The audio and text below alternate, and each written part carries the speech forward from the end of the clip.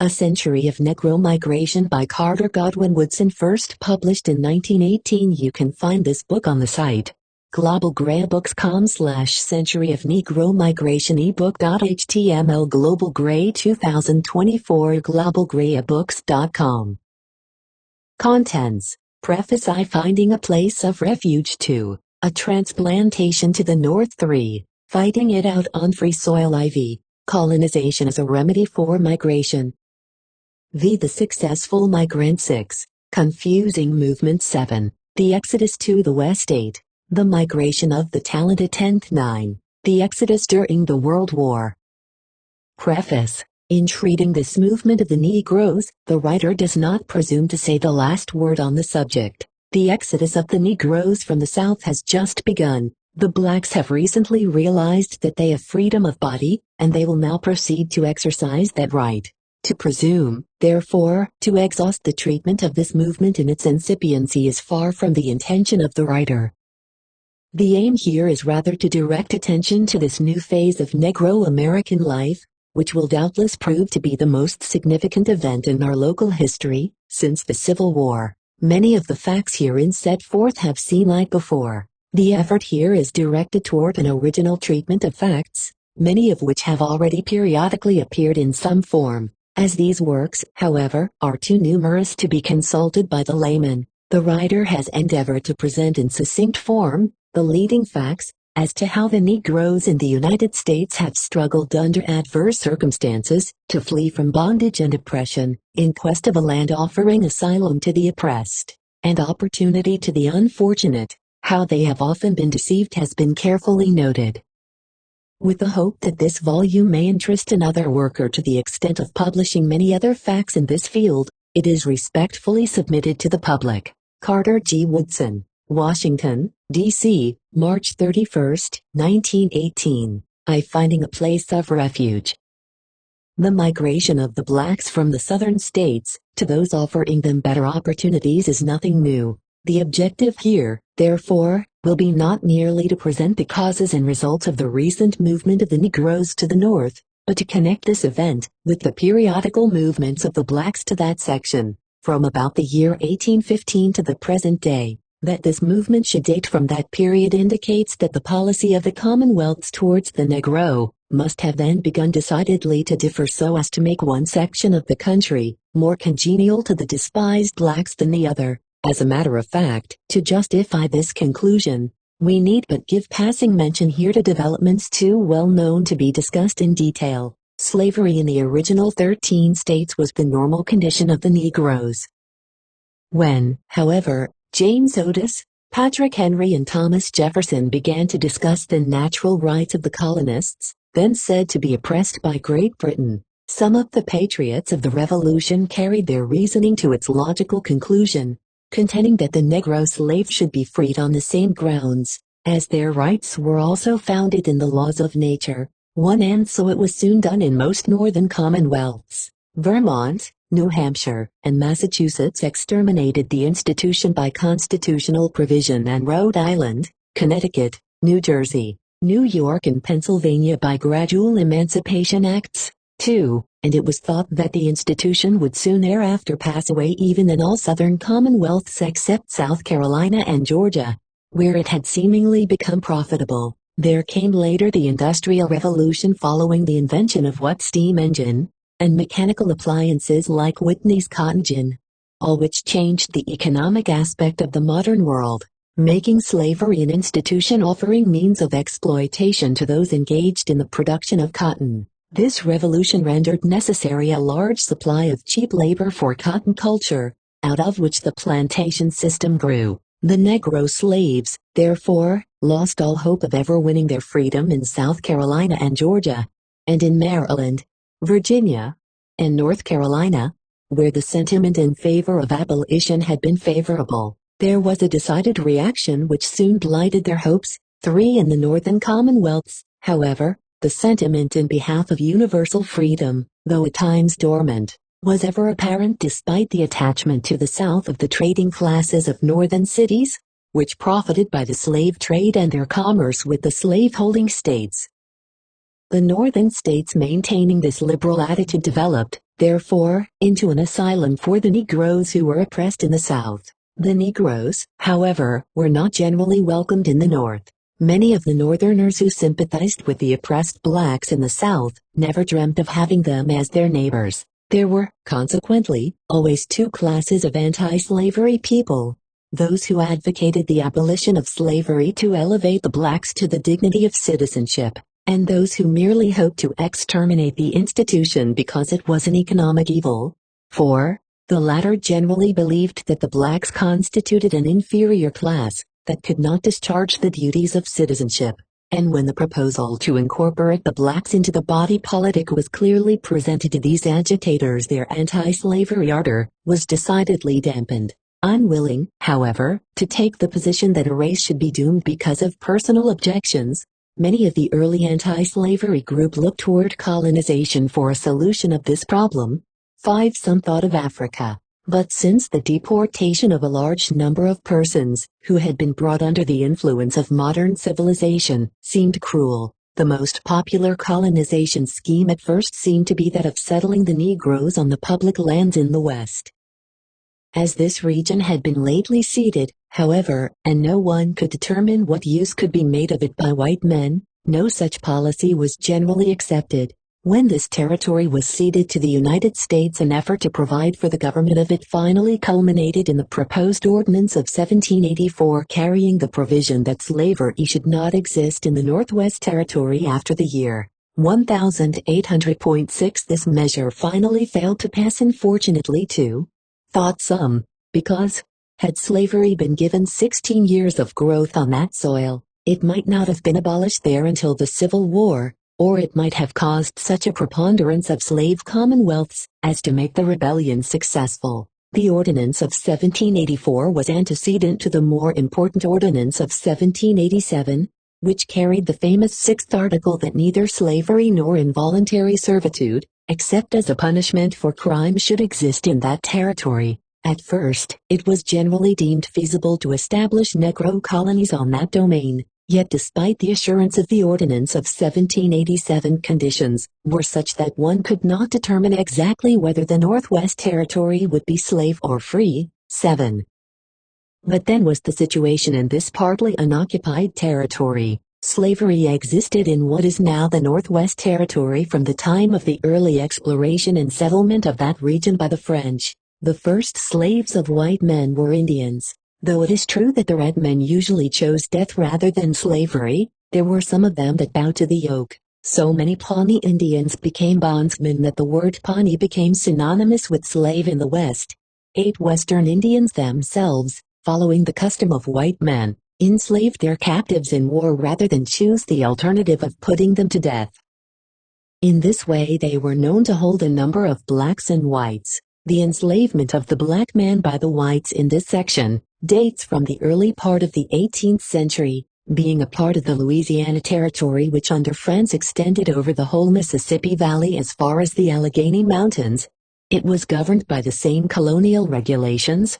9. Slavery, therefore, had legal standing in this territory. When Antoine Crozat, upon being placed in control of Louisiana, was authorized to begin a traffic in slaves, Crozat himself did nothing to carry out his plan. But in 1717, when the control of the colony was transferred to the Compagnie, antioxidant steps were taken toward the importation of slaves.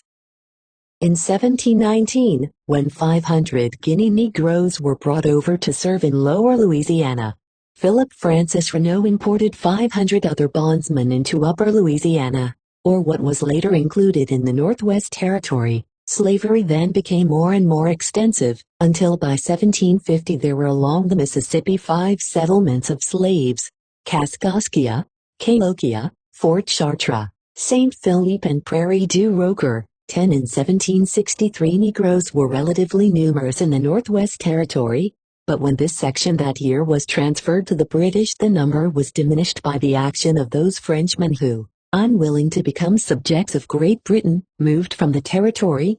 11. There was no material increase in the slave population thereafter, until the end of the 18th century, when some Negroes came from the original 13. The Ordinance of 1787 did not disturb the relation of slave and master. Some pioneers thought that the sixth article exterminated slavery there, others contended that it did not. The latter believed that such expressions in the Ordinance of 1787 as the free inhabitants, and the free male inhabitants of full size, implied the continuance of slavery, and others found ground for its perpetuation in that clause of the ordinance which allowed the people of the territory to adopt the Constitution and laws of any one of the 13 states. Students of law saw protection for slavery in Jay's Treaty, which guaranteed to the settlers their property of all kinds. 12. When, therefore, the slave question came up in the Northwest Territory about the close of the 18th century, there were three classes of slaves. First, those who were in servitude to French owners previous to the cession of the territory to England, and were still claimed as property in the possession of which the owners were protected under the Treaty of 1763. Second, those who were held by British owners at the time of Jay's Treaty, and claimed afterward as property under its protection. And third, those who, since the territory had been controlled by the United States, had been brought from the commonwealths in which slavery was allowed. 13. Freedom, however, was recognized as the ultimate status of the Negro in that territory. This question having been seemingly settled, Anthony Benezet, who for years advocated the abolition of slavery and devoted his time and means to the preparation of the Negroes for living as freedmen, was practical enough to recommend to the Congress of the Confederation a plan of colonizing the emancipated blacks on the western lands. 14. Jefferson incorporated into his scheme for a modern system of public schools the training of the slaves in industrial and agricultural branches to equip them for a higher station in life. He believed, however, that the blacks not being equal to the white race should not be assimilated, and should they be free, they should, by all means, be colonized afar off. 15. Thinking that the western lands might be so used, he said in writing to James Monroe in 1801, "A very great extent of country north of the Ohio has been laid off in townships, and is now at market, according to the provisions of the Act of Congress. There is nothing," said he, "which would restrain the state of Virginia either in the purchase or the application of these lands." 16. Yet he raised the question as to whether the establishment of such a colony within our limits, and to become a part of the Union, would be desirable.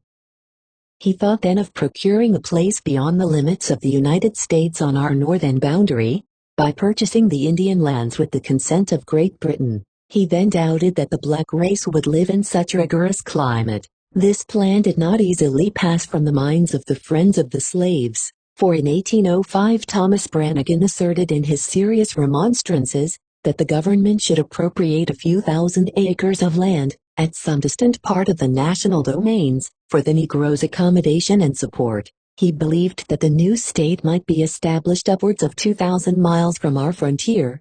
17. A copy of the pamphlet containing this proposition was sent to Thomas Jefferson, who was impressed thereby, but not having the courage to brave the torture of being branded as a friend of the slave, he failed to give it his support. 18. The same question was brought prominently before the public again in 1816 when there was presented to the House of Representatives a memorial from the Kentucky Abolition Society praying that the free people of color be colonized on the public lands. The committee to whom the memorial was referred for consideration reported that it was expedient to refuse the request on the ground that, as such lands were not granted to free white men, they saw no reason for granting them to others. 19.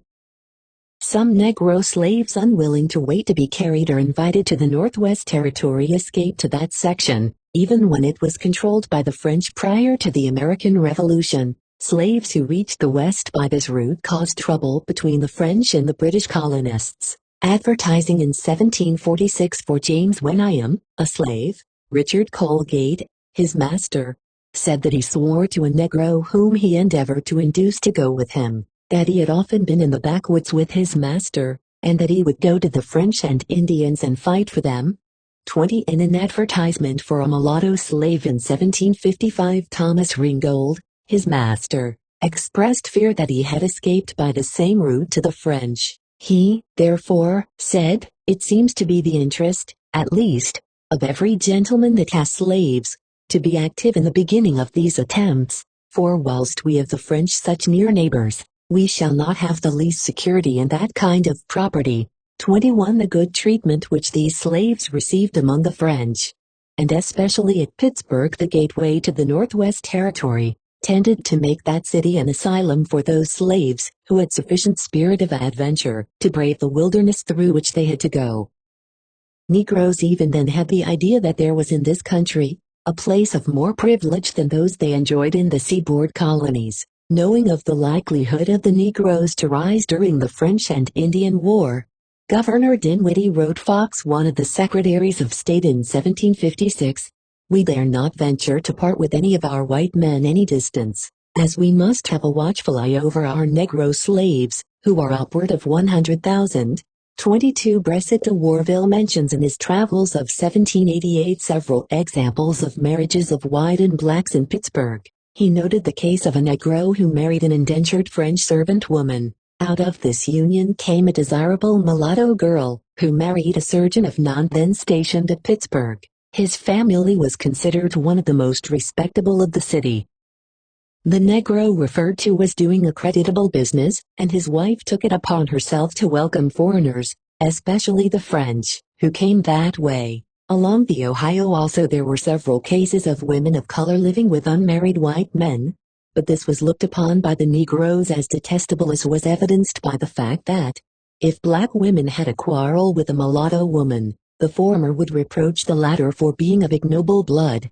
23. These tendencies, however, could not assure the Negro that the Northwest Territory was to be an asylum for freedom when in 1763 it passed into the hands of the British, the promoters of the slave trade, and later to the independent colonies, two of which had no desire to exterminate slavery. Furthermore, when the Ordinance of 1787 with its famous Sixth Article against slavery was proclaimed, it was soon discovered that this document was not necessarily emancipatory, as the right to hold slaves was guaranteed to those who owned them prior to the passage of the Ordinance of 1787. It was to be expected that those attached to that institution would not indifferently see it pass away. Various petitions, therefore, were sent to the territorial legislature and to Congress praying that the Sixth Article of the Ordinance of 1787 be abrogated.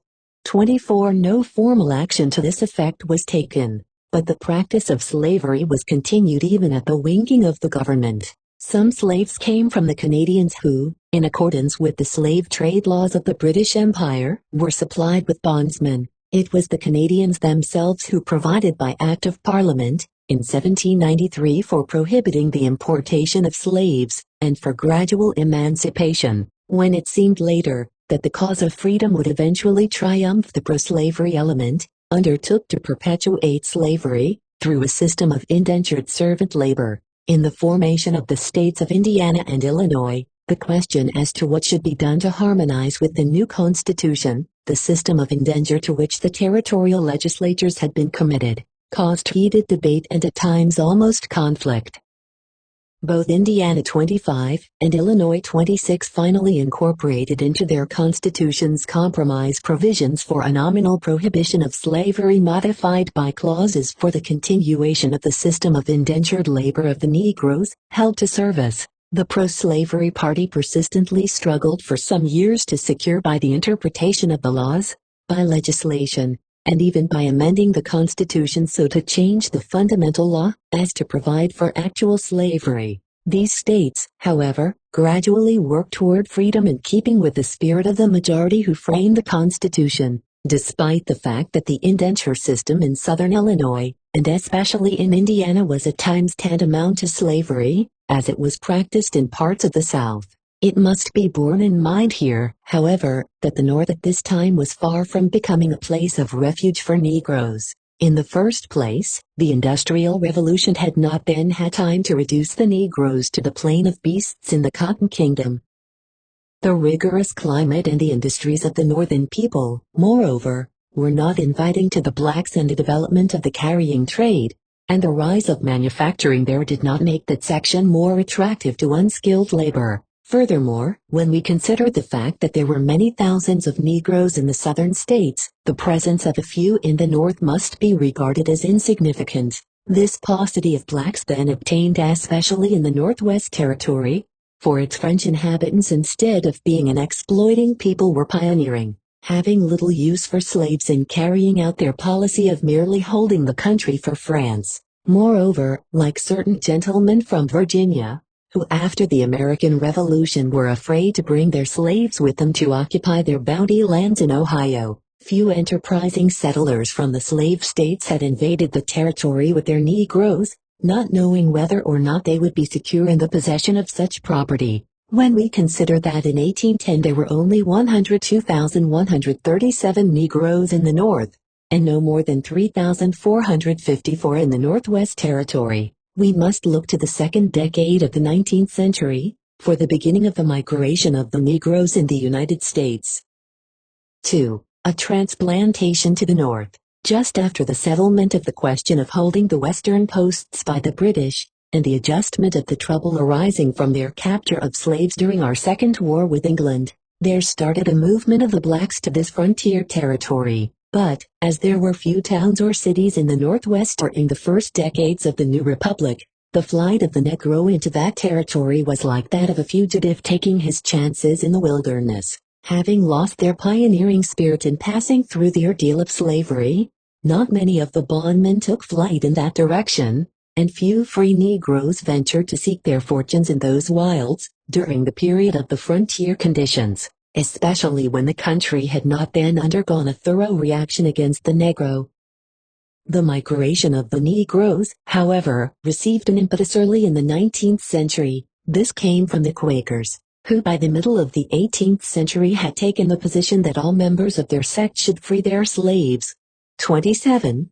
The Quakers of North Carolina and Virginia had as early as 1740 taken up the serious question of humanely treating their Negroes. The North Carolina Quakers advised Friends to emancipate their slaves, later prohibited traffic in them, forbade their members from even hiring the blacks out in 1780, and by 1818 had exterminated the institution among their communicants. 28. After healing themselves of the sin, they had before the close of the 18th century militantly addressed themselves to the task of abolishing slavery and the slave trade throughout the world. Differing in their scheme from that of most anti-slavery leaders, they were advocating the establishment of the freedmen in society as good citizens, and to that end had provided for the religious and mental instruction of their slaves prior to emancipating them. 29. Despite the fact that the Quakers were not free to extend their operations throughout the colonies, they did much to enable the Negroes to reach free soil. As the Quakers believed in the freedom of the will, human brotherhood, and equality before God, they did not, like the Puritans, find difficulties in solving the problem of elevating the Negroes, whereas certain Puritans were afraid that conversion might lead to the destruction of caste and the incorporation of undesirable persons into the body politic. The Quakers proceeded on the principle that all men are brethren and, being equal before God, should be considered equal before the law. On account of unduly emphasizing the relation of man to God, the Puritans atrophied their social humanitarian instinct and developed into a race of self-conscious saints, believing in human nature and laying stress upon the relation between man and man. The Quakers became the friends of all humanity. 30. In 1693, George Keith, a leading Quaker of his day, came forward as a promoter of the religious training of the slaves as a preparation for emancipation. William Penn advocated the emancipation of slaves, that they might have every opportunity for improvement. In 1695, the Quakers, while protesting against the slave trade, denounced also the policy of neglecting their moral and spiritual welfare. 31. The growing interest of this sect in the Negroes was shown later by the development in 1713 of a definite scheme for freeing and returning them to Africa after having been educated and trained to serve as missionaries on that continent. When the manumission of the slaves was checked by the reaction against that class, and it became more of a problem to establish them in a hostile environment, certain Quakers of North Carolina and Virginia adopted the scheme of settling them in northern states. 32. At first, They sent such freedmen to Pennsylvania, but for various reasons this did not prove to be the best asylum. In the first place, Pennsylvania bordered on the slave states, Maryland and Virginia, from which agents came to kidnap free Negroes. Furthermore, too many Negroes were already rushing to that commonwealth as the Negroes' heaven, and there was the chance that the Negroes might be settled elsewhere in the North, where they might have better economic opportunities. 33 A committee of 40 was accordingly appointed by North Carolina Quakers in 1822 to examine the laws of other free states with a view to determining what section would be most suitable for colonizing these blacks. This committee recommended in its report that the blacks be colonized in Ohio, Indiana and Illinois. The yearly meeting, therefore, ordered the removal of such Negroes as fast as they were willing, or as might be consistent with the profession of their sect, and instructed the agents effecting the removal to draw on the Treasury for any sum not exceeding $200 to defray expenses. An increasing number reached these states every year, but, owing to the inducements offered by the American Colonization Society, some of them went to Liberia. When Liberia, however, developed into everything but a haven of rest, the number sent to the settlements in the Northwest greatly increased. The quarterly meeting succeeded in sending to the West 133 Negroes, including 23 free blacks and slaves given up because they were connected by marriage with those to be transplanted. 34 The Negro colonists seemed to prefer Indiana. 35 They went in 3 companies and with suitable young friends to whom were executed powers of attorney to manumit, set free, settle and bind them out. 36 13 carts and wagons were bought for these 3 companies.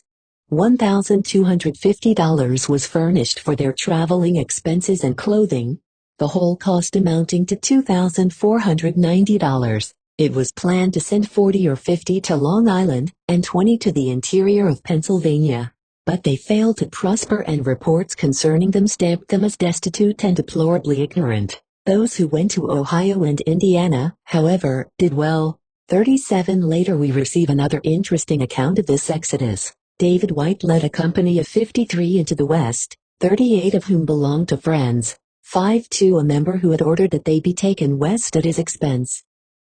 6 of these slaves belonged to Samuel Lawrence, a Negro slaveholder, who had purchased himself and family. White pathetically reports the case of 4 of the women who had married slave husbands, and had 20 children for the possession of whom the friends had to stand a lawsuit in the courts. The women had decided to leave their husbands behind, but the thought of separation so tormented them that they made an effort to secure their liberty. Upon appealing to their masters for terms, the owners, somewhat moved by compassion, sold them for 1/2 of their value. White then went west and left 4 in Chillicothe, 23 in Leesburg and 26 in Wayne County, Indiana, without encountering any material difficulty. 38. Others had thought of this plan, but the Quakers actually carried it out on a small scale. Here we see again not only their desire to have the Negroes emancipated, but the vital interest of the Quakers in success of the blacks. For members of this sect not only liberated their slaves, but sold out their own holdings in the South, and moved with these freedmen into the North. Quakers who then lived in free states offered fugitives material assistance by open and clandestine methods. 39 The most prominent leader developed by the movement was Levi Coffin, whose daring deeds in behalf of the fugitives made him the reputed president of the Underground Railroad. Most of the Quaker settlements of Negroes, with which he was connected, were made in what is now Hamilton, Howard, Wayne, Randolph, Vigo, Gibson, Grand, Rush, and Tipton counties, Indiana, and Darke County, Ohio. The promotion of this movement by the Quakers was well on its way by 1815 and was not materially checked until the 50s, when the operations of the drastic fugitive slave law interfered, and even then the movement had gained such momentum, and the execution of that mischievous measure had produced in the North so much reaction like that expressed in the personal liberty laws, that it could not be stopped. The Negroes found homes in western New York, western Pennsylvania and throughout the Northwest Territory. The Negro population of York, Harrisburg and Philadelphia rapidly increased. A settlement of Negroes developed at Sandy Lake in northwestern Pennsylvania 40, and there was another near Berlin Crossroads in Ohio. 41. A group of Negroes migrating to this same state found homes in the Van Buren Township of Shelby County. 42. A more significant settlement in the state was made by Samuel Gist, an Englishman possessing extensive plantations in Hanover, Amherst, and Henrico counties, Virginia. He provided in his will that his slaves should be freed and sent to the North. He further provided that the revenue from his plantation, the last year of his life, be applied in building schoolhouses and churches for their accommodation, and that all money coming to him in Virginia be set aside for the employment of ministers and teachers to instruct them. In 1818, Wickham, the executor of his estate, purchased land and established these Negroes in what was called the Upper and Lower Camps of Brown County. 43. Augustus Waddles, a Quaker from Connecticut, made a settlement in Mercer County, Ohio, early in the 19th century. In the winter of 1833-1834, he providentially became acquainted with the colored people of Cincinnati, finding there about 4,000 totally ignorant of everything calculated to make good citizens, as most of them had been slaves. Excluded from every avenue of moral and mental improvement, he established for them a school which he maintained for 2 years. He then proposed to these Negroes to go into the country and purchase land to remove them from those contaminating influences which had so long crushed them in our cities and villages. 44. They consented on the condition that he would accompany them and teach school. He traveled through Canada, Michigan, and Indiana, looking for a suitable location, and finally selected for settlement a place in Mercer County, Ohio. In 1835, he made the first purchase of land there for this purpose, and before 1838 Negroes had bought there about 30,000 acres. At the earnest appeal of this benefactor, who had traveled into almost every neighborhood of the blacks in the state, and laid before them the benefits of a permanent home for themselves and of education for their children. 45. This settlement was further increased in 1858 by the manumitted slaves of John Harper of North Carolina. 46. John Randolph of Roanoke endeavored to establish his slaves as freemen in this county, but the Germans who had settled in that community a little ahead of them started such a disturbance that Randolph's executor could not carry out his plan, although he had purchased a large tract of land there. 47. It was necessary to send these freemen to Miami County. Theodoric H. Gregg of Dinwiddie County, Virginia, liberated his slaves in 1854 and sent them to Ohio. 48. Nearer to the Civil War, when public opinion was proscribing the uplift of Negroes in Kentucky, Noah Spears secured near Xenia, Greene County, Ohio, a small parcel of land for 16 of his former bondsmen and 1,856.49 other freedmen found their way to this community in later years, and it became so prosperous that it was selected as the site of Wilberforce University. This transplantation extended into Michigan. With the help of persons philanthropically inclined, there sprang up a flourishing group of Negroes in Detroit. Early in the 19th century, they began to acquire property and to provide for the education of their children. Their record was such as to merit the encomiums of their fellow white citizens. In later years, this group in Detroit was increased by the operation of laws hostile to free Negroes in the South, and that life for this class not only became intolerable, but necessitated their expatriation. Because of the Virginia drastic laws, and especially that of 1838 prohibiting the return to that state of such Negro students as had been accustomed to go north to attend school, after they were denied this privilege at home, the father of Richard A. Baptiste and Marie Lewis Moore, the mother of Fannie M. Richards, led a colony of free Negroes from Fredericksburg to Detroit. 50. And for about similar reasons the father of Robert A. Pelham conducted others from Petersburg, Virginia, in 1859.511. Saunders, a planter of Cabell County, West Virginia, liberated his slaves some years later and furnished them homes among the Negroes settled in Cass County, Michigan, about 90 miles east of Chicago, and 95 miles west of Detroit. This settlement had become attractive to fugitive slaves and freedmen, because the Quakers settled there welcomed them on their way to freedom, and in some cases encouraged them to remain among them. When the increase of fugitives was rendered impossible, during the 50s when the fugitive slave law was being enforced, there was still a steady growth due to the manumission of slaves by sympathetic and benevolent masters in the South. 52 Most of these Negroes settled in Calvin Township, in that county, so that of the 1,376 residing there in 1860, 795 were established in this district, there being only 580 whites dispersed among them. The Negro settlers did not then obtain control of the government, but they early purchased land to the extent of several thousand acres, and developed into successful small farmers, being a little more prosperous than the average Negro community in the North. The Cass County settlement not only attracted Negroes fleeing from hardships in the South, but also those who had for some years unsuccessfully endeavored to establish themselves in other communities on free soil. 53 These settlements were duplicated a little farther west in Illinois. Edward Coles, a Virginian, who in 1818 emigrated to Illinois, of which he later served as governor and as liberator from slavery, settled his slaves in that commonwealth. He brought them to Edwardsville, where they constituted a community known as Coles Negroes. 54. There was another community of Negroes in Illinois in what is now called Brooklyn, situated north of East St. Louis. This town was a center of some consequence in the 30s. It became a station of the Underground Railroad on the route to Alton and to Canada. As all of the Negroes who emerged from the South did not go farther into the North, the black population of the town gradually grew despite the fact that slave hunters captured and re-enslaved many of the Negroes who settled there. 55.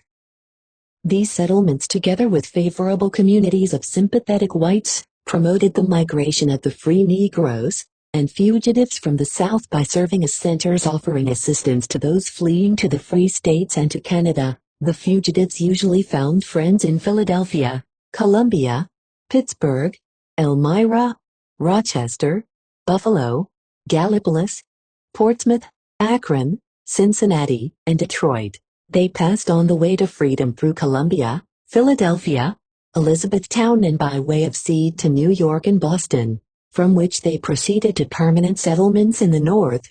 56 In the West, the migration of the blacks was further facilitated by the peculiar geographic condition in that the Appalachian Highland, extending like a peninsula into the south, had a natural endowment which produced a class of white citizens hostile to the institution of slavery. These mountaineers coming later to the colonies had to go to the hills and mountains, because the first comers from Europe had taken up the land near the sea.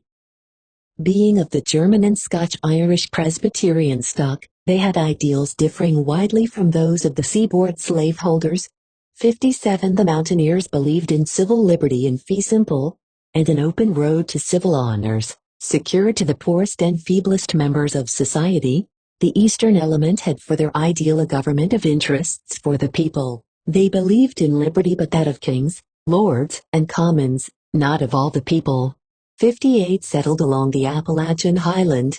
These new stocks continue to differ from those dwelling near the sea, especially on the slavery question. 59. The natural endowment of the mountainous section made slavery there unprofitable, and the mountaineers bore it grievously that they were attached to commonwealths dominated by the radical pro-slavery element of the South, who sacrificed all other interests to safeguard those of the peculiar institution. There developed a number of clashes in all of the legislatures and constitutional conventions of the southern states along the Atlantic, but in every case the defenders of the interests of slavery won. When, therefore, slaves with the assistance of anti-slavery mountaineers began to escape to the free states, they had little difficulty in making their way through the Appalachian region, where the love of freedom had so set the people against slavery, that although some of them yielded to the inevitable sin, they never made any systematic effort to protect it. 60.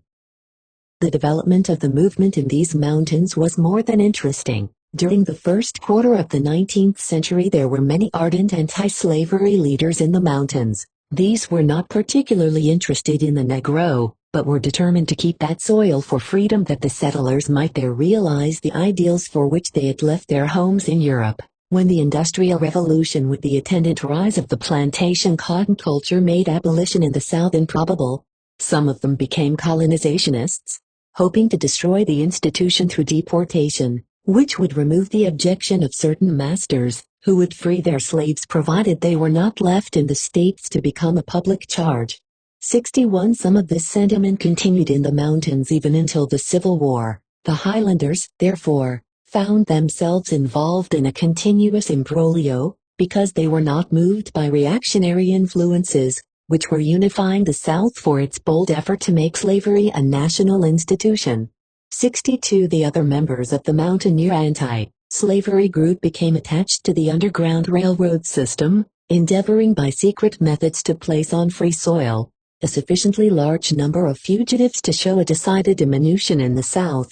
63 John Brown, who communicated with the South through these mountains, thought that his work would be a success if he could change the situation in one county in each of these states. The lines along which these Underground Railroad operators moved connected naturally with the Quaker settlements established in free states, and the favorable sections in the Appalachian region. Many of these workers were Quakers who had already established settlements of slaves on estates, which they had purchased in the Northwest Territory. Among these were John Rankin, James Gilliland, Jesse Lockhart, Robert Dobbins, Samuel Crothers, Hugh L. Fullerton, and William Dickey. Thus they connected the heart of the South with the avenues to freedom in the North. 64 There were routes extending from this section into Ohio, Indiana, Illinois and Pennsylvania. Over the Ohio and Kentucky route culminating chiefly in Cleveland, Sandusky and Detroit, however, more fugitives made their way to freedom than through any other avenue. 65 Partly too because they found the limestone caves very helpful for hiding by day. These operations extended even through Tennessee into northern Georgia and Alabama. Dillingham, Josiah Henson and Harriet Tubman used these routes to deliver many a Negro from slavery. The opportunity thus offered to help the oppressed brought forward a class of anti-slavery men, who went beyond the limit of merely expressing their horror of the evil. They believed that something should be done to deliver the poor that cry and to direct the wanderer in the right way. 66 Translating into action what had long been restricted to academic discussion. These philanthropic workers ushered in a new era in the uplift of the blacks, making abolition more of a reality. The abolition element of the North, then, could no longer be considered an insignificant minority advocating a hopeless cause, but a factor in drawing from the South a part of its slave population, and at the same time offering asylum to the free Negroes whom the Southerners considered undesirable. 67 Prominent among those who aided this migration in various ways were Benjamin Lundy of Tennessee and James G. Birney, a former slaveholder of Huntsville, Alabama, who manumitted his slaves and apprenticed and educated some of them in Ohio. This exodus of the Negroes to the free states promoted the migration of others of their race to Canada, a more congenial part beyond the borders of the United States. The movement from the free states into Canada, moreover, was contemporary with that from the South to the free states, as will be evidenced by the fact that 15,000 of the 60,000 Negroes in Canada in 1860 were freeborn. As Detroit was the chief gateway for them to Canada, most of these refugees settled in towns of southern Ontario not far from that city. These were Dawn, Colchester, Elgin, Dresden, Windsor, Sandwich, Bush, Wilberforce, Hamilton, St. Catharines, Chatham, Riley, Anderton, London, Malden and Gonfield. 68, and their coming to Canada was not checked even by request from their enemies that they be turned away from that country as undesirables. For some of the white people there welcomed and assisted them. Canadians later experienced a change in their attitude toward these refugees, but these British Americans never made the life of the Negro there so intolerable, as was the case in some of the free states. It should be observed here that this movement, unlike the exodus of the Negroes of today, affected an unequal distribution of the enlightened Negroes. 69 Those who are fleeing from the South today are largely laborers seeking economic opportunities. The motive at work in the mind of the antebellum refugee was higher. In 1840 there were more intelligent blacks in the South than in the North, but not so after 1850. Despite the vigorous execution of the fugitive slave law in some parts of the North, While the free Negro population of the slave states increased only 23,736 from 1850 to 1860, that of the free states increased 29,839. In the South, only Delaware, Maryland, and North Carolina showed a noticeable increase in the number of free persons of color during the decade immediately preceding the Civil War. This element of the population had only slightly increased in Alabama, Kentucky, Missouri, Tennessee, Virginia, Louisiana, South Carolina, and the District of Columbia. The number of free Negroes of Florida remained constant. Those of Arkansas, Mississippi, and Texas diminished. In the North, of course, the migration had caused the tendency to be in the other direction, with the exception of Maine, New Hampshire, Vermont, and New York, which had about the same free-colored population in 1860 as they had in 1850. There was a general increase in the number of Negroes in the free states. Ohio led in this respect, having had during this period an increase of 11,394.70. A glance at the table on the accompanying page will show in detail the results of this migration. Statistics of the free-colored population of the United States.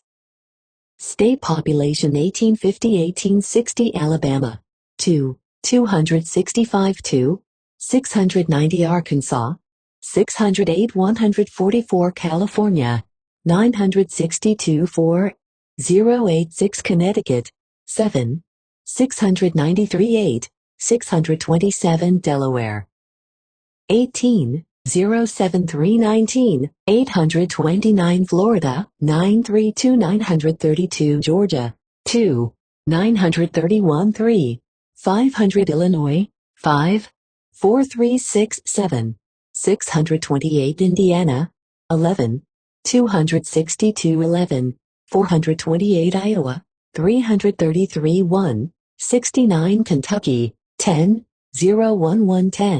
684. Louisiana 18 647. Maine 356 327. Kansas 625. Maryland 723 83 942. Massachusetts 964 602. Michigan 583 797. Minnesota 259. Mississippi 937 73. Missouri 618 572. New Hampshire 520 494. New Jersey 23 810 25 318. New York 49 069 49 005. North Carolina 27 463 30 463. Ohio 25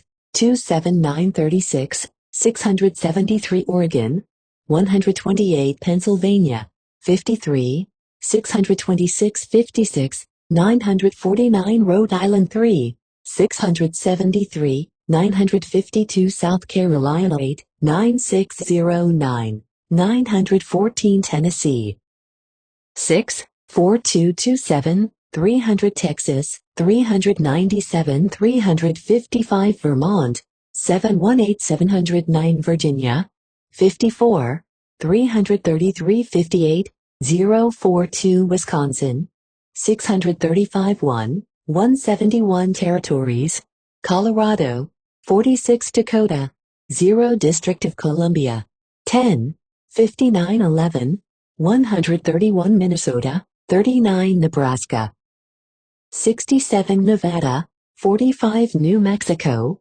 207. 85. Oregon 24. Utah 22. 30. Washington 30. Total 434 495 488 070.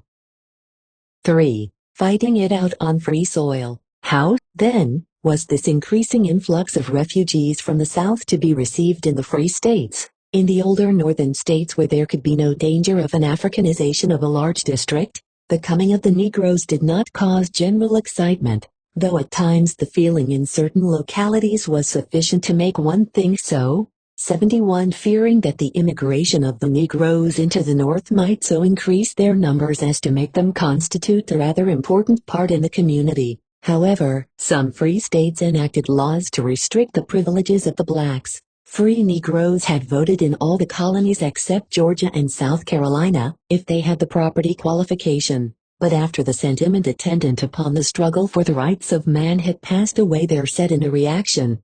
72 Delaware, Maryland, Virginia and Kentucky disfranchised all Negroes not long after the Revolution. They voted in North Carolina until 1835, when the state, feeling that this privilege of one class of Negroes might affect the enslavement of the other, prohibited it. The northern states, following in their wake, set up the same barriers against the blacks. They were disfranchised in New Jersey in 1807, in Connecticut in 1814, and in Pennsylvania in 1838. In 1811, New York passed an act requiring the production of certificates of freedom from blacks or mulattoes, offering to vote. The Second Constitution, adopted in 1823, provided that no man of color, unless he had been for 3 years a citizen of that state, and for 1 year next preceding any election, should be seized and possessed of a freehold estate, should be allowed to vote, although this qualification was not required of the whites. An Act of 1824 relating to the government of the Stockbridge Indians provided that no Negro or mulatto should vote in their councils. 73. That increasing prejudice was to a great extent the result of the immigration into the North of Negroes in the rough, was nowhere better illustrated than in Pennsylvania, prior to 1800, and especially after 1780, when the state provided for gradual emancipation. There was little race prejudice in Pennsylvania. 74. When the reactionary legislation of the South made life intolerable for the Negroes, debasing them to the plane of beasts, many of the free people of color from Virginia, Maryland and Delaware moved or escaped into Pennsylvania like a steady stream during the next 60 years. As these Negroes tended to concentrate in towns and cities, they caused the supply of labor to exceed the demand, lowering the wages of some and driving out of employment a number of others who became paupers and consequently criminals. There set into an intense struggle between the black and white laborers. 75. Immensely accelerating the growth of race prejudice, especially when the abolitionists and Quakers were giving Negroes industrial training. The first exhibition of this prejudice was seen among the lower classes of white people, largely Irish and Germans, who, devoted to menial labor, competed directly with the Negroes. It did not require a long time, however, for this feeling to react on the higher classes of whites where Negroes settled in large groups. A strong protest arose from the menace of Negro paupers. An attempt was made in 1804 to compel free Negroes to maintain those that might become a public charge. 76. In 1813, the mayor, aldermen and citizens of Philadelphia asked that free Negroes be taxed to support their poor. 77. Two Philadelphia representatives in the Pennsylvania legislature had a committee appointed in 1815 to consider the advisability of preventing the immigration of Negroes. 78. One of the causes then at work, there was that the black population had recently increased to 4,000 in Philadelphia, and more than 4,000 others had come into the city since the previous registration. They were arriving much faster than they could be assimilated. The state of Pennsylvania had about exterminated slavery by 1840, having only 40 slaves that year and only a few hundred at any time after 1810. Many of these, of course, had not had time to make their way in life as freedmen. To show how much the rapid migration to that city aggravated the situation under these circumstances, one needs but note the statistics of the increase of the free people of color in that state. There were only 22,492 such persons in Pennsylvania in 1810, but in 1820 there were 30,202, and in 1830 as many as 37,930. This number increased to 47,854 by 1840, to 53,626 by 1850, and to 56,949 by 1860. The undesirable aspect of the situation was that most of the migrating blacks came in crude form. 79. On arriving, therefore, says a contemporary, They abandoned themselves to all manner of debauchery and dissipation to the great annoyance of many citizens. 80. Thereafter followed a number of clashes developing finally into a series of riots of a grave nature. Innocent Negroes, attacked at first for purposes of sport and later for sinister designs, were often badly beaten in the streets or even cut with knives. The offenders were not punished, and if the Negroes defended themselves they were usually severely penalized. In 1819 3 white women stoned a woman of color to death. 81 A few youths entered a Negro church in Philadelphia in 1825 and by throwing pepper to give rise to suffocating fumes caused a panic which resulted in the death of several Negroes. 82. When the citizens of New Haven, Connecticut, arrayed themselves in 1831 against the plan to establish in that city a Negro Manual Labor College, there was held in Philadelphia a meeting which passed resolutions enthusiastically endorsing this effort to rid the community of the evil of the immigration of free Negroes. There arose also the custom of driving Negroes away from Independence Square on the 4th of July, because they were neither considered nor desired as a part of the body politic. 83. It was thought that in the state of feeling of the 30s, that the Negro would be annihilated. De Tocqueville also observed that the Negroes were more detested in the free states than in those where they were held as slaves. 84. There had been such a reaction since 1800 that no positions of consequence were open to Negroes, however well educated they might be, and the education of the blacks which was once vigorously prosecuted there became unpopular.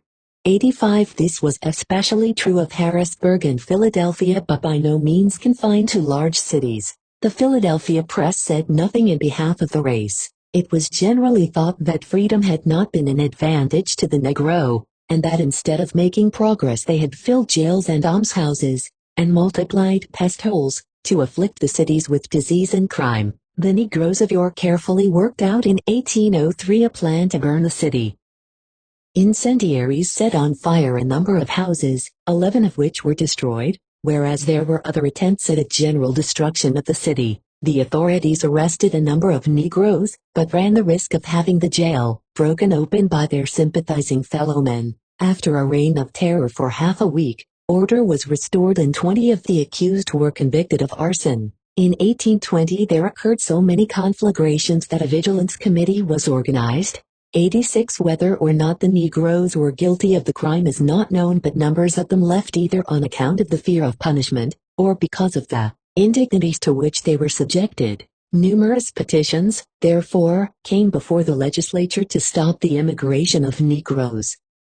It was proposed in 1840 to tax all free Negroes to assist them in getting out of the state for colonization. 87.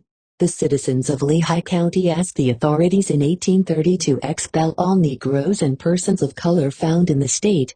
88 Another petition prayed that they be deprived of the freedom of movement. Bills embodying these ideas were frequently considered, but they were never passed. Stronger opposition than this, however, was manifested in the form of actual outbreaks on a large scale in Philadelphia. The immediate cause of this first real clash was the abolition agitation in the city in 1834, following the exciting news of other such disturbances. A few months prior to this date in several northern cities, a group of boys started the riot by destroying a Negro resort.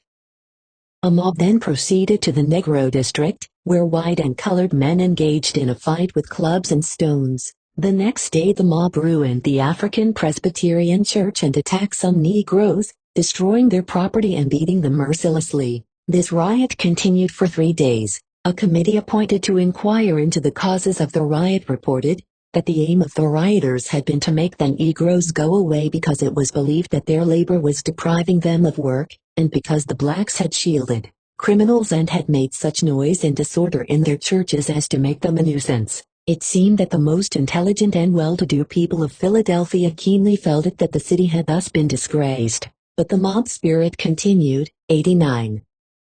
The very next year was marked by the same sort of disorder. Because a half-witted Negro attempted to murder a white man, a large mob stirred up the city again. There was a repetition of the beating of Negroes and of the destruction of property, while the police, as the year before, were so inactive as to give rise to the charge that they were accessories to the riot. 90 In 1838 there occurred another outbreak which developed into an anti-abolition riot. As the public mind had been much exercised by the discussions of abolitionists, and by their close social contact with the Negroes, the clash came on the 17th of May when Pennsylvania Hall, the center of abolition agitation, was burned. Fighting between the blacks and whites ensued the following night, when the colored orphan asylum was attacked, and a Negro church burned. Order was finally restored for the good of all concerned, but that a majority of the people sympathized with the rioters was evidenced by the fact that the committee charged with investigating the disturbance reported that the mob was composed of strangers who could not be recognized. 91 It is well to note here that this riot occurred the year the Negroes in Pennsylvania were disfranchised. Following the example of Philadelphia, Pittsburgh had a riot in 1839 resulting in the maltreatment of a number of Negroes, and the demolishing of some of their houses. When the Negroes of Philadelphia paraded the city in 1842, celebrating the abolition of slavery in the West Indies, there ensued a battle led by the whites who undertook to break up the procession. Along with the beating and killing of the usual number went also the destruction of the New African Hall, and the Negro Presbyterian Church. The grand jury charged with the inquiry into the causes reported that the procession was to be blamed. For several years thereafter the city remained quiet until 1849 when there occurred a raid on the blacks by the killers of Moya Mensing, using firearms with which many were wounded. This disturbance was finally quelled by aid of the militia. 92 These clashes sometimes reached farther north in the free states bordering on the slave commonwealths. Mobs broke up abolition meetings in the city of New York in 1834 when there were sent to Congress numerous petitions for the abolition of slavery. This mob even assailed such eminent citizens as Arthur and Lewis Tappan, mainly on account of their friendly attitude toward the Negroes. 93 On October 21, 1834, the same feeling developed in Utica, where was to be held an anti-slavery meeting according to previous notice. The 600 delegates who assembled there were warned to disband. A mob then organized itself and drove the delegates from the town. That same month the people of Palmyra, New York, held a meeting at which they adopted resolutions to the effect that owners of houses or tenements, in that town occupied by blacks of the character complained of be requested to use all their rightful means to clear their premises of such occupants, at the earliest possible period, and that it be recommended that such proprietors refuse to rent the same thereafter to any person of color whatever. 94. In New York Negroes were excluded from places of amusement, and public conveyances, and segregated in places of worship. In the draft riots which occurred there in 1863, one of the aims of the mobs was to assassinate Negroes and to destroy their property. They burned the colored orphan asylum of that city and hanged Negroes to lamp posts. The situation in parts of New England was not much better. For fear of the evils of an increasing population of free persons of color, the people of Canaan, New Hampshire, broke up the Noyes Academy because it decided to admit Negro students, thinking that many of the race might thereby be encouraged to come to that state. 95 When Prudence Crandall established in Canterbury, Connecticut, an academy to which she decided to admit Negroes, the mayor, selectmen and citizens of the city protested, and when their protests failed to deter this heroine, they induced the legislature to enact a special law covering the case and invoked the measure to have Prudence Crandall imprisoned because she would not desist.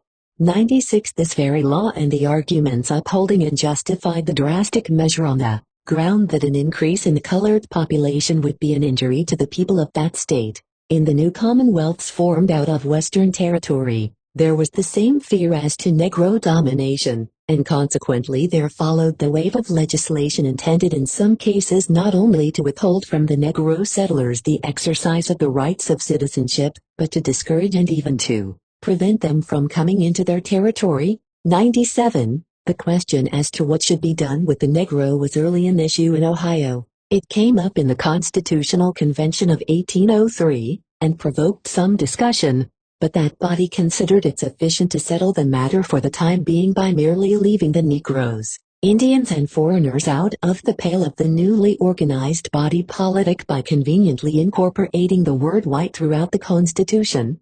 98 It was soon evident however, that the matter had not been settled, and the legislature of 1804 had to give serious consideration to the immigration of Negroes into that state. It was, therefore, enacted that no Negro or mulatto should remain there permanently, unless he could furnish a certificate of freedom issued by some court, that all Negroes in that Commonwealth should be registered before the following June, and that no man should employ a Negro who failed to comply with these conditions. Should one be detected in hiring, harboring or hindering the capture of a fugitive black, he was liable to a fine of $50, and his master could recover pay for the service of his slave, to the amount of 50 cents a day. 99. As this legislature did not meet the demands of those who desired further to discourage Negro immigration, the legislature of 1807 was induced to enact a law to the effect that no Negro should be permitted to settle in Ohio, unless he could within 20 days give a bond to the amount of $500 for his good behavior and assurance that he would not become a public charge. This measure provided also for raising the fine for concealing a fugitive from $50 to $100. One half of which should go to the person upon the testimony of whom the conviction should be secured. 100 Negro evidence in a case to which a white was a party was declared illegal. In 1830 Negroes were excluded from service in the state militia. In 1831 they were deprived of the privilege of serving on juries, and in 1838 they were denied the right of having their children educated at the expense of the state. 101 In Indiana the situation was worse than in Ohio.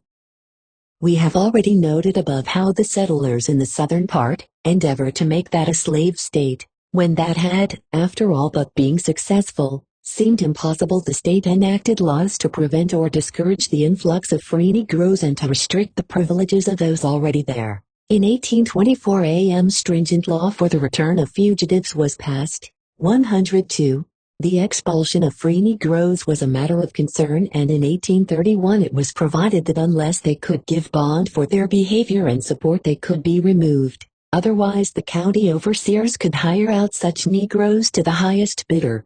103 Negroes were not allowed to attend schools maintained at the public expense, might not give evidence against a white man, and could not intermarry with white persons. They might, however, serve as witnesses against Negroes. 104. In the same way the free Negroes met discouragement in Illinois. They suffered from all the disabilities imposed on their class in Ohio and Indiana, and were denied the right to sue for their liberty in the courts. When there arose many abolitionists who encouraged the coming of the fugitives from labor in the South, one element of the citizens of Illinois, unwilling to accept this unusual influx of members of another race, passed the drastic law of 1853 prohibiting the immigration. It provided for the prosecution of any person bringing a Negro into the state, and also for arresting and fining any Negro $50. Should he appear there and remain longer than 10 days, if he proved to be unable to pay the fine, he could be sold to any person who could pay the cost of the trial. 105. In Michigan the situation was a little better, but, with the waves of hostile legislation then sweeping over the new 106 commonwealths, Michigan was not allowed to constitute altogether an exception. Some of this intense feeling found expression in the form of a law hostile to the Negro, this being the Act of 1827, which provided for the registration of all free persons of color, and for the exclusion from the territory of all blacks, who could not produce a certificate to the effect that they were free. Free persons of color were also required to file bonds with one or more freehold sureties in the penal sum of $500 for their good behavior, and the bondsmen were expected to provide for their maintenance, if they failed to support themselves. Failure to comply with this law meant expulsion from the territory. 107. The opposition to the Negroes immigrating into the New West was not restricted to the enactment of laws, which in some cases were never enforced. Several communities took the law into their own hands. During these years when the Negroes were seeking freedom in the Northwest Territory, and when free blacks were being established there by philanthropists, it seemed to the Southern uplanders fleeing from slavery in the border states and foreigners seeking fortunes in the New World, that they might possibly be crowded out of this new territory by the Negroes. Frequent clashes, therefore, followed after they had passed through a period of toleration and dependence on the execution of the hostile laws. The clashes of the greatest consequences occurred in the Northwest Territory, where a larger number of uplanders from the South had gone, some to escape the ill effects of slavery, and others to hold slaves if possible, and when it seemed impossible, to exclude the blacks altogether. 108 This persecution of the Negroes received also the hearty cooperation of the foreign element, who, being an undeveloped class, had to do menial labor in competition with the blacks. The feeling of the foreigners was especially mischievous for the reasons that they were, like the Negroes, at first settled in large numbers in urban communities. Generally speaking, the feeling was like that exhibited by the Germans in Mercer County, Ohio. The citizens of this frontier community, in registering their protest against the settling of Negroes there, adopted the following resolutions.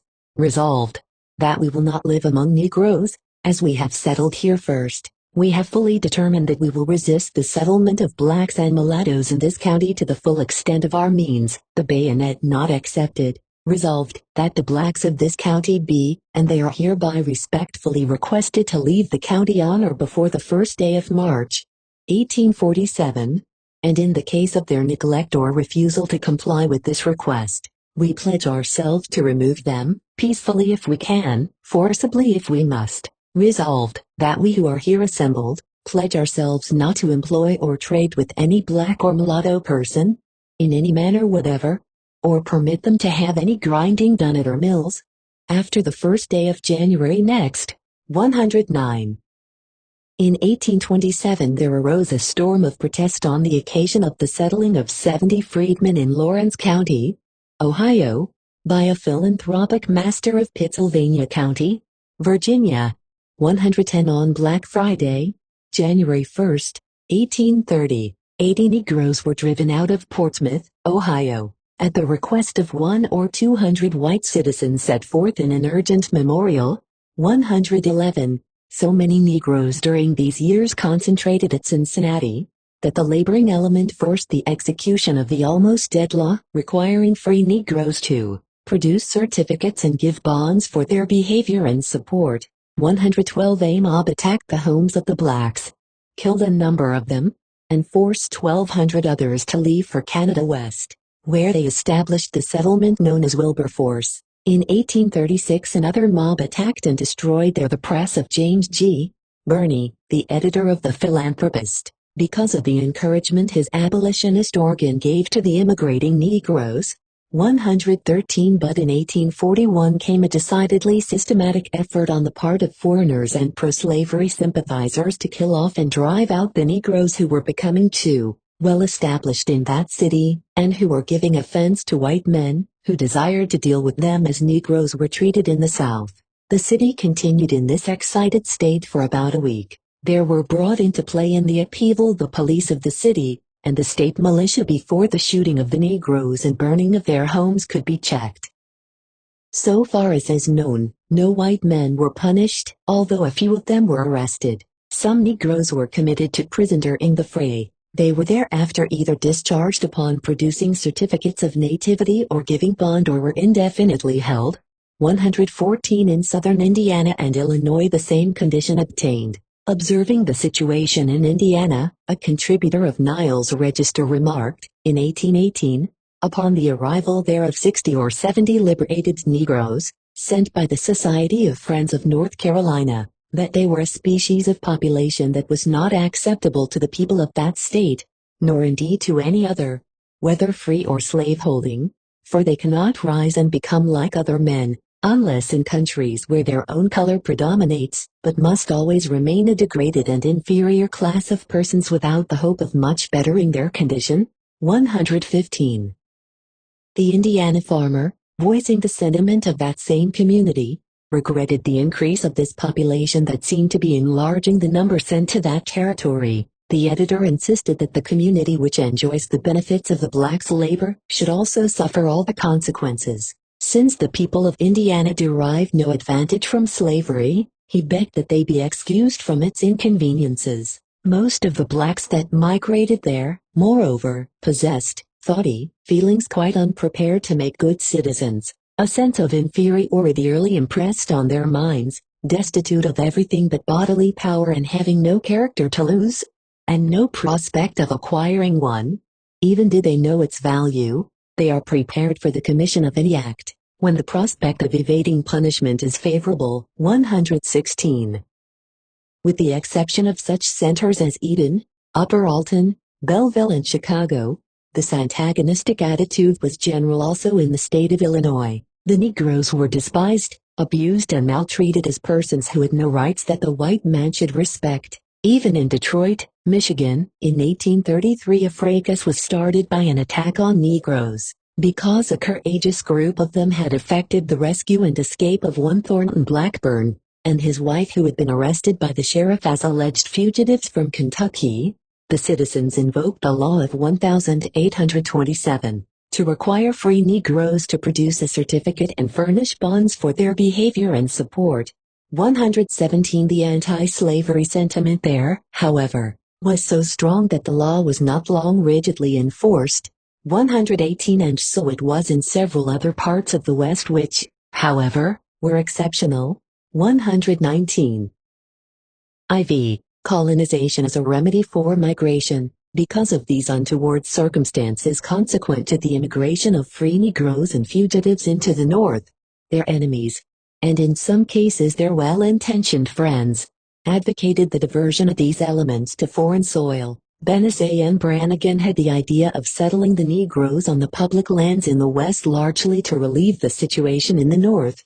120. Certain anti-slavery men of Kentucky, as we have observed, recommended the same, but this was hardly advocated at all by the far-seeing white men. After the close of the first quarter of the 19th century, it was by that time very clear that white men would want to occupy all lands within the present limits of the United States. Few statesmen dared to encourage migration to Canada, because the large number of fugitives who had already escaped there had attached to that region the stigma of being an asylum for fugitives from the slave states. The most influential people who gave thought to this question finally decided that the colonization of the Negro in Africa was the only solution of the problem. The plan of African colonization appealed more generally to the people of both North and South than the other efforts, which, at best, could do no more than to offer local or temporary relief. The African colonizationists proceeded on the basis that the Negroes had no chance for racial development in this country. They could secure no kind of honorable employment, could not associate with congenial white friends whose minds and pursuits might operate as a stimulus upon their industry, and could not rise to the level of the successful professional or businessmen found around them. In short, they must ever be hewers of wood and drawers of water. 121. To emphasize further the necessity of emigration to Africa, the advocates of deportation to foreign soil generally referred to the condition of the migrating Negroes as a case in evidence. So long, said one, as you must sit, stand, walk, ride, dwell, eat and sleep here and the Negro there, he cannot be free in any part of the country. 122. This idea working through the minds of Northern men, who had for years thought merely of the injustice of slavery, began to change their attitude toward the abolitionists who had never undertaken to solve the problem of the blacks who were seeking refuge in the North. Many thinkers controlling public opinion then gave audience to the colonizationists, and circles once closed to them were thereafter opened. 123. There was, therefore, a tendency toward a more systematic effort than had hitherto characterized the endeavors of the colonizationists.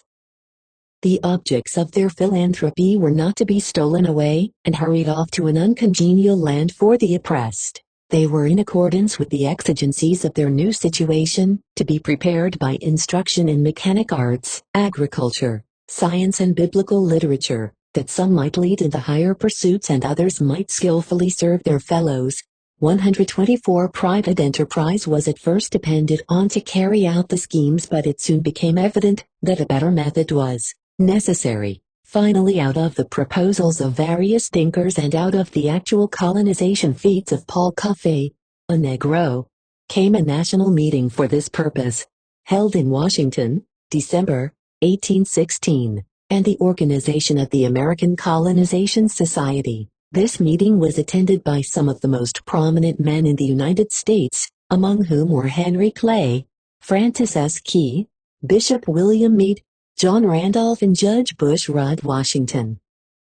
The American Colonization Society, however, failed to facilitate the movement of the free Negro from the South, and did not promote the general welfare of the race. The reasons for these failures are many. In the first place, the society was all things to all men. To the anti-slavery man whose ardor had been dampened by the meager results obtained by his agitation, the scheme was the next best thing to remove the objections of slaveholders, who had said they would emancipate their bondsmen, if they could be assured of their being deported to foreign soil. To the radical pro-slavery man, and to the northerner hating the Negro, it was well adapted to rid the country of the free persons of color, whom they regarded as the pariahs of society.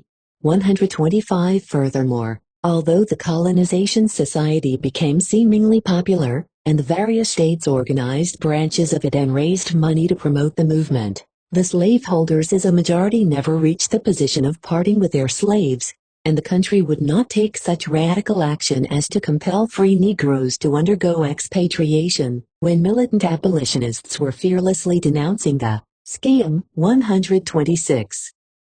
The free people of color themselves were not only not anxious to go but bore it grievously that anyone should even suggest that they should be driven from the country in which they were born, and for the independence of which their fathers had died. They held indignation meetings throughout the North to denounce the scheme as a selfish policy inimical to the interests of the people of color.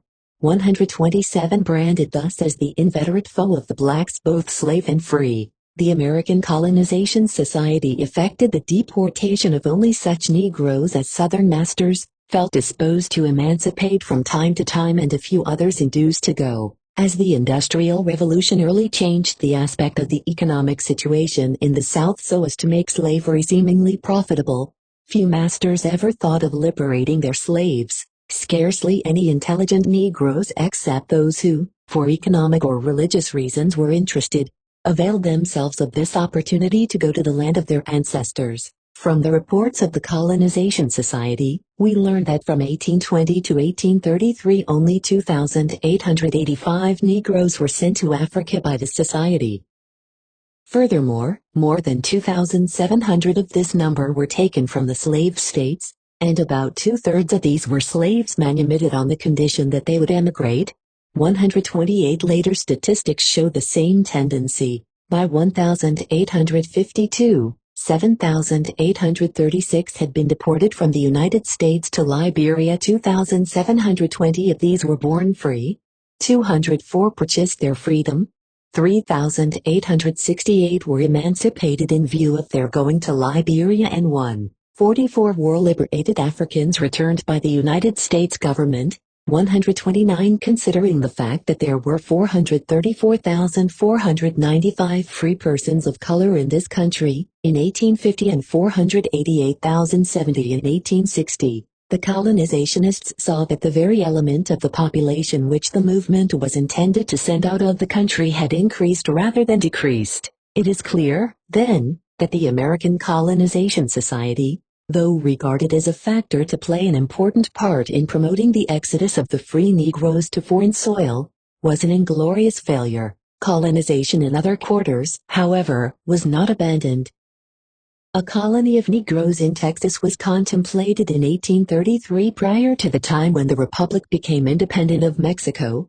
As slavery was not at first assured in that state, the New York Commercial Advertiser had no objection to the enterprise, but felt that there were natural obstacles such as a more expensive conveyance than that to Monrovia, the high price of land in that country, the Catholic religion to which Negroes were not accustomed to conform, and their lack of knowledge of the Spanish language. The editor observed that some who had emigrated to Haiti a few years before became discontented because they did not know the language. Louisiana, a slave state, moreover, would not suffer near its borders a free Negro republic to serve as an asylum for refugees.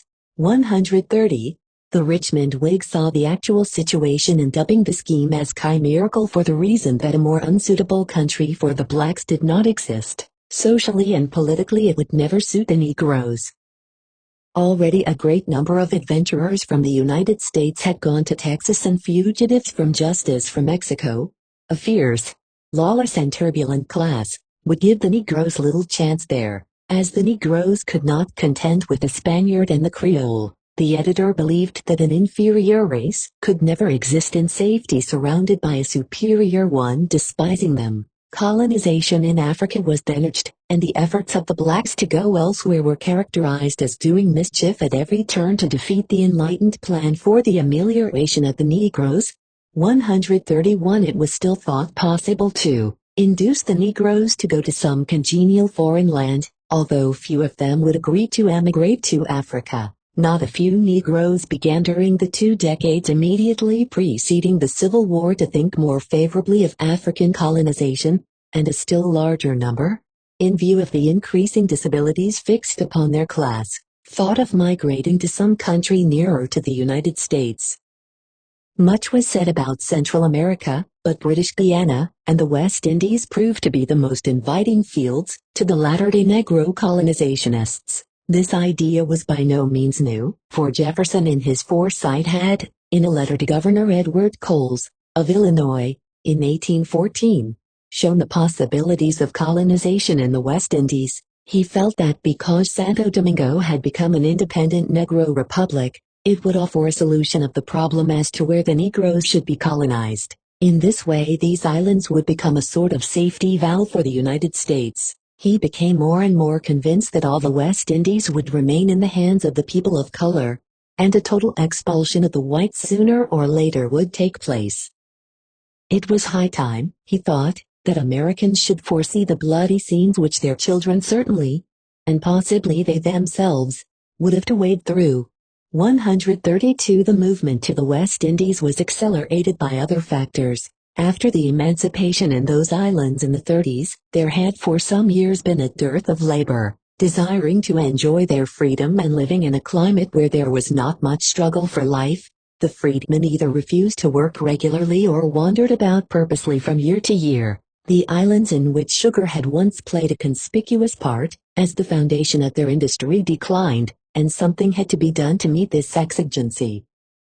In the 40s and 50s, therefore, there came to the United States a number of labor agents, whose aim was to set forth the inviting aspect of the situation in the West Indies, so as to induce free Negroes to try their fortunes there. To this end meetings were held in Baltimore, Philadelphia, New York and Boston and even in some of the cities of the South, where these agents appealed to the free Negroes to emigrate. 133 Thus before the American Colonization Society had got well on its way toward accomplishing its purpose of deporting the Negroes to Africa, the West Indies and British Guiana claimed the attention of free people of color in offering their unusual opportunities. After the consummation of British emancipation in those islands in 1838, the English nation came to be regarded by the Negroes of the United States as the exclusive friend of the race. The Negro press and church vied with each other in praising British emancipation as an act of philanthropy, and pointed to the English dominions as an asylum for the oppressed.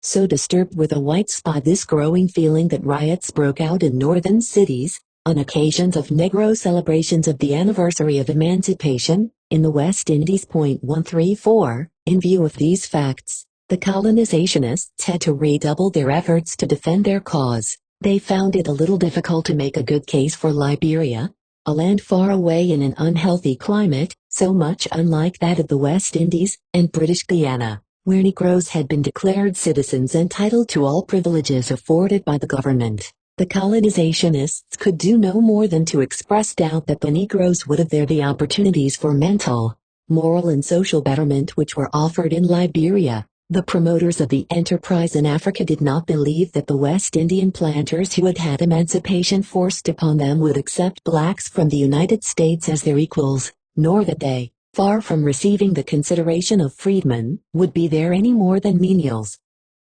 When told of the establishment of schools and churches for the improvement of the freedmen, the colonizationists replied that schools might be provided, but the planters could have no interest in encouraging education, as they did not want an elevated class of people, but bone and muscle, As an evidence of the truth of this statement, it was asserted that newspapers of the country were filled with disastrous accounts of the falling off of crops and the scarcity of labor, but had little to say about those forces instrumental in the uplift of the people. 135. An effort was made also to show that there would be no economic advantage in going to the British dominions. It was thought that as soon as the first demand for labor was supplied, wages would be reduced, for no new plantations could be opened there as in a growing country like Liberia. It would be impossible, therefore, for the Negroes immigrating there to take up land and develop a class of small farmers, as they were doing in Africa. Under such circumstances, they contended, the Negroes in the West Indies could not feel any of the elevating influences of nationality of character, as the white men would limit the influence of the Negroes by retaining practically all of the wealth of the islands. The inducements, therefore, offered the free Negroes in the United States were merely intended to use them in supplying in the British dominions the need of men to do drudgery scarcely more elevating than the toil of slaves.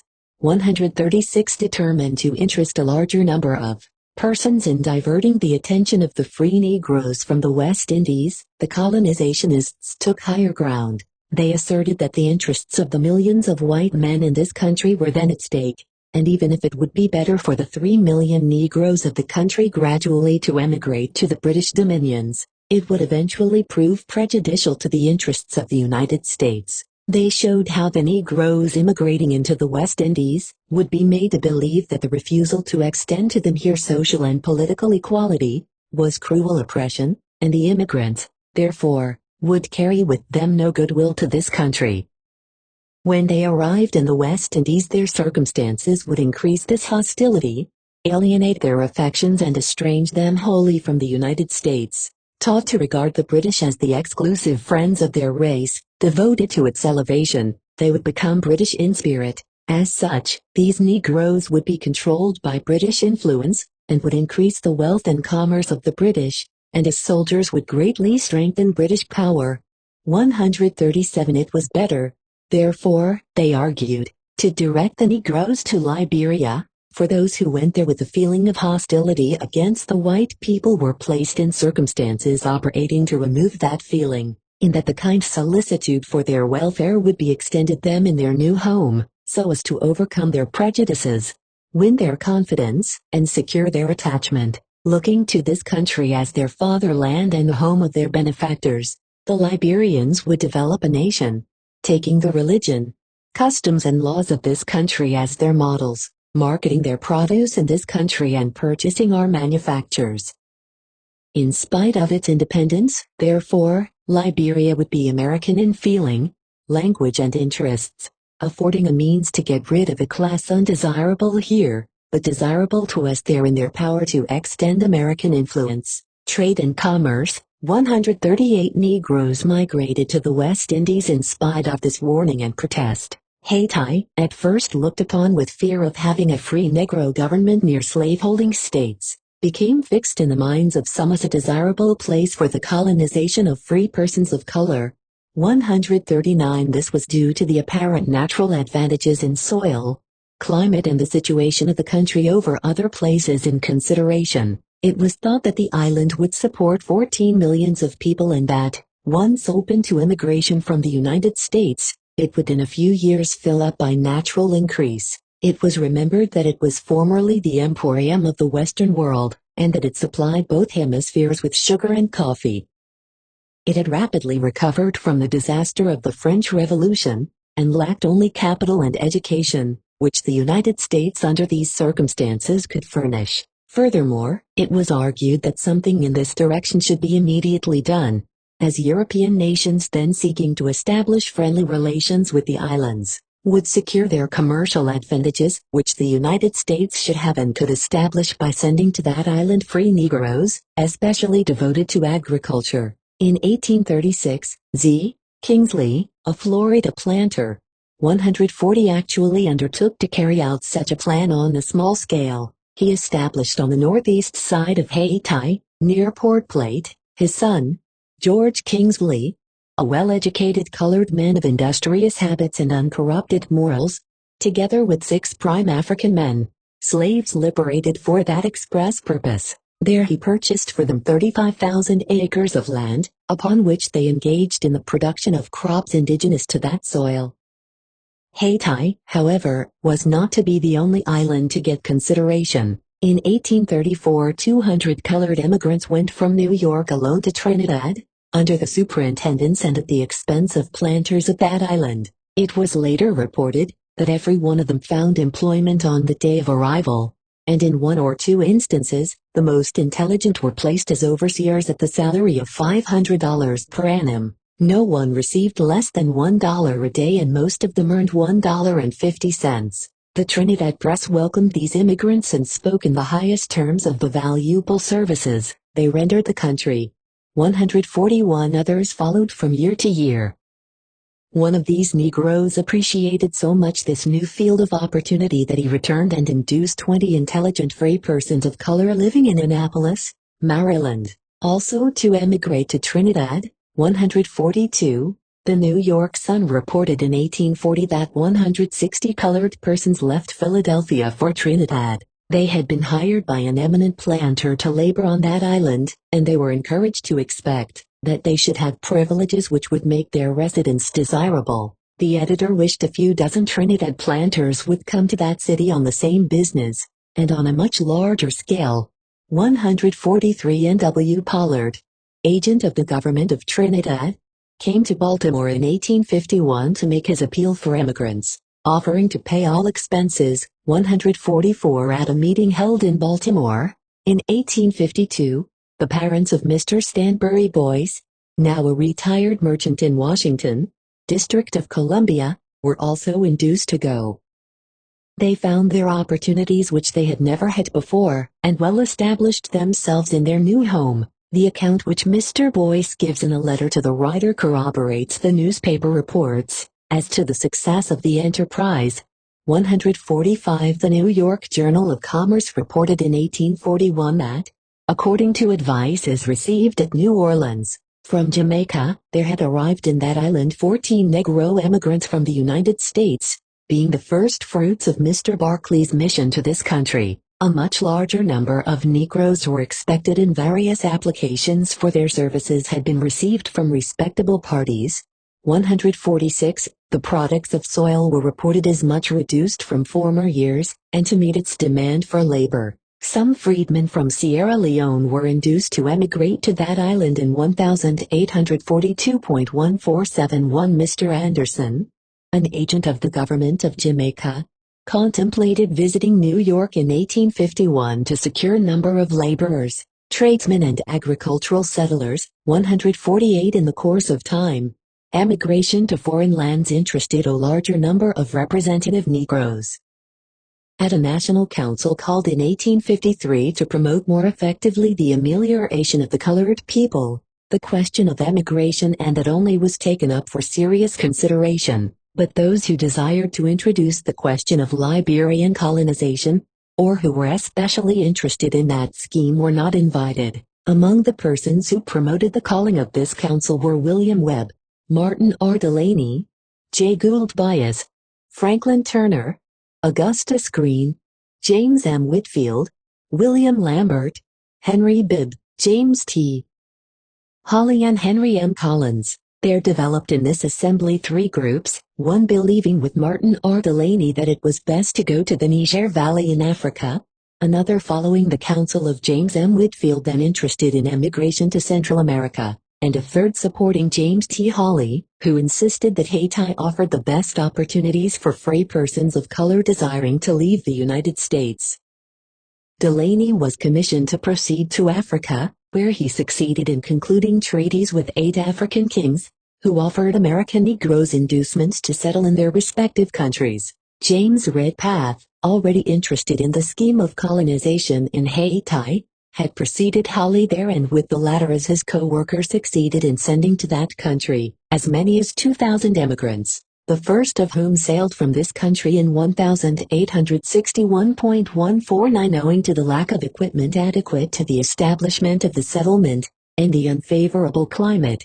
Not more than one-third of the emigrants remained. Some attention was directed to California and Central America just as in the case of Africa, but nothing in that direction took tangible form immediately, and the Civil War following soon thereafter did not give some of these schemes a chance to materialize, the successful migrant.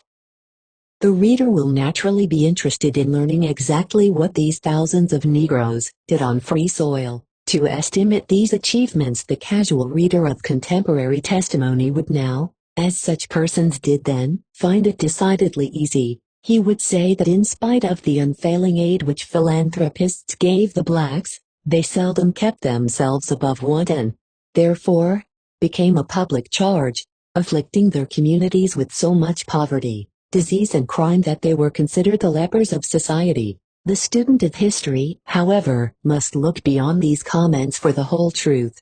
One must take into consideration the fact that in most cases these Negroes escaped as fugitives without sufficient food and clothing to comfort them, until they could reach free soil, lacking the small fund with which the pioneer usually provided himself in going to establish a home in the wilderness, and lacking, above all, initiative of which slavery had deprived them. Furthermore, these refugees with few exceptions had to go to places where they were not wanted, and in some cases to points from which they were driven as undesirables. Although preparation for their coming had sometimes gone to the extent of purchasing homes and making provision for employment upon arrival, 150 several well-established Negro settlements in the North, moreover, were broken up by the slave hunters, after the passing of the Fugitive Slave Law of 1850.151. The increasing intensity of the hatred of the Negroes must be understood too both as a cause and result of their intolerable condition. Prior to 1800 the Negroes of the North were in fair circumstances. Until that time it was generally believed that the whites and the blacks would soon reach the advanced stage of living together on a basis of absolute equality. 152 The Negroes had not at that time exceeded the number that could be assimilated by the sympathizing communities in that section. The intolerable legislation of the South, however, forced so many free Negroes in the rough to crowd northern cities during the first 4 decades of the 19th century, that they could not be easily readjusted. The number seeking employment far exceeded the demand for labor and thus multiplied the number of vagrants and paupers, many of whom had already been forced to this condition by the Irish and Germans, then immigrating into northern cities. At one time, as in the case of Philadelphia, the Negroes constituting a small fraction of the population furnished one half of the criminals. 153 A radical opposition to the Negro followed, therefore, arousing first the laboring classes and finally alienating the support of the well-to-do people and the press. This condition obtained until 1840 in most northern communities, and until 1850 in some places where the Negro population was considerable. We must also take into account the critical labor situation during these years. The northern people were divided as to the way the Negroes should be encouraged. The mechanics of the North raised no objection to having the Negroes freed and enlightened, but did not welcome them to that section as competitors in the struggle of life. When, therefore, the blacks, converted to the doctrine of training the hand to work with skill, began to appear in northern industrial centers, there arose a formidable prejudice against them. 154 Negro and white mechanics had once worked together, but during the second quarter of the 19th century, when labor became more dignified and a larger number of white persons devoted themselves to skilled labor, they adopted the policy of eliminating the blacks. This opposition, to be sure, was not a mere harmless sentiment. It tended to give rise to the organization of labor groups, and finally to that of trades unions, the beginnings of those controlling this country today. Carrying the fight against the Negro still further, these laboring classes used their influence to obtain legislation against the employment of Negroes in certain pursuits. Maryland and Georgia passed laws restricting the privileges of Negro mechanics, and Pennsylvania followed their example. 155. Even in those cases when the Negroes were not disturbed in their new homes on free soil, it was, with the exception of the Quaker and a few other communities, merely an act of toleration. 156. It must not be concluded, however, that the Negroes then migrating to the North did not receive considerable aid. The fact to be noted here is that because they were not well received sometimes by the people of their new environment, the help which they obtained from friends afar off did not suffice to make up for the deficiency of community cooperation. This, of course, was an unusual handicap to the Negro, as his life as a slave tended to make him a dependent rather than a pioneer. It is evident, however, from accessible statistics that wherever the Negro was adequately encouraged he succeeded. When the urban Negroes in northern communities had emerged from their crude state, they easily learned from the white men their method of solving the problems of life. This tendency was apparent after 1840 and striking results of their efforts were noted long before the Civil War. They showed an inclination to work when positions could be found, purchased homes, acquired other property, built churches and established schools. Going even further than this, some of them, taking advantage of their opportunities in the business world, accumulated considerable fortunes, just as had been done in certain centers in the South where Negroes had been given a chance. 157. In cities far north like Boston, not so much difference as to the result of this migration was noted. Some economic progress among the Negroes had early been observed there as a result of the long residence of Negroes in that city, as in the case of Lewis Hayden, who established a successful clothing business.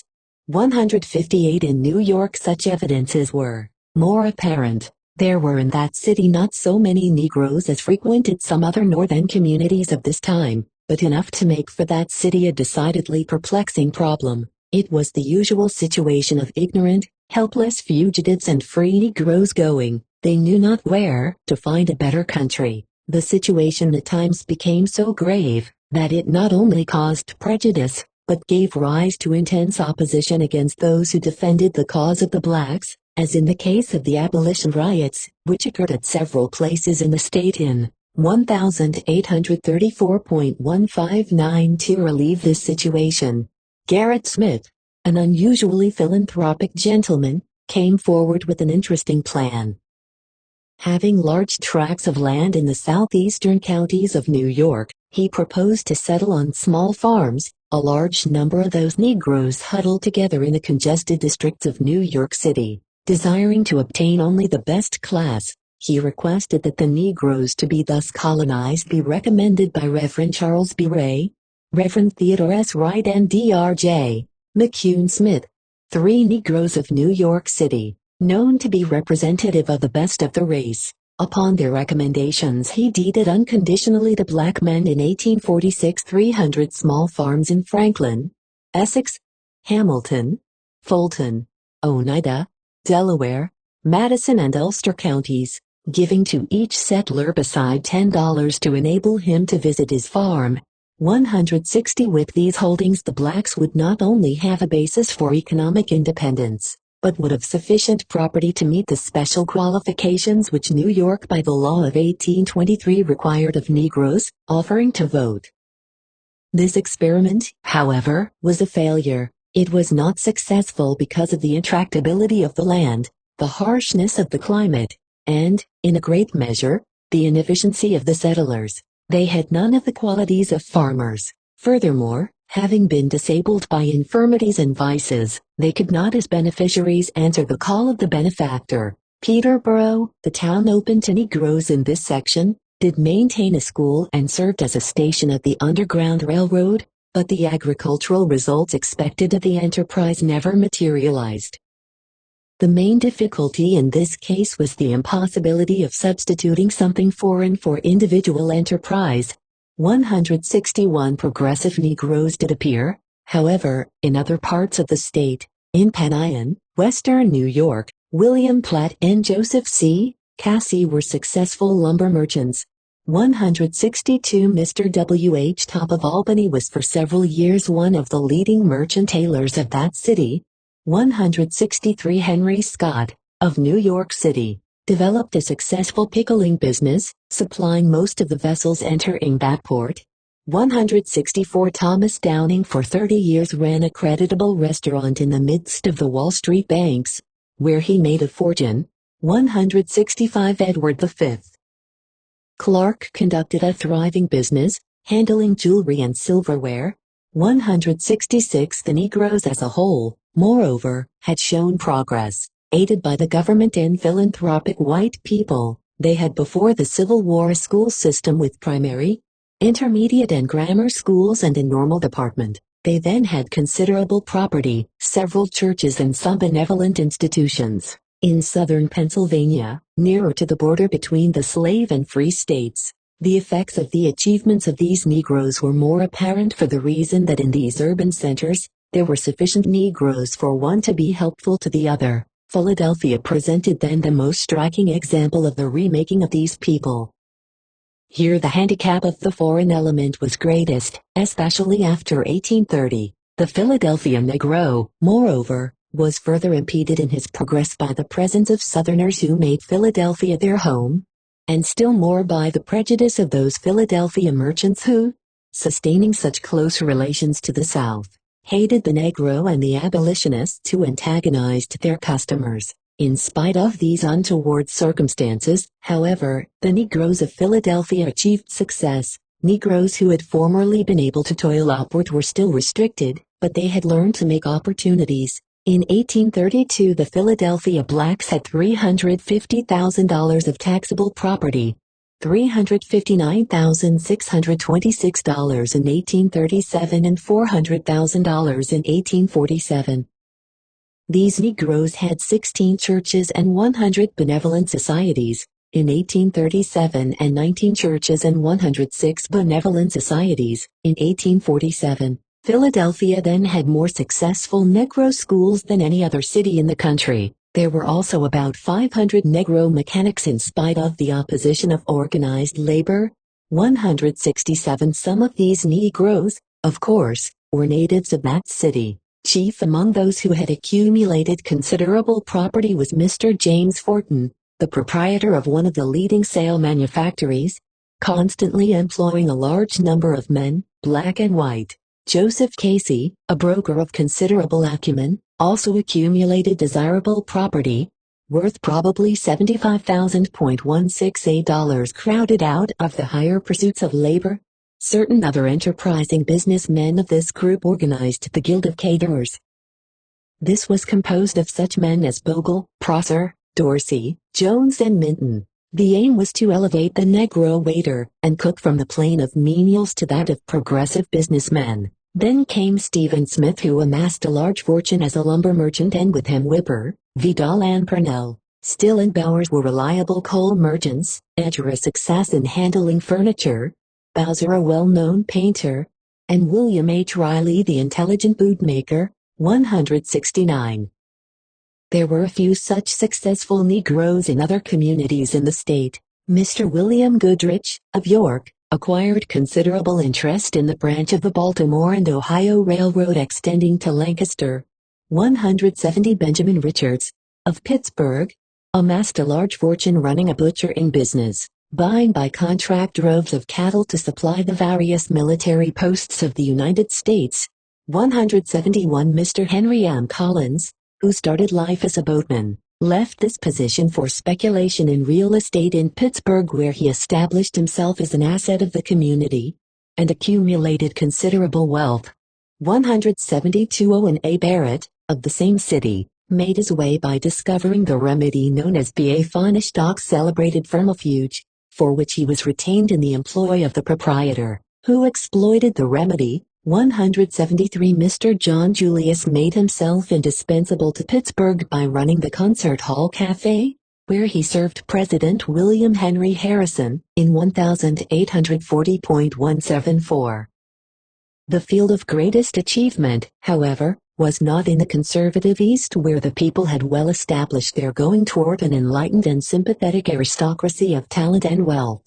It was in the West, where men were in position to establish themselves anew and make of life what they would. These crude communities, to be sure, often objected to the presence of the Negroes and sometimes drove them out. But, on the other hand, not a few of those centers in the making were in the hands of the Quakers and other philanthropic persons, who gave the Negroes a chance to grow up with the community, when they exhibited a capacity which justified philanthropic efforts in their behalf. These favorable conditions obtained especially in the towns along the Ohio River, where so many fugitives and free persons of color stopped on their way from slavery to freedom.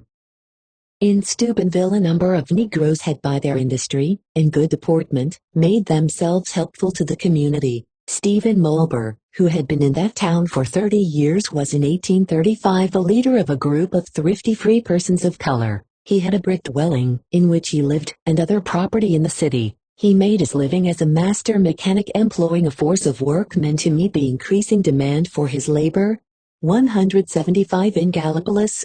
There was another group of this class of Negroes, who had permanently attached themselves to the town by the acquisition of property. They were then able not only to provide for their families, but were maintaining also a school and a church.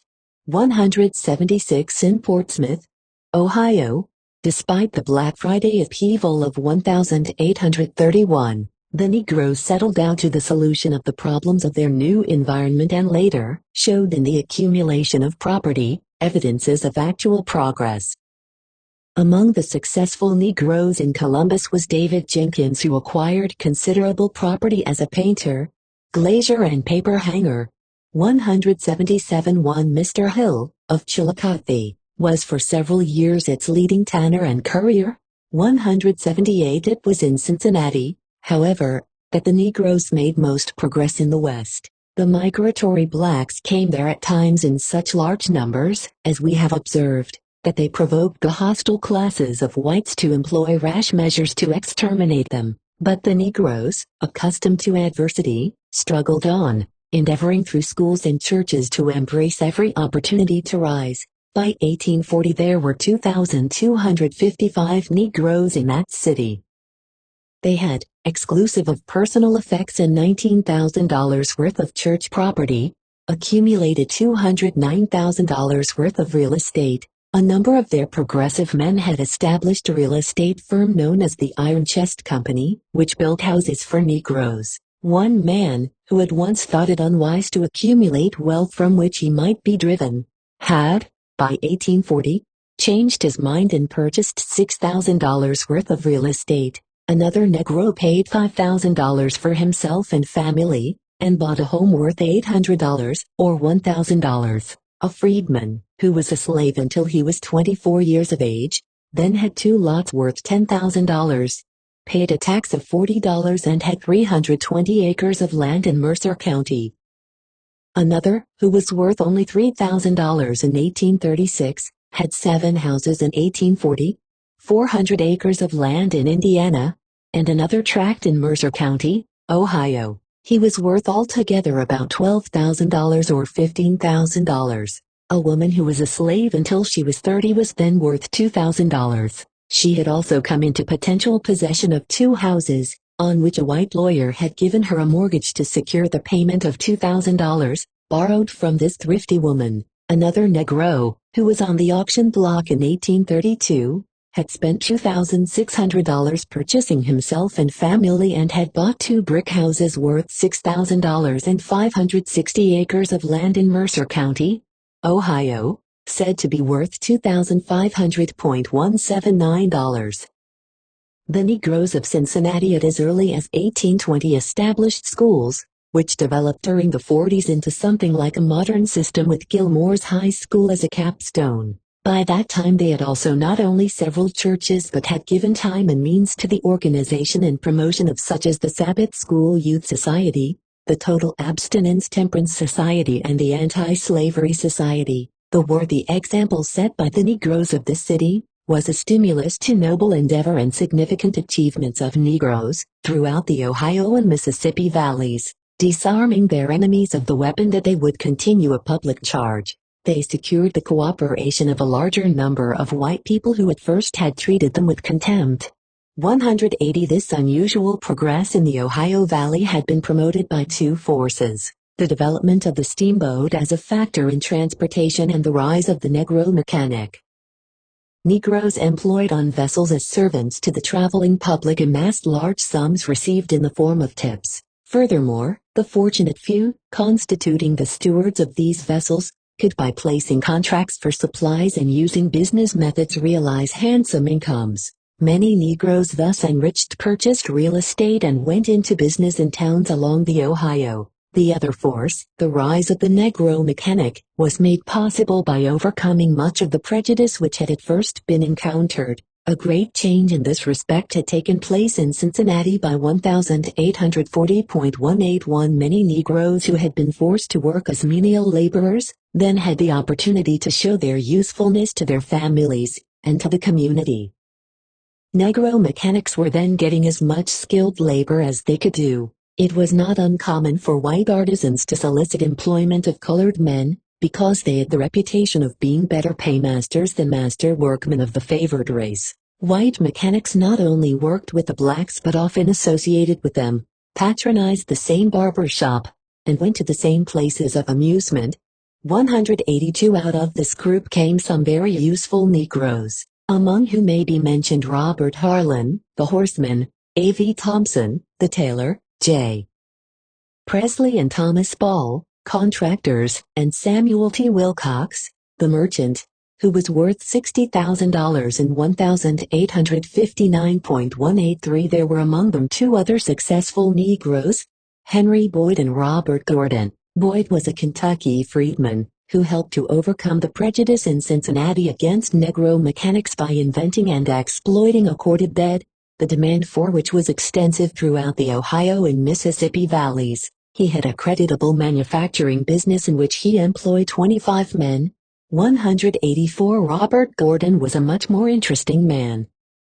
He was born a slave in Richmond, Virginia. He ingratiated himself into the favor of his master, who placed him in charge of a large coal yard, with the privilege of selling the slake for his own benefit. In the course of time, he accumulated in this position thousands of dollars with which he finally purchased himself, and moved away to free soil. After observing the situation in several of the northern centers, he finally decided to settle in Cincinnati, where he arrived with $15,000. Knowing the coal business, he well established himself there after some discouragement and opposition.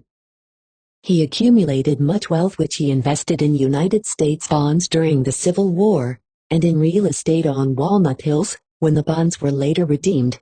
185. The ultimately favorable attitude of the people of Detroit toward immigrating Negroes had been reflected by the position the people of that section had taken from the time of the earliest settlements. Generally speaking, Detroit adhered to this position.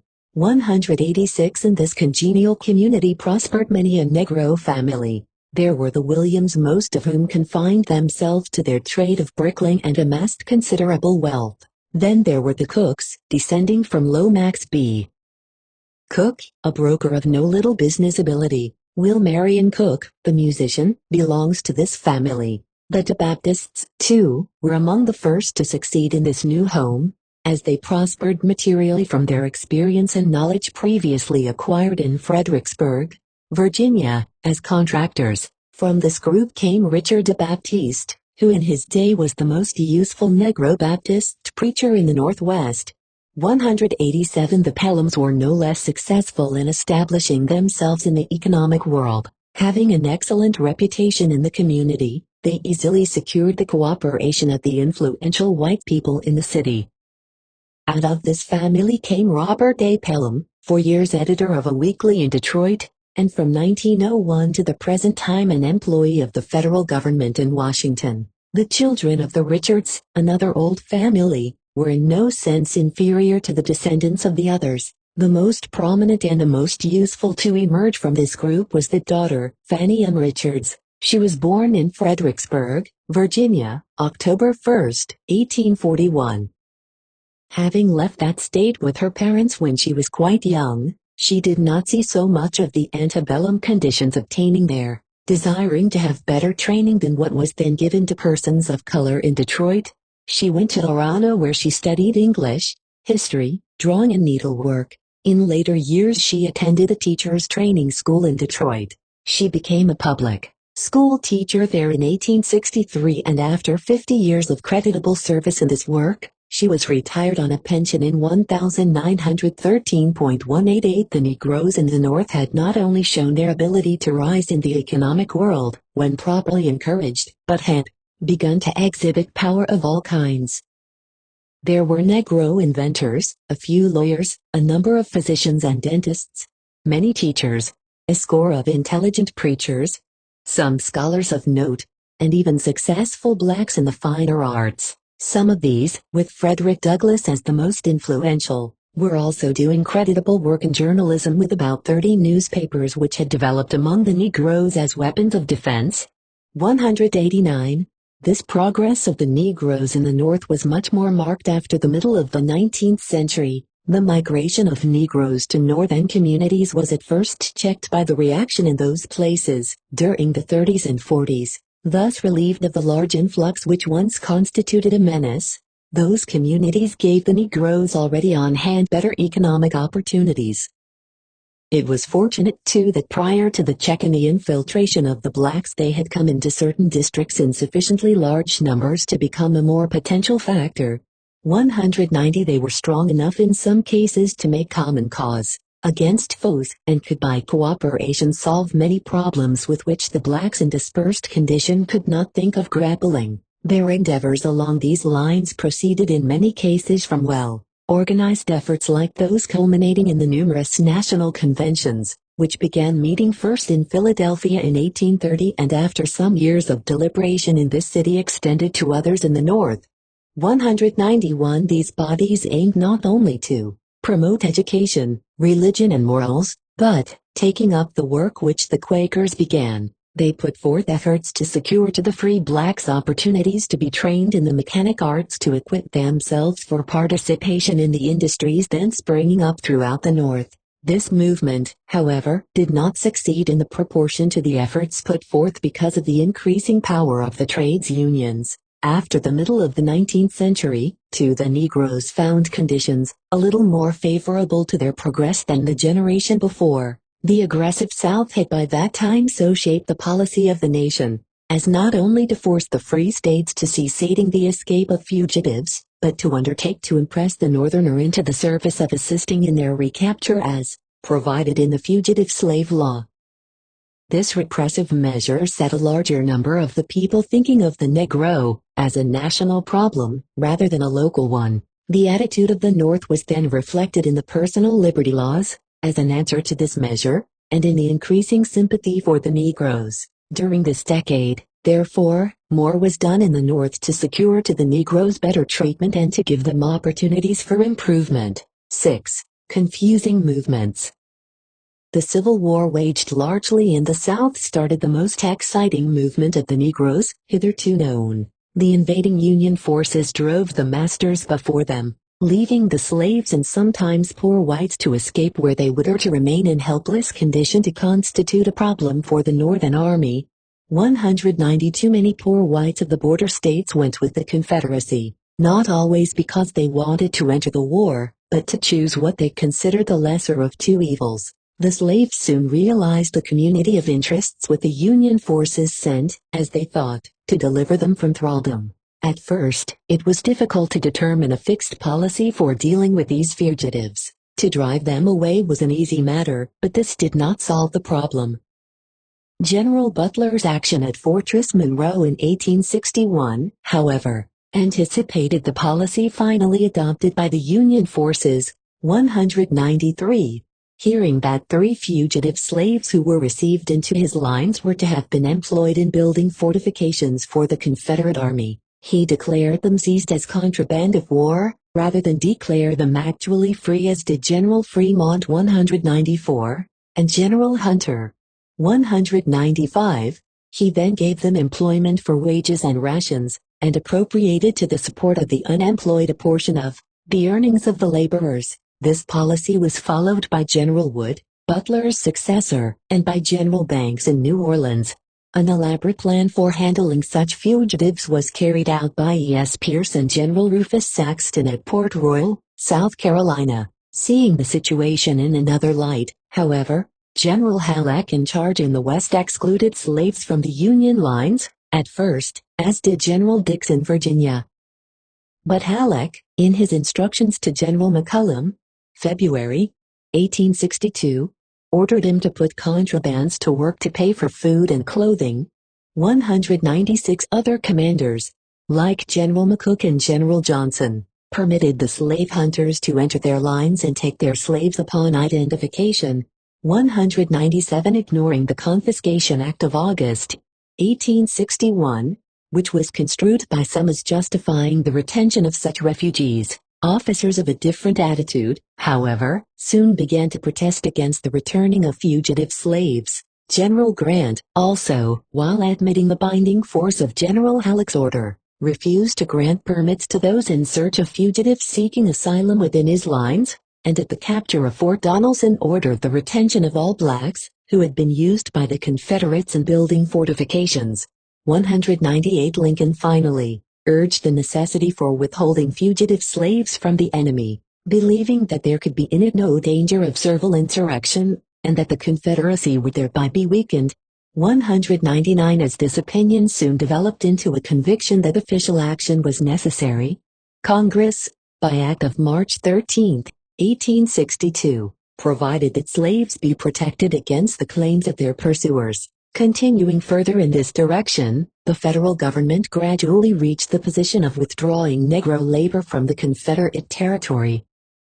Finally, the United States government adopted the policy of withholding from the Confederates slaves received with the understanding that their masters were in rebellion against the United States. With this as a settled policy then, the United States government had to work out some scheme for the remaking of these fugitives coming into its camps. In some of these cases, the fugitives found themselves among men more hostile to them than their masters were, for many of the Union soldiers of the border states were slaveholders themselves, and Northern soldiers did not understand that they were fighting to free Negroes. The condition in which they were on arriving, moreover, was a new problem for the army. Some came naked, some in decrepitude, some afflicted with disease, and some wounded in their efforts to escape. 200 There were women in travail, the helplessness of childhood and of old age, the horrors of sickness and of frequent deaths. 201 In their crude state few of them had any conception of the significance of liberty, thinking that it meant idleness and freedom from restraint. In consequence of this ignorance there developed such undesirable habits as deceit, theft and licentiousness to aggravate the afflictions of nakedness, famine and disease. 202 In the East large numbers of these refugees were concentrated at Washington, Alexandria, Fortress Monroe, Hampton, Craney Island and Fort Norfolk. There were smaller groups of them at Yorktown, Suffolk and Portsmouth. 203 Some of them were conducted from these camps into York, Columbia, Harrisburg, Pittsburgh and Philadelphia, and by water to New York and Boston, from which they went to various parts seeking labor. Some collected in groups as in the case of those at 5 Points in New York. 204 Large numbers of them from Virginia assembled in Washington in 1862 and Duff Green's Row, on Capitol Hill, where they were organized as a camp, out of which came a contraband school, after being moved to the McClellan Barracks. 205 Then there was in the District of Columbia another group known as Freedman's Village on Arlington Heights. It was said that, in 1864, 30,000 to 40,000 Negroes had come from the plantations to the District of Columbia. 206 It happened here too, as in most cases of this migration, that the Negroes were on hand before the officials grappling with many other problems could determine exactly what could or should be done with them. The camps near Washington fortunately became centers for the employment of contrabands in the city. Those repairing to Fortress Monroe were distributed as laborers among the farmers of that vicinity. 207 In some of these camps, and especially in those of the West, the refugees were finally sent out to other sections in need of labor, as in the cases of the contrabands assembled with the Union Army at first at Grant Junction, and later at Memphis. 208 There were 3 types of these camp communities, which attracted attention as places for free labor experimentation. These were at Port Royal, on the Mississippi in the neighborhood of Vicksburg, and in Lower Louisiana and Virginia. The first trial of free labor of blacks on a large scale in a slave state was made in Port Royal. 209 The experiment was generally successful. By industry, thrift and orderly conduct the Negroes showed their appreciation for their new opportunities. In the Mississippi section invaded by the Northern Army, General Thomas opened what he called infirmary farms, which he leased to Negroes on certain terms which they usually met successfully. The same plan, however, was not so successful in the lower Mississippi section. 210. The failure in this section was doubtless due to the inferior type of blacks in the lower Cotton Belt, where Negroes had been more brutalized by slavery. In some cases, these refugees experienced many hardships. It was charged that they were worked hard, badly treated and deprived of all their wages, except what was given them for rations, and a scanty pittance, wholly insufficient to purchase necessary clothing and provide for their families.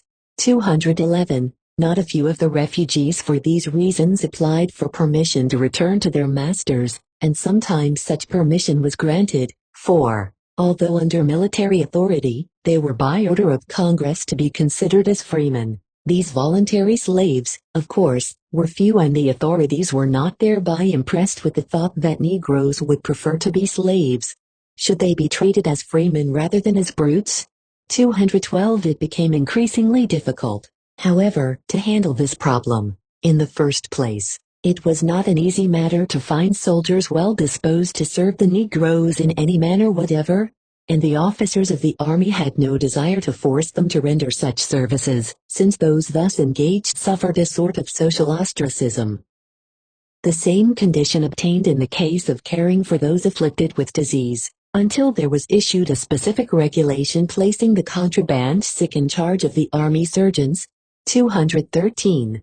What the situation in the Mississippi Valley was during these months has been well described by an observer, saying, "I hope I may never be called on again to witness the horrible scenes I saw in those first days of history of the freedmen in the Mississippi Valley. Assistants were hard to find, especially the kind that would do any good in the camps. A detailed soldier in each camp of 1,000 people was the best that could be done, and his duties were so onerous that he ended by doing nothing." In reviewing the condition of the people at that time, I am not surprised at the marvelous stories told by visitors who caught an occasional glimpse of the misery and wretchedness in these camps. Our efforts to do anything for these people, as they herded together in masses, when founded on any expectation that they would help themselves, often failed. They had become so completely broken down in spirit, through suffering, that it was almost impossible to arouse them. 214. A few sympathetic officers and especially the chaplains undertook to relieve the urgent cases of distress. They could do little, however, to handle all the problems of the unusual situation, until they engaged the attention of the higher officers of the Army, and the federal functionaries in Washington. After some delay this was finally done, and special officers were detailed to take charge of the contrabands. The Negroes were assembled in camps and employed according to instructions from the Secretary of War as teamsters, laborers and the like on forts and railroads. Some were put to picking, ginning, baling and removing cotton on plantations abandoned by their masters. General Grant, as early as 1862, was making further use of them as fatigue men in the department of the Surgeon General, the Quartermaster and the Commissary. He believed then that such Negroes as did well in these more humble positions should be made citizens and soldiers. 215. As a matter of fact, out of this very suggestion came the policy of arming the Negroes, the 1st Regiment of whom was recruited under orders issued by General Hunter at Port Royal, South Carolina in 1862. As the arming of the slave to participate in this war did not generally please the white people who considered the struggle a war between civilized groups, this policy could not offer general relief to the congested contraband camps. 216. A better system of handling the fugitives was finally worked out, however, with a general superintendent at the head of each department, supported by a number of competent assistants. More explicit instructions were given as to the manner of dealing with the situation. It was to be the duty of the superintendent of contrabands, says the order, to organize them into working parties in saving the cotton, as pioneers on railroads and steamboats, and in any way where their services could be made available. Where labor was performed for private individuals, they were charged in accordance with the orders of the commander of the department. In case they were directed to save abandoned crops of cotton, for the benefit of the United States government, the officer selling such crops would turn over to the superintendent of contrabands the proceeds of the sale, which together with other earnings were used for clothing and feeding the Negroes. Clothing sent by philanthropic persons to these camps was received and distributed by the superintendent. In no case, however, were Negroes to be forced into the service of the United States government, or to be enticed away from their homes, except when it became a military necessity. 217. Some order out of the chaos eventually developed, for as John Eaton, one of the workers in the West, reported, there was no promiscuous intermingling. Families were established by themselves. Every man took care of his own wife and children. One of the most touching features of our work, says he, was the eagerness with which colored men and women availed themselves of the opportunities offered them to legalize unions already formed, some of which had been in existence for a long time. 218 Chaplain A.S. Fisk on one occasion married in about an hour 119 couples at one service, chiefly those who had long lived together. Letters from the Virginia camps, and from those of Port Royal indicate that this favorable condition generally obtained. 219 This unusual problem, in spite of additional effort, however, would not readily admit of solution. Benevolent workers of the North, therefore, began to minister to the needs of these unfortunate blacks. They sent considerable sums of money, increasing quantities of clothing, and even some of their most devoted men and women to toil among them as social workers and teachers. 220. These efforts also took organized form in various parts of the North under the direction of the Pennsylvania Freedmen's Relief Association, the Tract Society, the American Missionary Association, Pennsylvania Friends Freedmen's Relief Association, Old School Presbyterian Mission, the Reformed Presbyterian Mission, the New England Freedmen's Aid Committee, the New England Freedmen's Aid Society, the New England Freedmen's Mission, the Washington Christian Union, the Universalists of Maine, the New York Freedmen's Relief Association, the Hartford Relief Society, the National Freedmen's Relief Association of the District of Columbia, and finally the Freedmen's Bureau. 221, as an outlet to the congested grouping of Negroes and poor whites in the war camps, it was arranged to send a number of them to the loyal states as fast as there presented themselves opportunities for finding homes and employment. Cairo, Illinois, in the West, became the center of such activities, extending its ramifications into all parts of the invaded Southern territory. Some of the refugees permanently settled in the North, taking up the work abandoned by the Northern soldiers who went to war. 222 It was soon found necessary to appoint a superintendent of such affairs at Cairo, for there were those who, desiring to lead a straggling life, had to be restrained from crime by military surveillance and regulations requiring labor for self-support. Exactly how many whites and blacks were thus aided to reach northern communities cannot be determined, but in view of the frequent mention of their movements by travelers, the number must have been considerable. In some cases, as in Lawrence, Kansas, there were assembled enough freedmen to constitute a distinct group. 223 Speaking of this settlement, the editor of the Alton Telegraph said in 1862 that although they amounted to many hundreds, not one, that he could learn of, had been a public charge. They readily found employment at fair wages, and soon made themselves comfortable. 224 There was a little apprehension that the North would be overrun by such blacks. Some had no such fear, however, for the reason that the census did not indicate such a movement. Many slaves were freed in the North prior to 1860, yet with all the emigration from the slave states to the North, there were then in all the northern states but 226,152 free blacks, while there were in the slave states 261,918, an excess of 35,766 in the slave states. Frederick Starr believed that during the Civil War there might be an influx for a few months, but it would not continue. 225 They would return when sure that they would be free. Starr thought that, if necessary, these refugees might be used in building the much-desired Pacific Railroad to divert them from the North. There was little ground for this apprehension. In fact, if their readjustment and development in the contraband camps could be considered an indication of what the Negroes would eventually do, taking all things into consideration, most unbiased observers felt that blacks in the camps deserved well of their benefactors.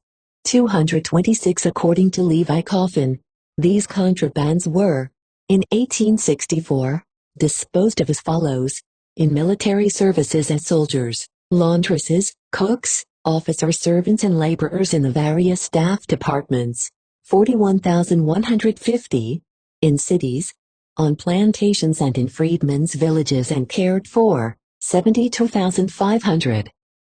Of these 62,300 were entirely self-supporting, just as any industrial class anywhere else, as planters, mechanics, barbers, hackmen and draymen, conducting enterprises on their own responsibility or working as hired laborers. The remaining 10,200 received subsistence from the government. 3,000 of these were members of families whose heads were carrying on plantations, and had undertaken cultivation of 4,000 acres of cotton, pledging themselves to pay the government for their subsistence from the first income of the crop. The other 7,200 included the paupers, that is, all Negroes over and under the self-supporting age, the crippled and sick in hospitals. This class, however, instead of being unproductive, had then under cultivation 500 acres of corn, 790 acres of vegetables, and 1,500 acres of cotton. Besides working at wood chopping and other industries, there were reported in the aggregate over 100,000 acres of cotton under cultivation, 7,000 acres of which were leased and cultivated by blacks. Some Negroes were managing as many as 300 or 400 acres each. 227 statistics showing exactly how much the numbers of contrabands in the various branches of the service increased are wanting. But in view of the fact that the few thousand soldiers here given increased to about 200,000 before the close of the Civil War, the other numbers must have been considerable, if they all grew the least proportionately. Much industry was shown among these refugees. Under this new system they acquired the idea of ownership, and of the security of wages, and learned to see the fundamental difference between freedom and slavery. Some Yankees, however, seeing that they did less work than did laborers in the North, considered them lazy, but the lack of industry was customary in the South, and a river should not be expected to rise higher than its source. One of their superintendents said that they worked well without being urged, that there was among them a public opinion against idleness, which answered for discipline, and that those put to work with soldiers labored longer and at the nicer parts. In natural tact and the faculty of getting a livelihood, says the same writer, the contrabands are inferior to the Yankees, but quite equal to the mass of Southern population. 228. The Negroes also showed capacity to organize labor and use capital in the promotion of enterprises. Many of them purchased land and cultivated it to great profit both to the community and to themselves. Others entered the service of the government as mechanics and contractors, from the employment of which some of them realized handsome incomes. The more important development, however, was that of manhood. This was best observed in their growing consciousness of rights, and their readiness to defend them, even when encroached upon by members of the white race. They quickly learned to appreciate freedom, and exhibited evidences of manhood in their desire for the comforts and conveniences of life. They readily purchased articles of furniture within their means, bringing their home equipment up to the standard of that of persons similarly circumstanced. The indisposition to labor was overcome in a healthy nature by instinct and motives of superior forces, such as love of life, the desire to be clothed and fed, the sense of security derived from provision for the future, the feeling of self-respect, the love of family and children, and the convictions of duty. 229. These enterprises, begun in doubt, soon ceased to be a bare hope or possibility. They became during the war a fruition and a consummation, in that they produced Negroes who would work for a living and fight for freedom. They were, therefore, considered adapted to civil society. They had shown capacity for knowledge, for free industry, for subordination to law and discipline, for soldierly fortitude, for social and family relations, for religious culture and aspiration. These qualities, said the observer, when stirred and sustained by the incitements and rewards of a just society, and combining with the currents of our continental civilization, will, under the guidance of a benevolent providence which forgets neither them nor us, make them a constantly progressive race, and secure them ever after from the calamity of another enslavement, and ourselves from the worst calamity of being their oppressors. 230. it is clear that these smaller numbers of Negroes under favorable conditions could be easily adjusted to a new environment. When, however, all Negroes were declared free, there set in a confused migration, which was much more of a problem. The first thing the Negro did after realizing that he was free was to roam over the country to put his freedom to a test. To do this, according to many writers, he frequently changed his name, residence, employment and wife, sometimes carrying with him from the plantation the fruits of his own labor. Many of them easily acquired a dog and a gun, and were disposed to devote their time to the chase until the assistance in the form of mules and land expected from the government materialized. Their emancipation, therefore, was interpreted not only as freedom from slavery but from responsibility. 231. Where they were going they did not know, but the towns and cities became very attractive to them. Speaking of this upheaval in Virginia, Eckenrode says that many of them roamed over the country without restraint. 232 released from their accustomed bonds, says Hall, and filled with a pleasing, if not vague, sense of uncontrolled freedom, they flocked to the cities with little hope of obtaining remunerative work. Wagon loads of them were brought in from the country by the soldiers and dumped down to shift for themselves. 233 referring to the Proclamation of Freedom, in Georgia. Thompson asserts that their most general and universal response was to pick up and leave the home place to go somewhere else, preferably to a town. The lure of the city was strong to the blacks, appealing to their social natures, to their inherent love for a crowd. 234 Davis maintains that thousands of the 70,000 Negroes in Florida crowded into the federal military camps and into towns upon realizing that they were free. 235 According to Ficklin, the exodus of the slaves from the neighboring plantations of Louisiana into Baton Rouge, Carrollton and New Orleans was so great as to strain the resources of the federal authorities to support them. 10,000 poured into New Orleans alone. 236 Fleming records that upon leaving their homes the blacks collected in gangs at the crossroads, in the villages and towns, especially near the military posts. The towns were filled with crowds of blacks who left their homes with absolutely nothing, thinking that the government would care for them, or more probably, not thinking at all. 237 The portrayal of these writers of this phase of Reconstruction history contains a general truth, but in some cases the picture is overdrawn. The student of history must bear in mind that practically all of our histories of that period are based altogether on the testimony of prejudiced whites, and are written from their point of view. Some of these writers have aimed to exaggerate the vagrancy of the blacks to justify the radical procedure of the whites in dealing with it. The Negroes did wander about thoughtlessly, believing that this was the most effective way to enjoy their freedom, but nothing else could be expected from a class who had never felt anything but the heel of oppression. History shows that such vagrancy has always followed the immediate emancipation of a large number of slaves. Many Negroes who flocked to the towns and army camps, moreover, had like their masters and poor whites seen their homes broken up or destroyed by the invading Union armies. Whites who had never learned to work were also roaming and in some cases constituted marauding bands. 238. There was, moreover, an actual drain of laborers to the lower and more productive lands in Mississippi and Louisiana. 239. This developed later into a more considerable movement toward the Southwest, just after the Civil War, the exodus being from South Carolina, Georgia, Alabama and Mississippi to Louisiana, Arkansas and Texas. Here was the pioneering spirit, a going to the land of more economic opportunities. This slow movement continued from about 1865 to 1875, when the development of the numerous railway systems gave rise to land speculators who induced whites and blacks to go west and southwest. It was a migration of individuals, but it was reported that as many as 35,000 Negroes were then persuaded to leave South Carolina and Georgia for Arkansas and Texas. 240 The usual charge that the Negro is naturally migratory is not true.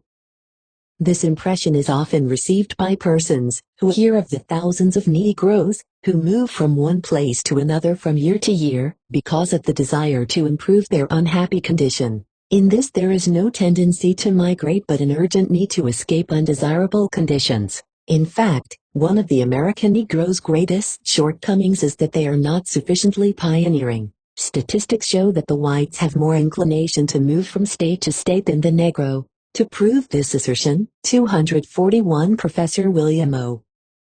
Scroggs has shown that, in 1910, 16.6% of the Negroes had moved to some other state than that in which they were born, while during the same period 22.4% of the whites had done the same. 242 The South, however, was not disposed to look at the vagrancy of the ex-slaves so philosophically. That section had been devastated by war, and to rebuild these waste places reliable labor was necessary. Legislatures of the slave states, therefore, immediately after the close of the war, granted the Negro nominal freedom, but enacted measures of vagrancy and labor so as to reduce the Negro again almost to the status of a slave. White magistrates were given wide discretion in adjudging Negroes vagrants. 243 Negroes had to sign contracts to work. If without what was considered a just cause the Negro left the employ of a planter, the former could be arrested and forced to work, and in some sections with ball and chain. If the employer did not care to take him back, he could be hired out by the county or confined in jail. Mississippi, Louisiana and South Carolina had further drastic features. By local ordinance in Louisiana, every Negro had to be in the service of some white person, and by special laws of South Carolina and Mississippi the Negro became subject to a master almost in the same sense in which he was prior to emancipation. 244 These laws, of course, convinced the government of the United States that the South had not yet decided to let slavery go, and for that reason military rule and congressional reconstruction followed. In this respect the South did itself a great injury, for many of the provisions of the black codes, especially the vagrancy laws, were unnecessary. Most Negroes soon realized that freedom did not mean relief from responsibility, and they quickly settled down to work after a rather protracted and exciting holiday.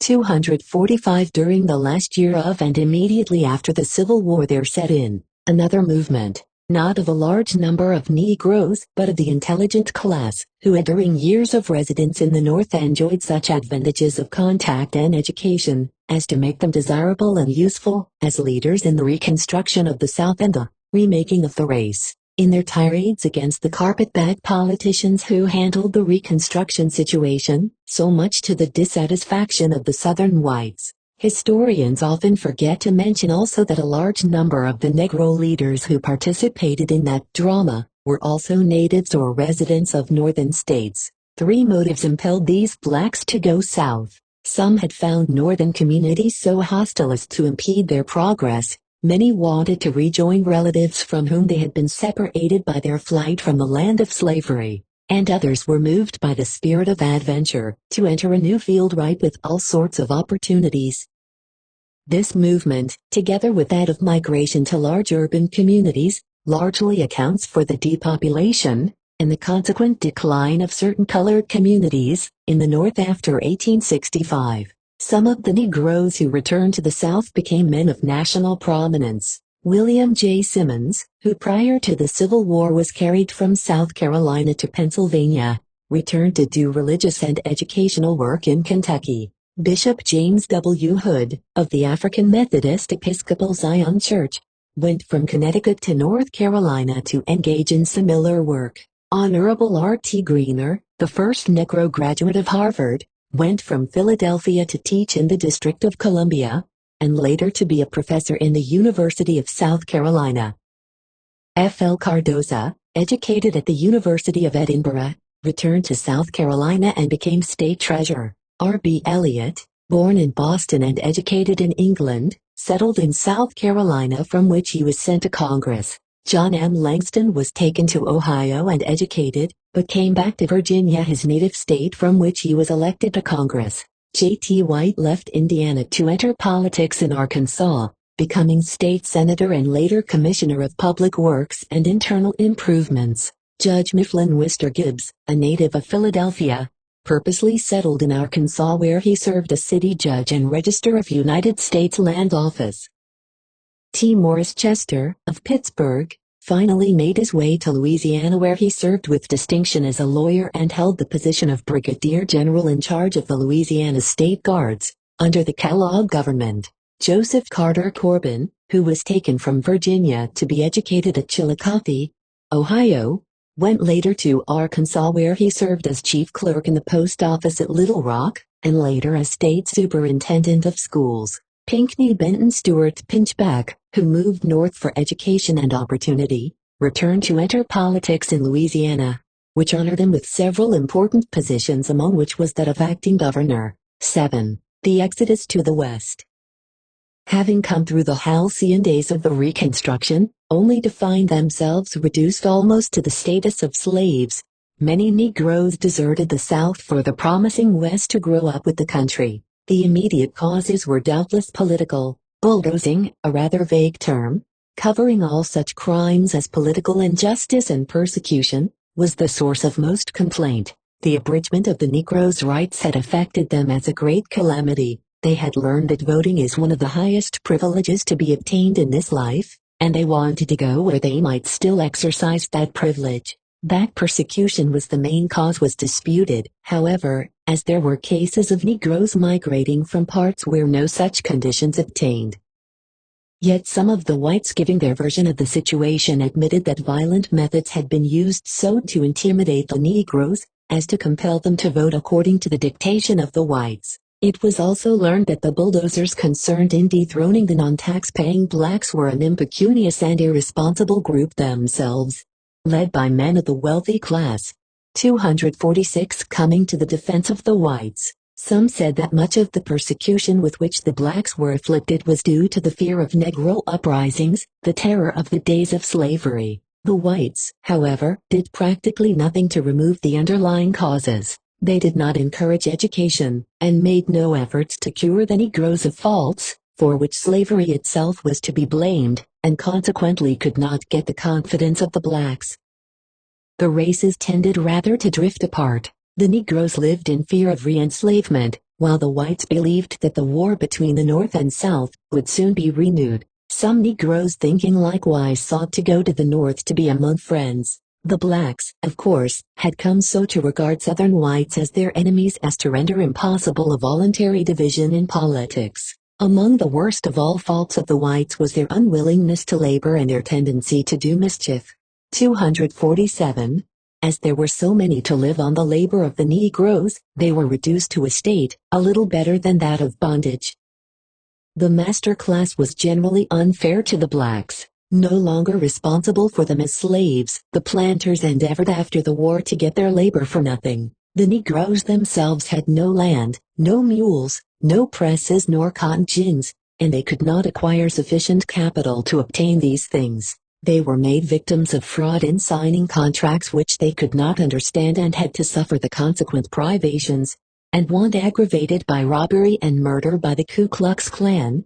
248 The murder of Negroes was common throughout the South and especially in Louisiana.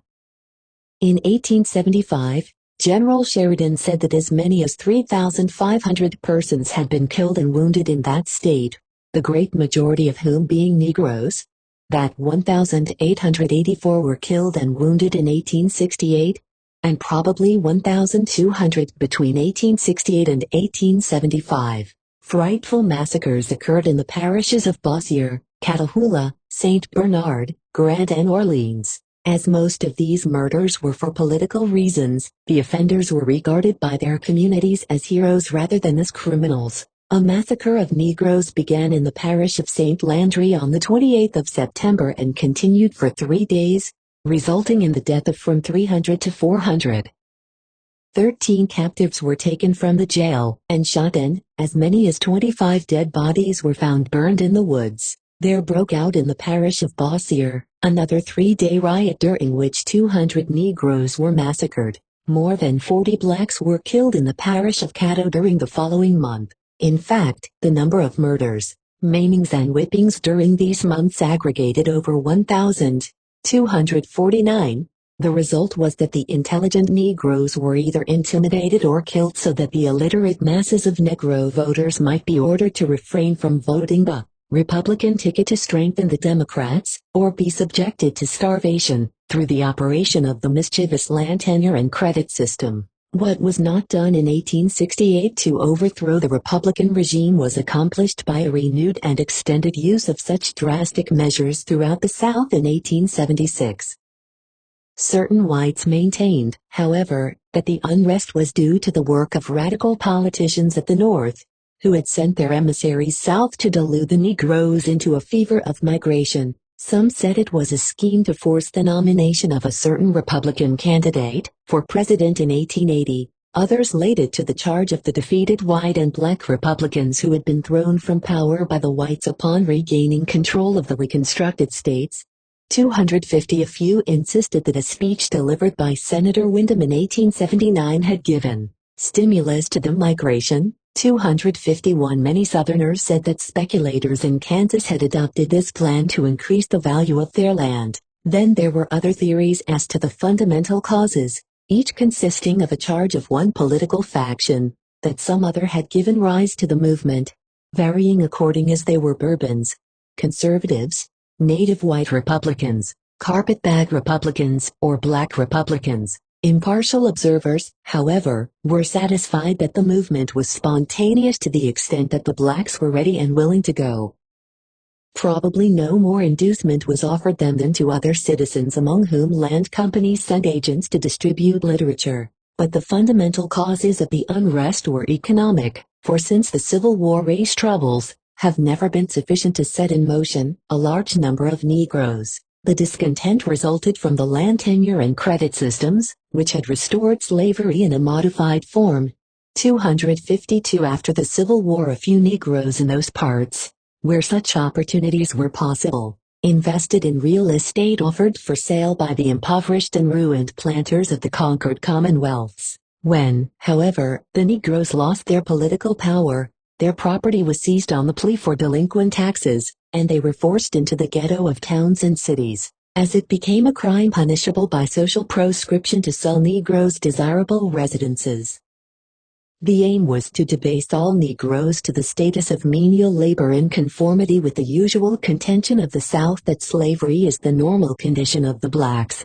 253. Most of the land of the South, however, always remained as large tracts held by the planters of cotton, who never thought of alienating it to the Negroes to make them a race of small farmers. In fact, they had not the means to make extensive purchases of land, even if the planters had been disposed to transfer it. Still subject to the experimentation of white men, the Negroes accepted the plan of paying them wages, but this failed in all parts except in the sugar district, where the blacks remained contented save when disturbed by political movements. They then tried all systems of working on shares in the cotton districts, but this was finally abandoned because the planters in some cases were not able to advance the Negro tenant supplies, pending the growth of the crop, and some found the Negro too indifferent and lazy to make the partnership desirable.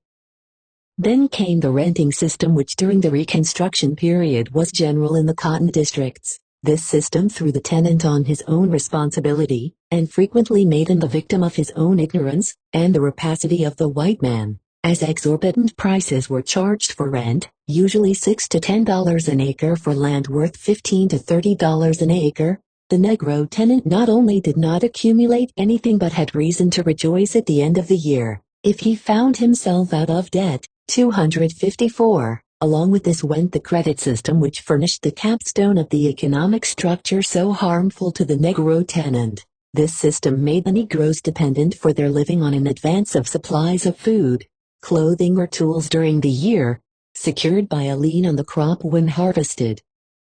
As the Negroes had no chance to learn business methods during the days of slavery, they fell a prey to a class of loan sharks, harpies and vampires, who established stores everywhere to extort from these ignorant tenants, by the mischievous credit system, their whole income before their crops could be gathered.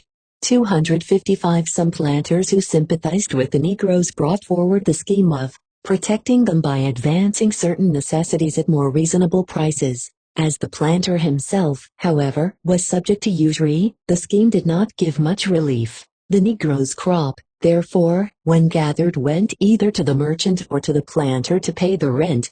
for the merchant supplies were secured by a mortgage on the tenant's personal property and a pledge of the growing crop. This often prevented Negro laborers in the employ of black tenants from getting their wages at the end of the year. 4.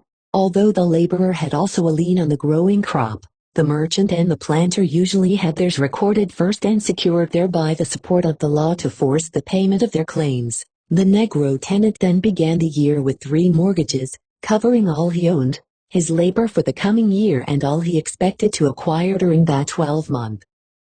He paid 1/3 of his product for the use of the land. He paid an exorbitant fee for recording the contract by which he paid his pound of flesh. He was charged 2 or 3 times as much as he ought to pay for ginning his cotton. And, finally, he turned over his crop to be eaten up in commissions, if any was still left to him. 256. The worst of all results from this iniquitous system was its effect on the Negroes themselves. It made the Negroes extravagant and unscrupulous. Convinced that no share of their crop would come to them when harvested, they did not exert themselves to produce what they could. They often abandoned their crops before harvest, knowing that they had already spent them. In cases, however, where the Negro tenants had acquired mules, horses or tools upon which the speculator had a mortgage, the blacks were actually bound to their landlords to secure the property. It was soon evident that in the end, the white man himself was the loser by this evil system. There appeared waste places in the country, improvements were wanting, land lay idle for lack of sufficient labor, and that which was cultivated yielded a diminishing return on account of the ignorance and improvidence of those tilling it. These Negroes as a rule had lost the ambition to become landowners, preferring to invest their surplus money in personal effects. And in the few cases where the Negroes were induced to undertake the buying of land, they often tired of the responsibility and gave it up. 257. There began in the spring of 1879, therefore, an emigration of the Negroes from Louisiana and Mississippi to Kansas. For some time there was a stampede from several river parishes in Louisiana, and from counties just opposite them in Mississippi. It was estimated that from 5,000 to 10,000 left their homes before the movement could be checked. Persons of influence soon busied themselves in showing the blacks the necessity for remaining in the South, and those who had not then gone or prepared to go were persuaded to return to the plantations. This lull in the excitement, however, was merely temporary, for many Negroes had merely returned home to make more extensive preparations for leaving the following spring. The movement was accelerated by the work of 2 Negro leaders of some note.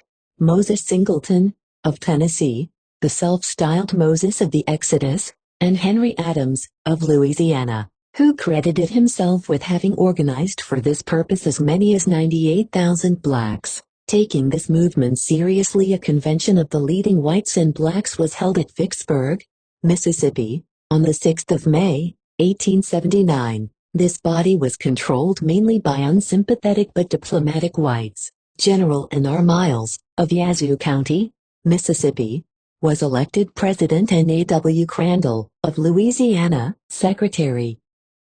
After making some meaningless but eloquent speeches, the convention appointed a committee on credentials, and adjourned until the following day. On reassembling, Colonel W. L. Nugent, chairman of the committee, presented a certain preamble and resolution citing causes of the exodus and suggesting remedies. Among the causes, thought he, were the low price of cotton and the partial failure of the crop, the irrational system of planting adopted in some sections whereby labor was deprived of intelligence, to direct it in the presence of economy to make it profitable, the vicious system of credit fostered by laws, permitting laborers and tenants to mortgage crops before they were grown or even planted, the apprehension on the part of many colored people produced by insidious reports circulated among them, that their civil and political rights were endangered or were likely to be, the hurtful and false rumors diligently disseminated, that by emigrating to Kansas the Negroes would obtain lands, mules and money from the government without cost to themselves,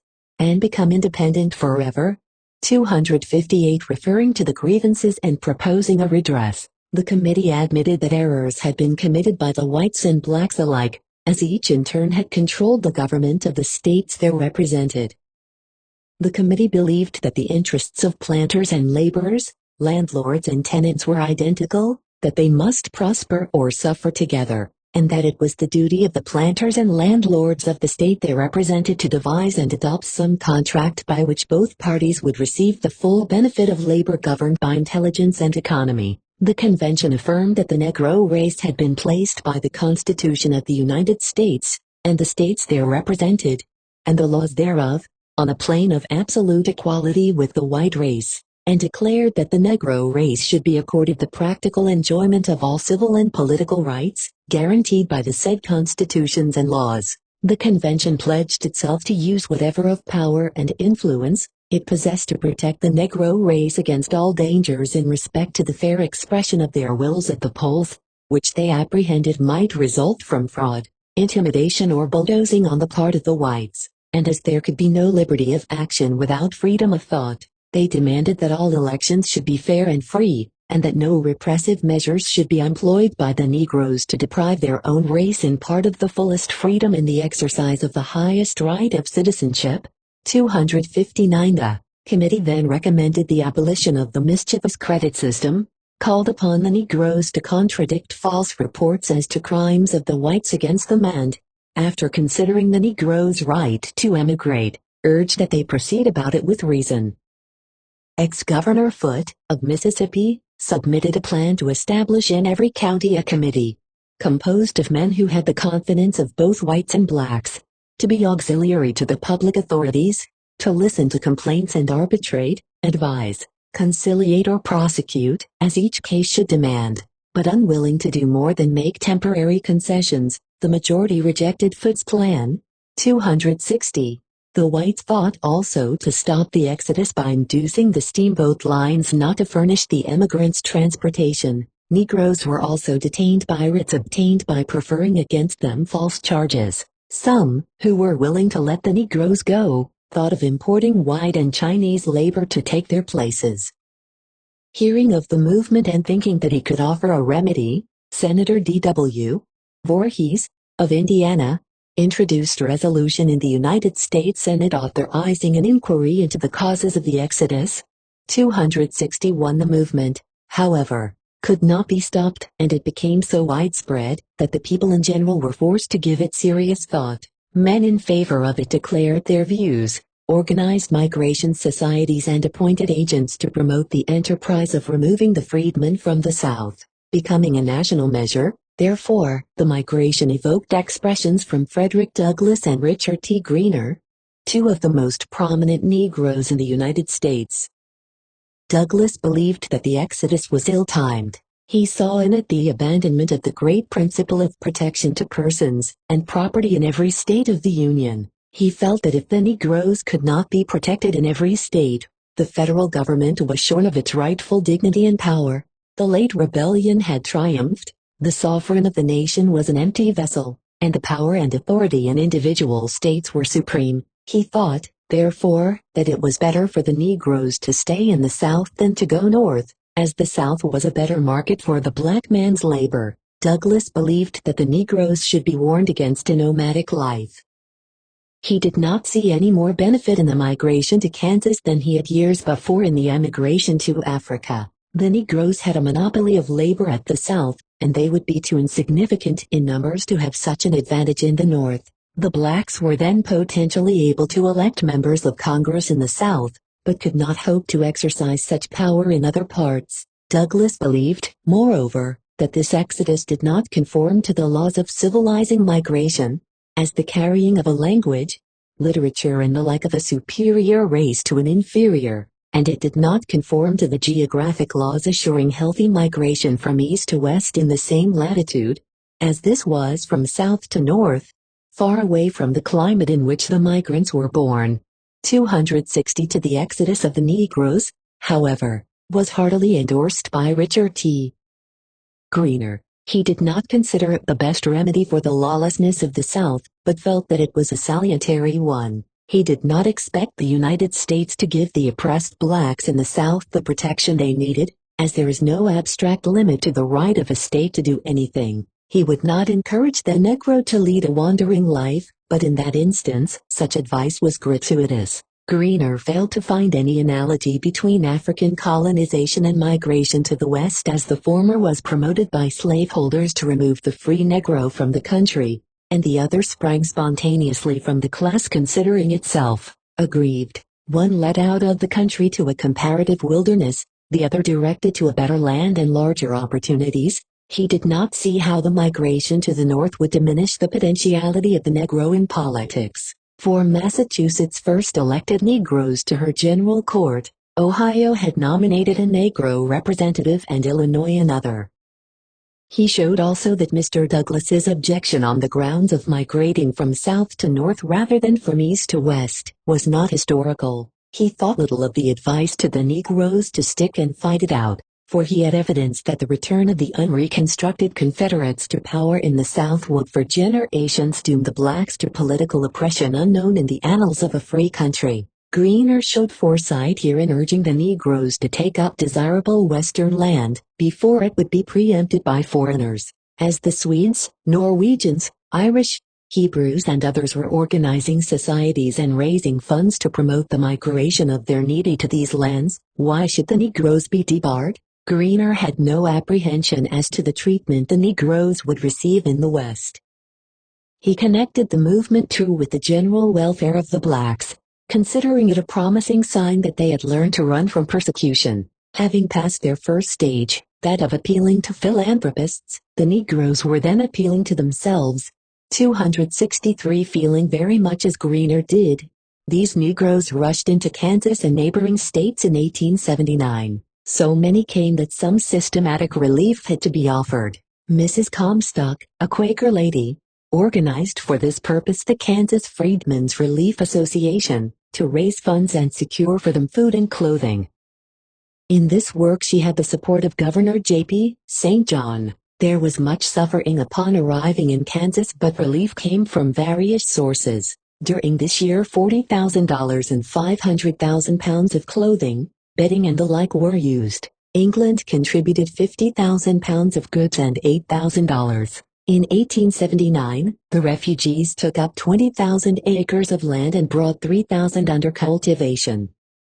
The Relief Association at first furnished them with supplies, teams and seed, which they profitably used in the production of large crops. Desiring to establish homes, they built 300 cabins and saved $30,000 the first year. In April, 1,300 refugees had gathered around Wyandotte alone. Up to that date 60,000 had come to Kansas, nearly 40,000 of whom arrived in destitute condition. About 30,000 settled in the country, some on rented lands and others on farms as laborers, leaving about 25,000 in cities, where on account of crowded conditions and hard weather many greatly suffered.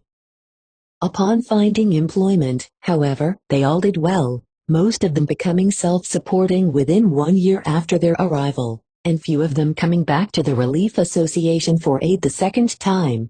264 This was especially true of those in Topeka, Parsons and Kansas City. The people of Kansas did not encourage the blacks to come. They even sent messengers to the South to advise the Negroes not to migrate and, if they did come anyway, to provide themselves with equipment. When they did arrive, however, they welcomed and assisted them as human beings. Under such conditions, the blacks established 5 or 6 important colonies in Kansas alone between 1879 and 1880.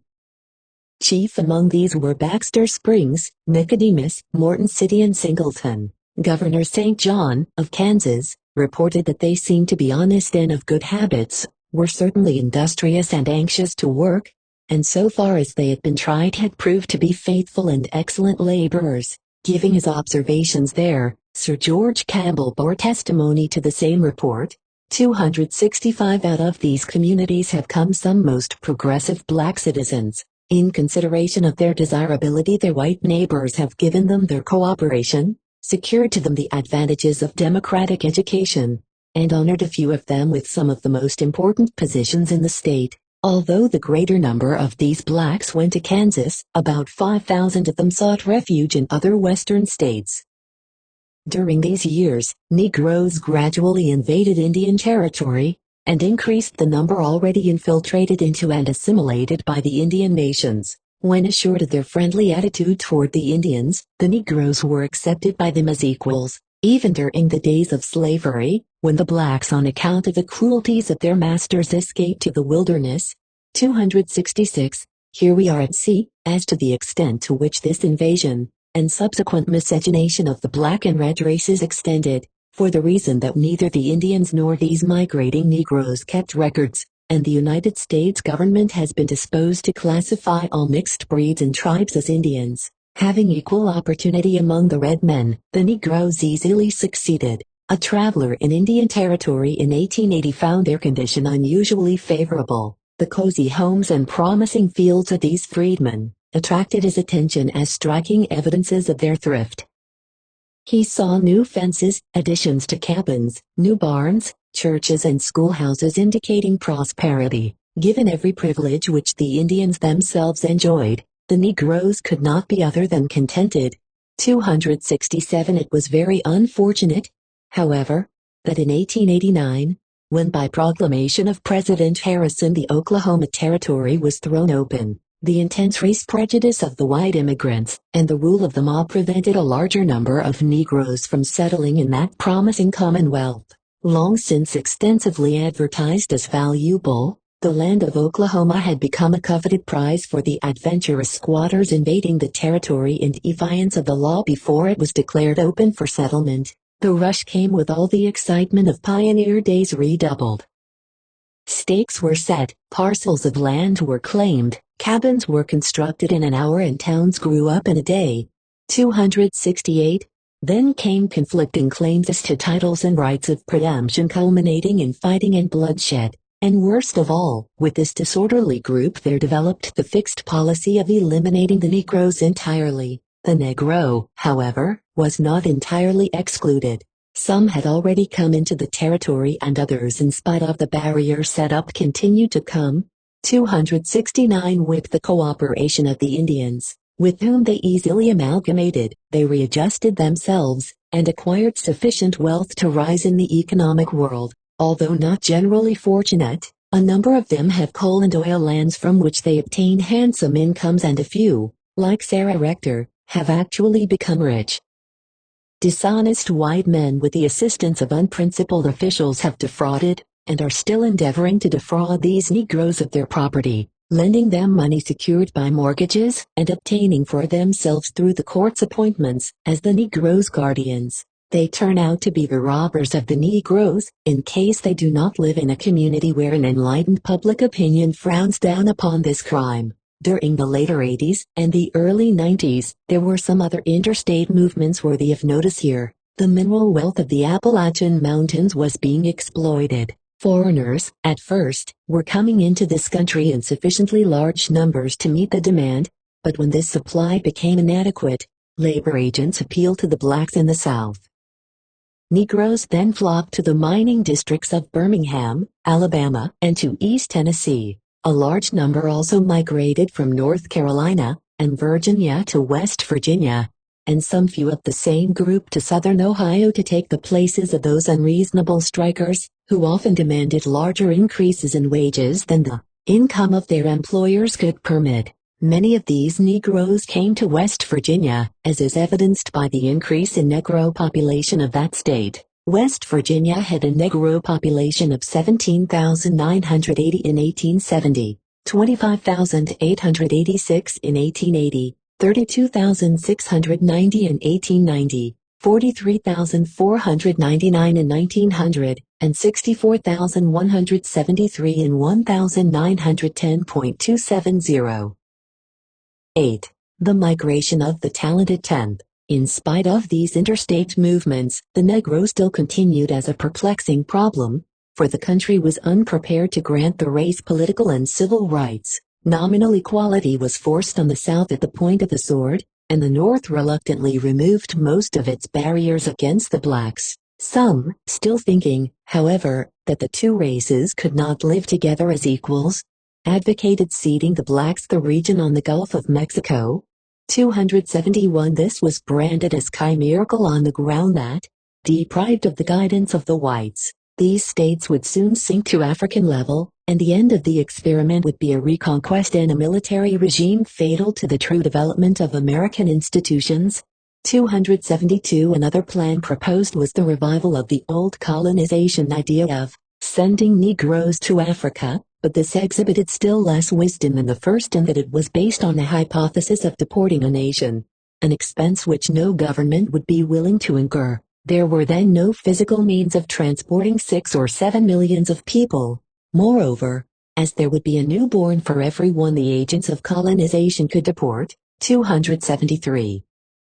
With the deportation scheme still kept before the people by the American Colonization Society, the idea of emigration to Africa did not easily die. Some Negroes continued to emigrate to Liberia from year to year. This policy was also favored by radicals like Senator Morgan, of Alabama, who, after movements like the Ku Klux Klan had done their work of intimidating Negroes into submission to the domination of the whites, concluded that most of the race believed that there was no future for the blacks in the United States, and that they were willing to emigrate. These radicals advocated the deportation of the blacks to prevent the recurrence of Negro domination. This plan was acceptable to the whites in general also, for, unlike the consensus of opinion of today, it was then thought that the South could get along without the Negro.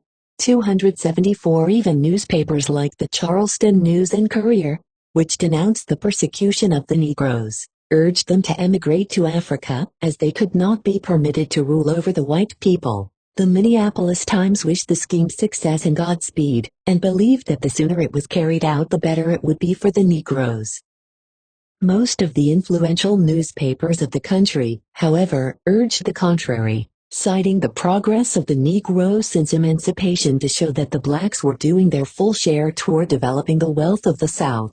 The Indianapolis Journal characterized as barbarism the suggestion that the government should furnish them transportation to Africa. The ancestors of most of the Negroes now in this country, said the editor, have doubtless been here as long as those of Senator Morgan, and their descendants are as thoroughly acclimated and have as good a right here as the senator himself. 275 This was the opinion of all useful Negroes except Bishop H.M. Turner, who endorsed Morgan's plan by advocating the emigration of 1/4 of the blacks to Africa. The editor of the Chicago Record-Herald entreated Turner to temper his enthusiasm with discretion before he involved in unspeakable disaster any more of his trustful compatriots.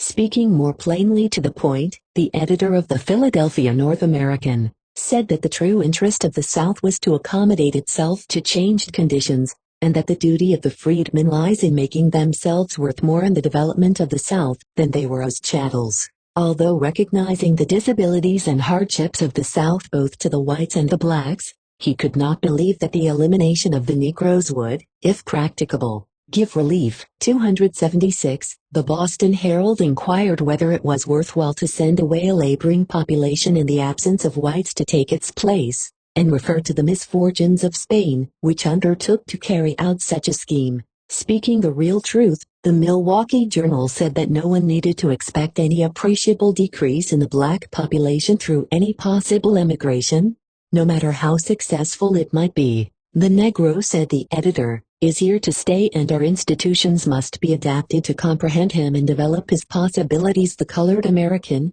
then the leading Negro organ of thought in the United States, believed that the Negro should be thankful to Senator Morgan for his attitude on emigration, because he might succeed in deporting to Africa those Negroes who affect to believe that this is not their home, and the more quickly we get rid of such foolhardy people, the better it will be for the stalwart of the race.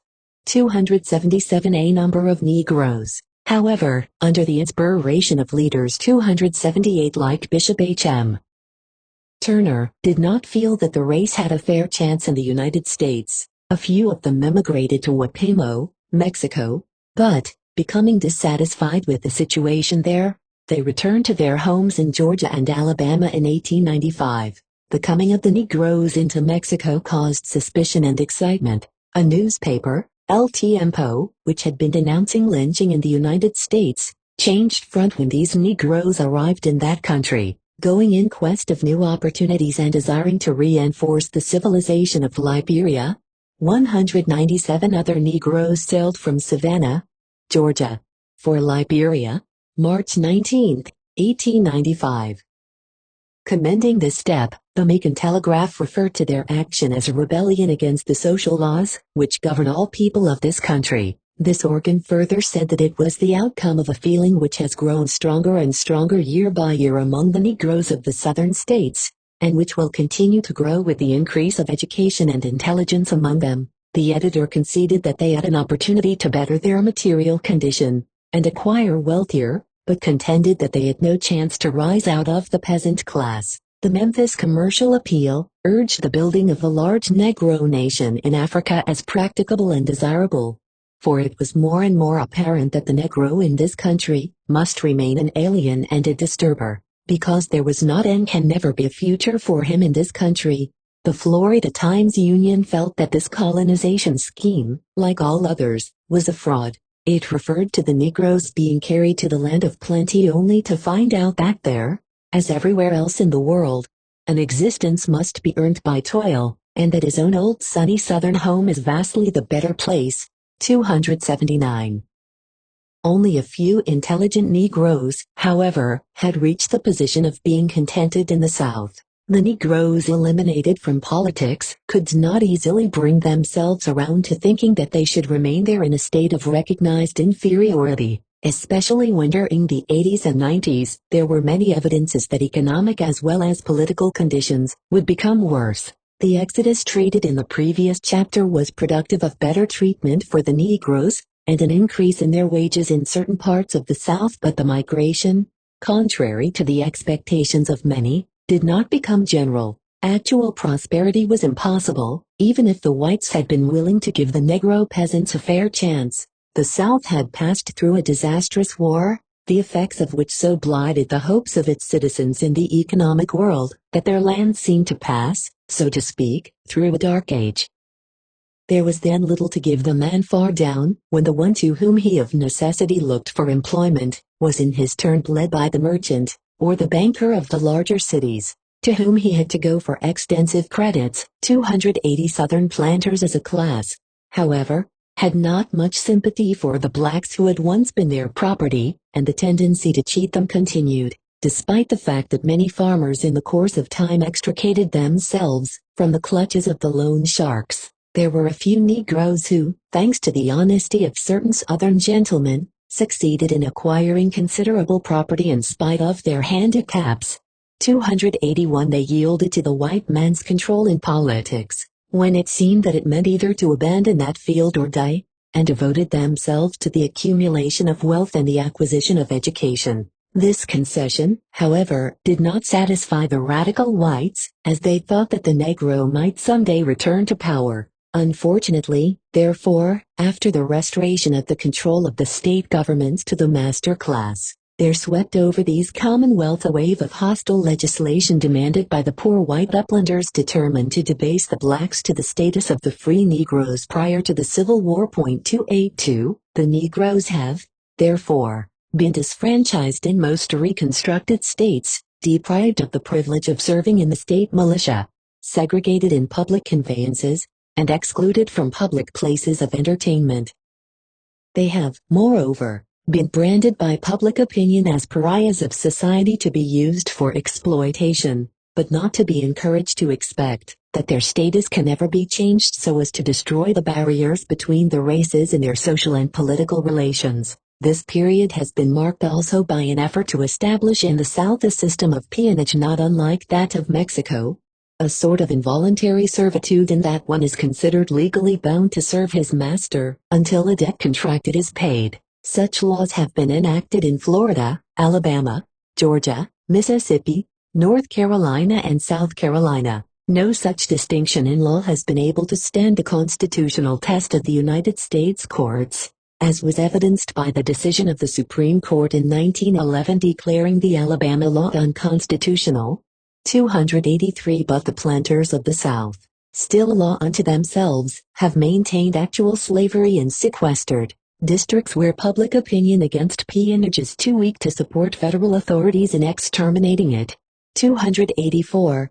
The Negroes themselves dare not protest under penalty of persecution, and the peon concerned usually accepts his lot like that of a slave. Some years ago it was commonly reported that in trying to escape, the persons undertaking it often fail and suffer death at the hands of the planter or of murderous mobs, giving as their excuse, if any be required, that the Negro is a desperado or some other sort of criminal.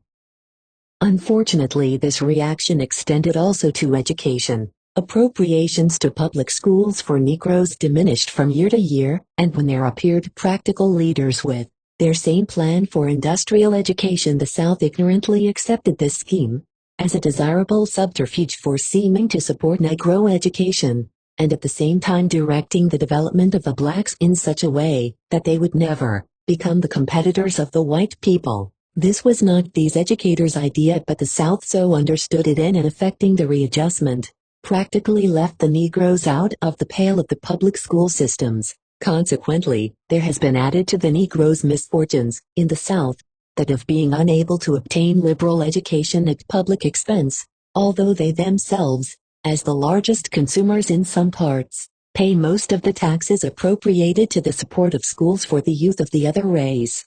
285 The South, moreover, has adopted the policy of a more general intimidation of the Negroes to keep them down.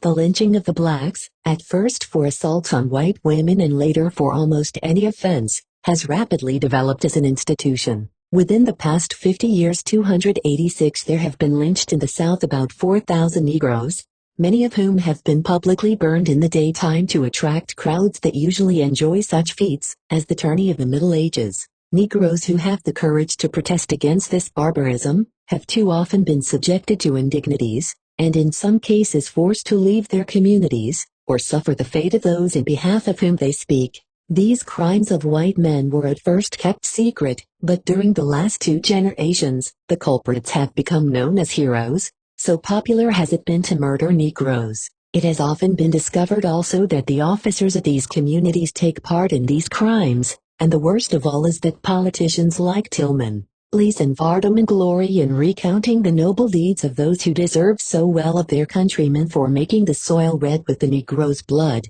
rather than permit the much-feared Africanization of Southern institutions. 287.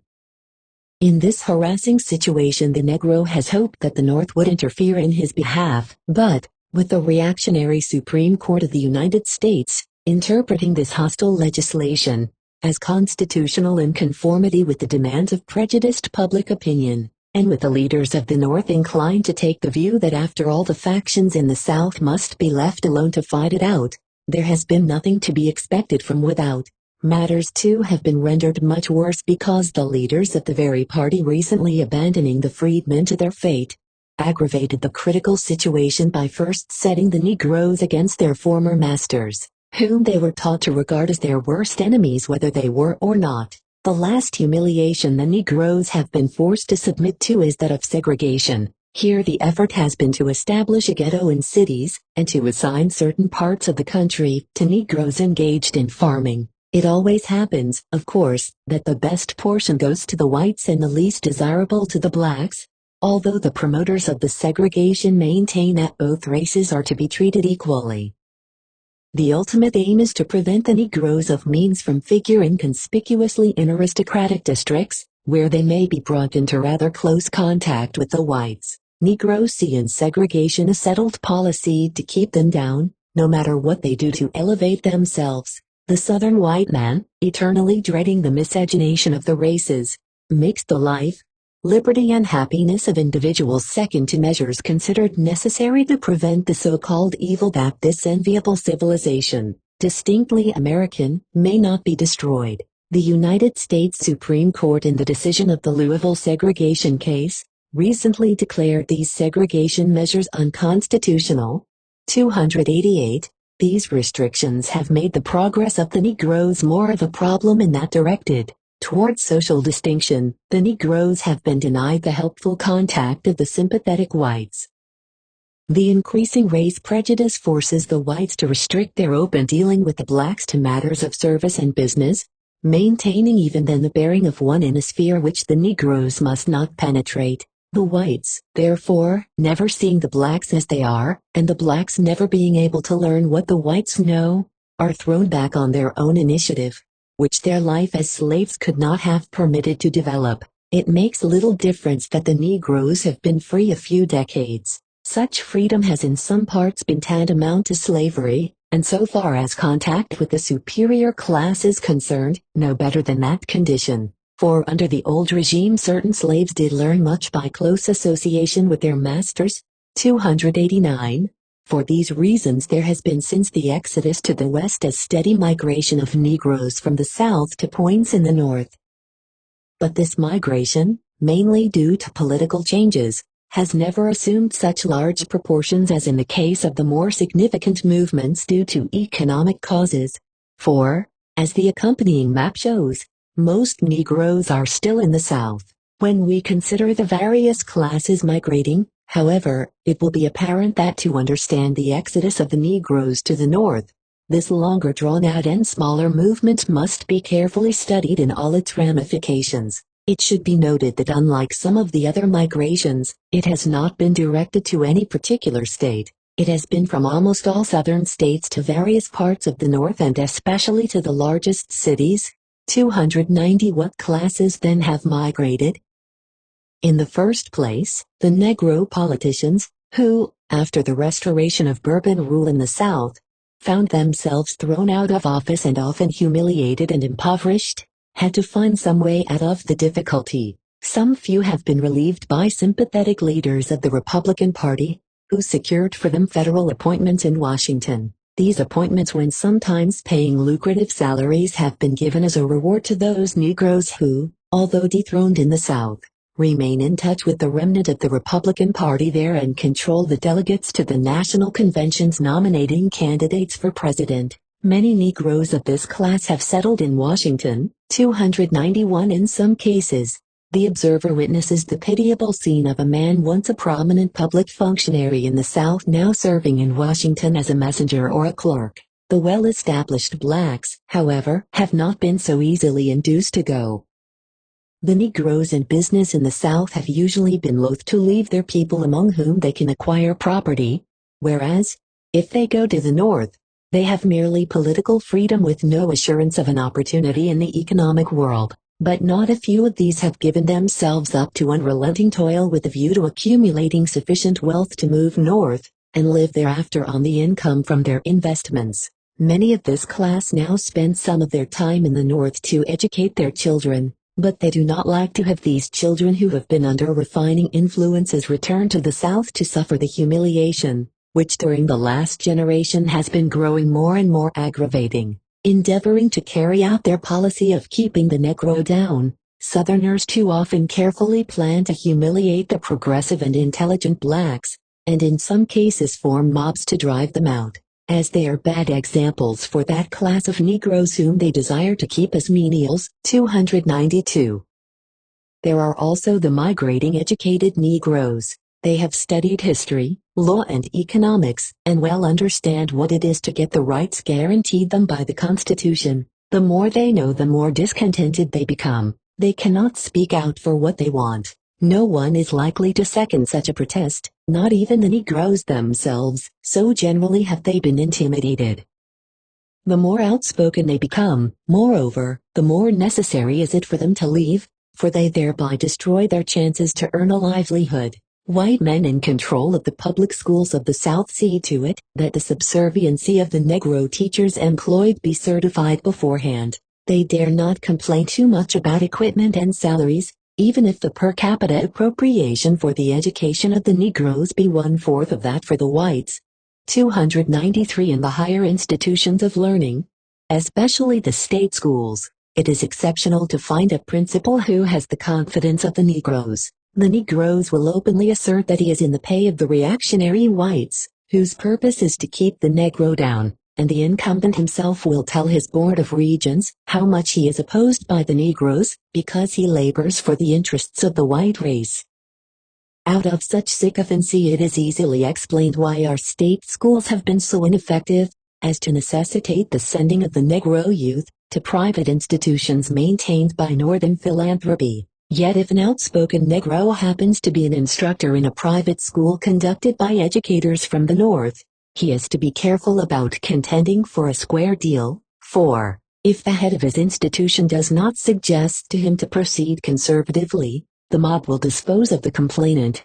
294 physicians, lawyers and preachers, who are not so economically dependent as teachers can exercise no more freedom of speech in the midst of this triumphant rule of the lawless. A large number of educated Negroes, therefore, have on account of these conditions been compelled to leave the South, finding in the North, however, practically nothing in their line to do, because of the proscription by race prejudice and trades unions.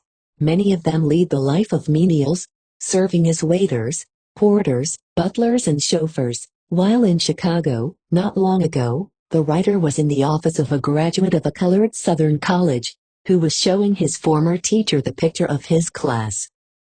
In accounting for his classmates in the various walks of life, he reported that more than one-third of them were settled to the occupation of Pullman porters. The largest number of Negroes who have gone north during this period, however, belong to the intelligent laboring class. Some of them have become discontented for the very same reasons that the higher classes have tired of oppression in the South, but the larger number of them have gone north to improve their economic condition. Most of these have migrated to the large cities in the East and Northwest, such as Philadelphia, New York, Indianapolis, Pittsburgh, Cleveland, Columbus, Detroit and Chicago. To understand this problem in its urban aspects, the accompanying diagram, showing the increase in the Negro population of northern cities during the first decade of this century, will be helpful. Some of these Negroes have migrated after careful consideration, others have just happened to go north as wanderers, and a still larger number on the many excursions to the cities conducted by railroads during the summer months. Sometimes one excursion brings to Chicago 2,000 or 3,000 Negroes, two-thirds of whom never go back. They do not often follow the higher pursuits of labor in the North, but they earn more money than they have been accustomed to earn in the South. They are attracted also by the liberal attitude of some whites, which, although not that of social equality, gives the Negroes a liberty in northern centers, which leads them to think that they are citizens of the country. 295 This shifting in the population has had an unusually significant effect on the Black Belt. Frederick Douglass advised the Negroes in 1879 to remain in the South, where they would be in sufficiently large numbers to have political power. 296 But they have gradually scattered from the Black Belt, so as to diminish greatly their chances ever to become the political force they formerly were in this country. The Negroes once had this possibility in South Carolina, Georgia, Alabama, Mississippi and Louisiana and, had the process of Africanization prior to the Civil War had a few decades longer to do its work, there would not have been any doubt as to the ultimate preponderance of the Negroes in those commonwealths. The tendencies of the black population according to the censuses of the United States, and especially that of 1910, however, show that the chances for the control of these state governments by Negroes no longer exist except in South Carolina and Mississippi. 297 It has been predicted, therefore, that, if the same tendencies continue for the next 50 years, there will be even few counties in which the Negroes will be in the majority. All of the southern states, except Arkansas, showed a proportionate increase of the white population over that of the black between 1900 and 1910. While West Virginia and Oklahoma with relatively small numbers of blacks showed, for reasons stated elsewhere, an increase in the Negro population. Thus we see coming to pass something like the proposed plan of Jefferson and other statesmen who 100 years ago advocated the expansion of slavery to lessen the evil of the institution by distributing its burdens. 298.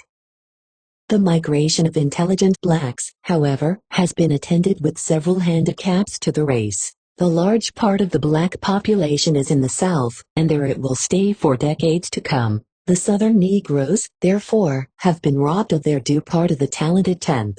The educated blacks have had no constituency in the North and, consequently, have been unable to realize their sweetest dreams of the land of the free. In their new home the enlightened Negro must live with his light under a bushel.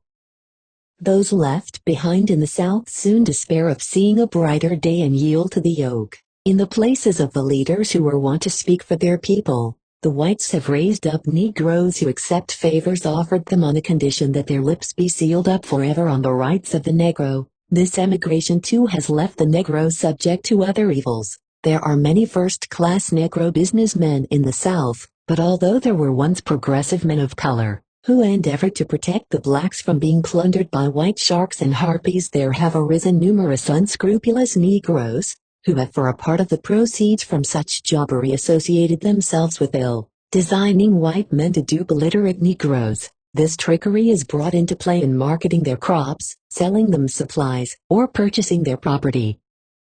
To carry out this iniquitous plan, the persons concerned have the protection of the law, for while Negroes in general are imposed upon, those engaged in robbing them have no cause to fear. 9. The exodus during the World War. Within the last 2 years, there has been a steady stream of Negroes into the North in such large numbers as to overshadow in its results all other movements of the kind in the United States. These Negroes have come largely from Alabama, Tennessee, Florida, Georgia, Virginia, North Carolina, Kentucky, South Carolina, Arkansas, and Mississippi. The given causes of this migration are numerous and complicated. Some untruths centering around this exodus have not been unlike those of other migrations. Again, we hear that the Negroes are being brought north to fight organized labor. 299 and to carry doubtful states for the Republicans. 300 These numerous explanations themselves, however, give rise to doubt as to the fundamental cause. Why then should the Negroes leave the South? It has often been spoken of as the best place for them.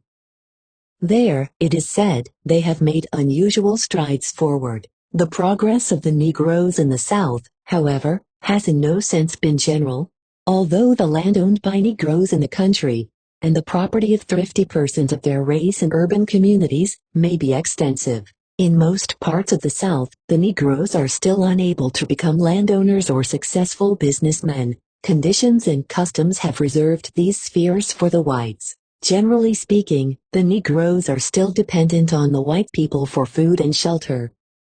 Although not exactly slaves, they are yet attached to the white people as tenants, servants, or dependents. Accepting this as their lot, they have been content to wear their lord's cast-off clothing, and live in his ramshackled barn or cellar. In this unhappy state so many have settled down, losing all ambition to attain a higher station. The world has gone on, but in their sequestered sphere progress has passed them by. What then is the cause?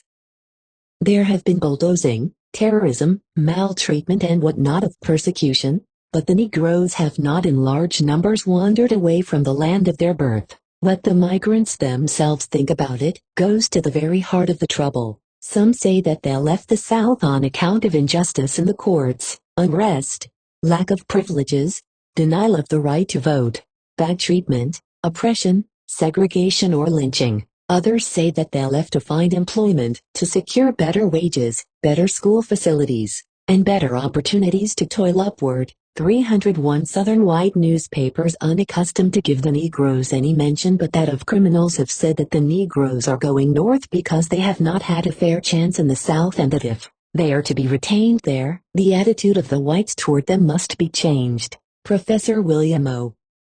Scroggs, of Louisiana State University, considers as causes of this exodus the relatively low wages paid farm labor, an unsatisfactory tenant or crop sharing system, the boll weevil, the crop failure of 1916, lynching, disfranchisement, segregation, poor schools, and the monotony, isolation, and drudgery of farm life. Professor Scroggs, however, is wrong in thinking that the persecution of the blacks has little to do with immigration, for the reason that during these years when the treatment of the Negroes is decidedly better, they are leaving the South. This does not mean that they would not have left before, if they had had economic opportunities in the North. It is highly probable that the Negroes would not be leaving the South today, if they were treated as men, although there might be numerous opportunities for economic improvement in the North. 302. The immediate cause of this movement was the suffering due to the floods aggravated by the depredations of the boll weevil. Although generally mindful of our welfare, the United States government has not been as ready to build levees against a natural enemy to property as it has been to provide fortifications for warfare. It has been necessary for local communities and state governments to tax themselves to maintain them. The national government, however, has appropriated to the purpose of facilitating inland navigation certain sums which have been used in doing this work, especially in the Mississippi Valley. There are now 1,538 miles of levees on both sides of the Mississippi from Cape Girardeau to the passes. These levees, of course, are still inadequate to the security of the planters against these inundations. Carrying 406 million tons of mud a year, the river becomes a dangerous stream subject to change, abandoning its old bed to cut for itself a new channel, transferring property from one state to another, isolating cities, and leaving once useful levees marooned in the landscape like old Indian mounds, or overgrown entrenchments. 303. This valley has, therefore, been frequently visited with disasters which have often set the population in motion. The first disastrous floods came in 1858 and 1859, breaking many of the levees, the destruction of which was practically completed by the floods of 1865 and 1869. There is an annual rise in the stream, but since 1874 this river system has 14 times devastated large areas of this section with destructive floods. The property in this district depreciated in value to the extent of about 400 million in 10 years. Farmers from this section, therefore, have at times moved west with foreigners to take up public lands. The other disturbing factor in this situation was the boll weevil, an interloper from Mexico in 1892. The boll weevil is an insect about 1/4 of an inch in length, varying from 1/8 to 1/3 of an inch, with a breadth of about 1/3 of the length. When it first emerges it is yellowish, then becomes grayish-brown and finally assumes a black shade. It breeds on no other plant than cotton and feeds on the boll. This little animal at first attacked the cotton crop in Texas.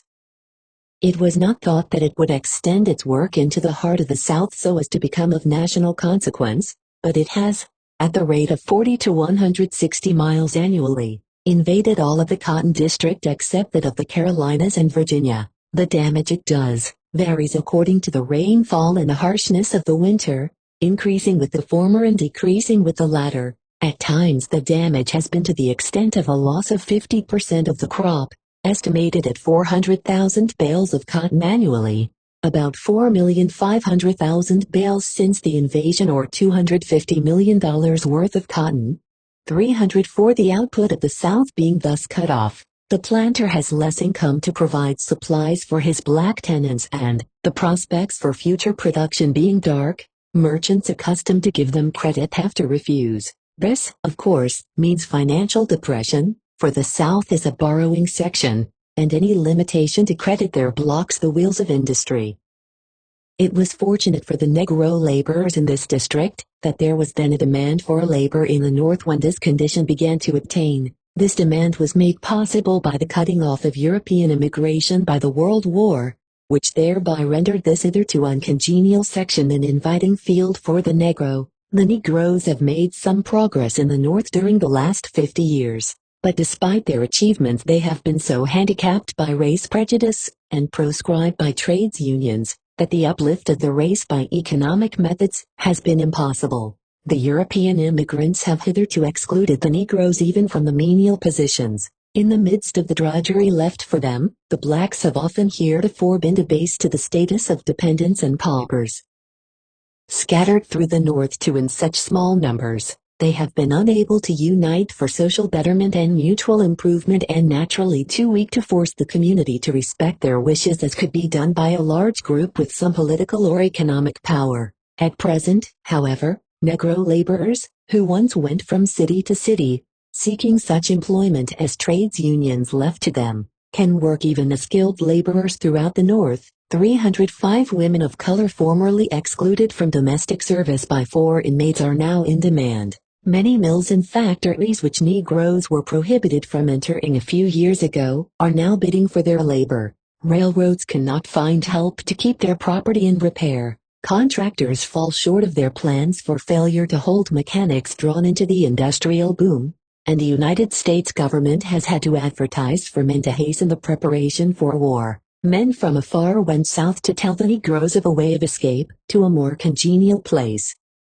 Blacks long since unaccustomed to venture a few miles from home, at once had visions of a promised land just a few hundred miles away. Some were told of the chance to amass fabulous riches, some of the opportunities for education, and some of the hospitality of the places of amusement and recreation in the north. The migrants then were soon on the way. Railway stations became conspicuous with the presence of Negro tourists. The trains were crowded to full capacity, and the streets of northern cities were soon congested with black laborers seeking to realize their dreams in the land of unusual opportunity. Employment agencies, recently multiplied to meet the demand for labor, find themselves unable to cope with the situation, and agents sent into the South to induce the blacks by offers of free transportation and high wages to go north, have found it impossible to supply the demand in centers where once toiled the Poles, Italians and the Greeks formerly preferred to the Negroes. 306. In other words, the present migration differs from others in that the Negro has opportunity awaiting him in the north, whereas formerly it was necessary for him to make a place for himself upon arriving among enemies. The proportion of those returning to the south, therefore, will be inconsiderable. Becoming alarmed at the immensity of this movement, the South has undertaken to check it. To frighten Negroes from the north, Southern newspapers are carefully circulating reports that many of them are returning to their native land because of unexpected hardships. 307. But having failed in this, Southerners have compelled employment agents to cease operations there, arrested suspected employers, and, to prevent the departure of the Negroes, imprisoned on false charges those who appeared stations to leave for the north. This procedure could not long be effective, for by the more legal and clandestine methods of railway passenger agents the work has gone forward. Some Southern communities have, therefore, advocated drastic legislation against labor agents, as was suggested in Louisiana in 1914. When by operation of the Underwood Tariff Law the Negroes thrown out of employment in the sugar district migrated to the cotton plantations. 308. One should not, however, get the impression that the majority of the Negroes are leaving the South. Eager as these Negroes seem to go, there is no unanimity of opinion as to whether migration is the best policy. The sycophant, toady class of Negroes naturally advise the blacks to remain in the South to serve their white neighbors. The radical protagonists of the equal rights for all element urge them to come north by all means. Then there are the thinking Negroes, who are still further divided. Both divisions of this element have the interests of the race at heart, but they are unable to agree as to exactly what the blacks should now do, thinking that the present war will soon be over, and that consequently the immigration of foreigners into this country will again set in and force out of employment thousands of Negroes who have migrated to the north. Some of the most representative Negroes are advising their fellows to remain where they are. The most serious objection to this transplantation is that it means for the Negroes a loss of land, the rapid acquisition of which has long been pointed to as the best evidence of the ability of the blacks to rise in the economic world. So many Negroes who have by dint of energy purchased small farms, yielding an increasing income from year to year, are now disposing of them at nominal prices to come north to work for wages. Looking beyond the war, however, and thinking too that the depopulation of Europe during this upheaval will render immigration from that quarter for some years an impossibility, other thinkers urge the Negroes to continue the migration to the north, where the race may be found in sufficiently large numbers to wield economic and political power.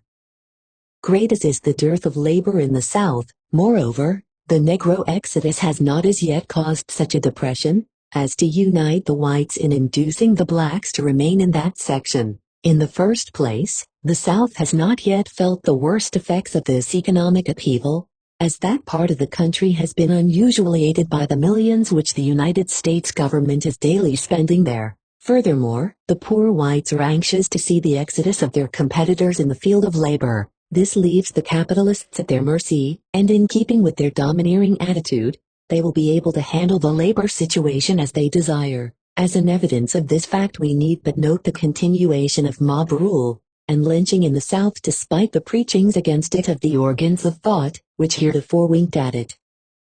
This terrorism has gone to an unexpected extent. Negro farmers have been threatened with bodily injury unless they leave certain parts. The Southerner of aristocratic bearing will say that only the shiftless poor whites terrorize the Negroes. This may be so, but the truth offers little consolation when we observe that most white people in the South are of this class, and the tendency of this element to put their children to work before they secure much education does not indicate that the South will soon experience the general enlightenment necessary to exterminate these survivals of barbarism. Unless the upper classes of the whites can bring the mob around to their way of thinking that the persecution of the Negro is prejudicial to the interests of all, it is not likely that mob rule will soon cease, and the migration to this extent will be promoted rather than retarded. It is unfortunate for the South that the growing consciousness of the Negroes has culminated at the very time they are most needed. Finally, heeding the advice of agricultural experts to reconstruct its agricultural system, the South has learned in the school of bitter experience to depart from the plan of producing the single cotton crop. It is now raising foodstuffs to make that section self-supporting, without reducing the usual output of cotton. With the increasing production in the South, therefore, more labor is needed, just at the very time it is being drawn to centers in the North. The North, being an industrial and commercial section, has usually attracted the immigrants, who will never fit into the economic situation in the South, because they will not accept the treatment given Negroes. The South, therefore, is now losing the only labor which it can ever use under present conditions. Where these Negroes are going is still more interesting. The exodus to the West was mainly directed to Kansas and neighboring states. The migration to the Southwest centered in Oklahoma and Texas. Pioneering Negro laborers drifted into the industrial district of the Appalachian Highland during the 80s and 90s, and the infiltration of the discontented talented tenth affected largely the cities of the North. But now we are told that at the very time the mining districts of the North and West are being filled with blacks, the Western planters are supplying their farms with them, and that into some cities have gone sufficient skilled and unskilled Negro workers to increase the black population more than 100%. Places in the North, where the black population has not only not increased but even decreased in recent years, are now receiving a steady influx of Negroes.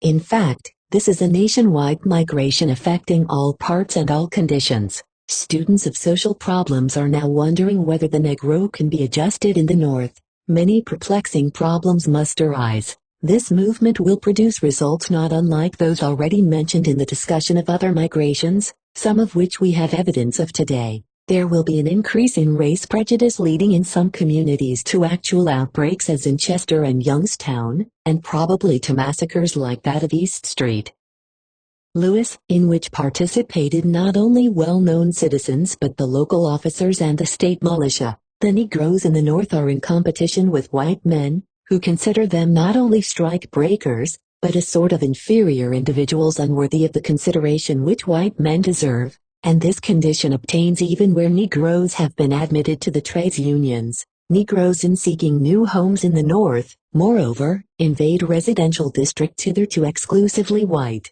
There they encounter prejudice and persecution, until most whites thus disturbed move out determined to do whatever they can to prevent their race from suffering from further depreciation of property, and the disturbance of their community life.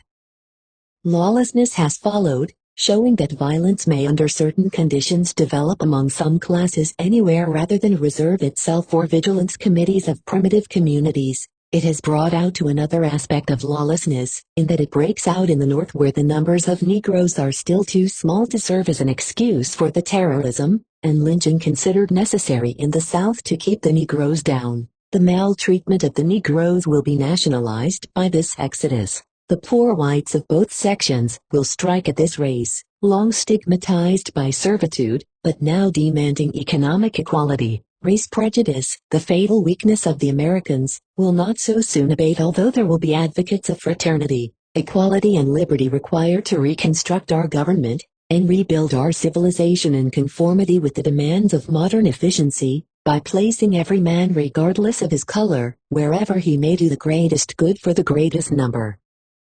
The Negroes, however, are doubtless going to the north in sufficiently large numbers to make themselves felt. If this migration falls short of establishing in that section Negro colonies large enough to wield economic and political power, their state in the end will not be any better than that of the Negroes already there. It is to these large numbers alone that we must look for an agent to counteract the development of race feeling into riots. In large numbers, the blacks will be able to strike for better wages or concessions to a rising laboring class, and they will have enough votes to defeat for re-election those officers who wink at mob violence, or treat Negroes as persons beyond the pale of the law. The Negroes in the North, however, will get little out of the harvest if, like the blacks of Reconstruction days, they unwisely concentrate their efforts on solving all of their problems by electing men of their race as local officers or by sending a few members, even to Congress as is likely in New York,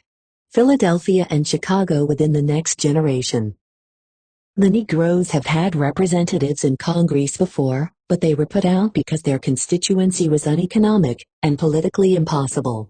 There was nothing but the mere letter of the law behind the Reconstruction Negro officeholder, and a thus forced political recognition against public opinion could not last any longer than natural forces for some time thrown out of gear by unnatural causes could resume the usual line of procedure. It would be of no advantage to the Negro race today to send to Congress 40 Negro representatives on the pro rata basis of numbers, especially if they happened not to be exceptionally well qualified. They would remain in Congress only so long as the American white people could devise some plan for eliminating them, as they did during the Reconstruction period. Near as the world has approached real democracy, history gives no record of a permanent government conducted on this basis.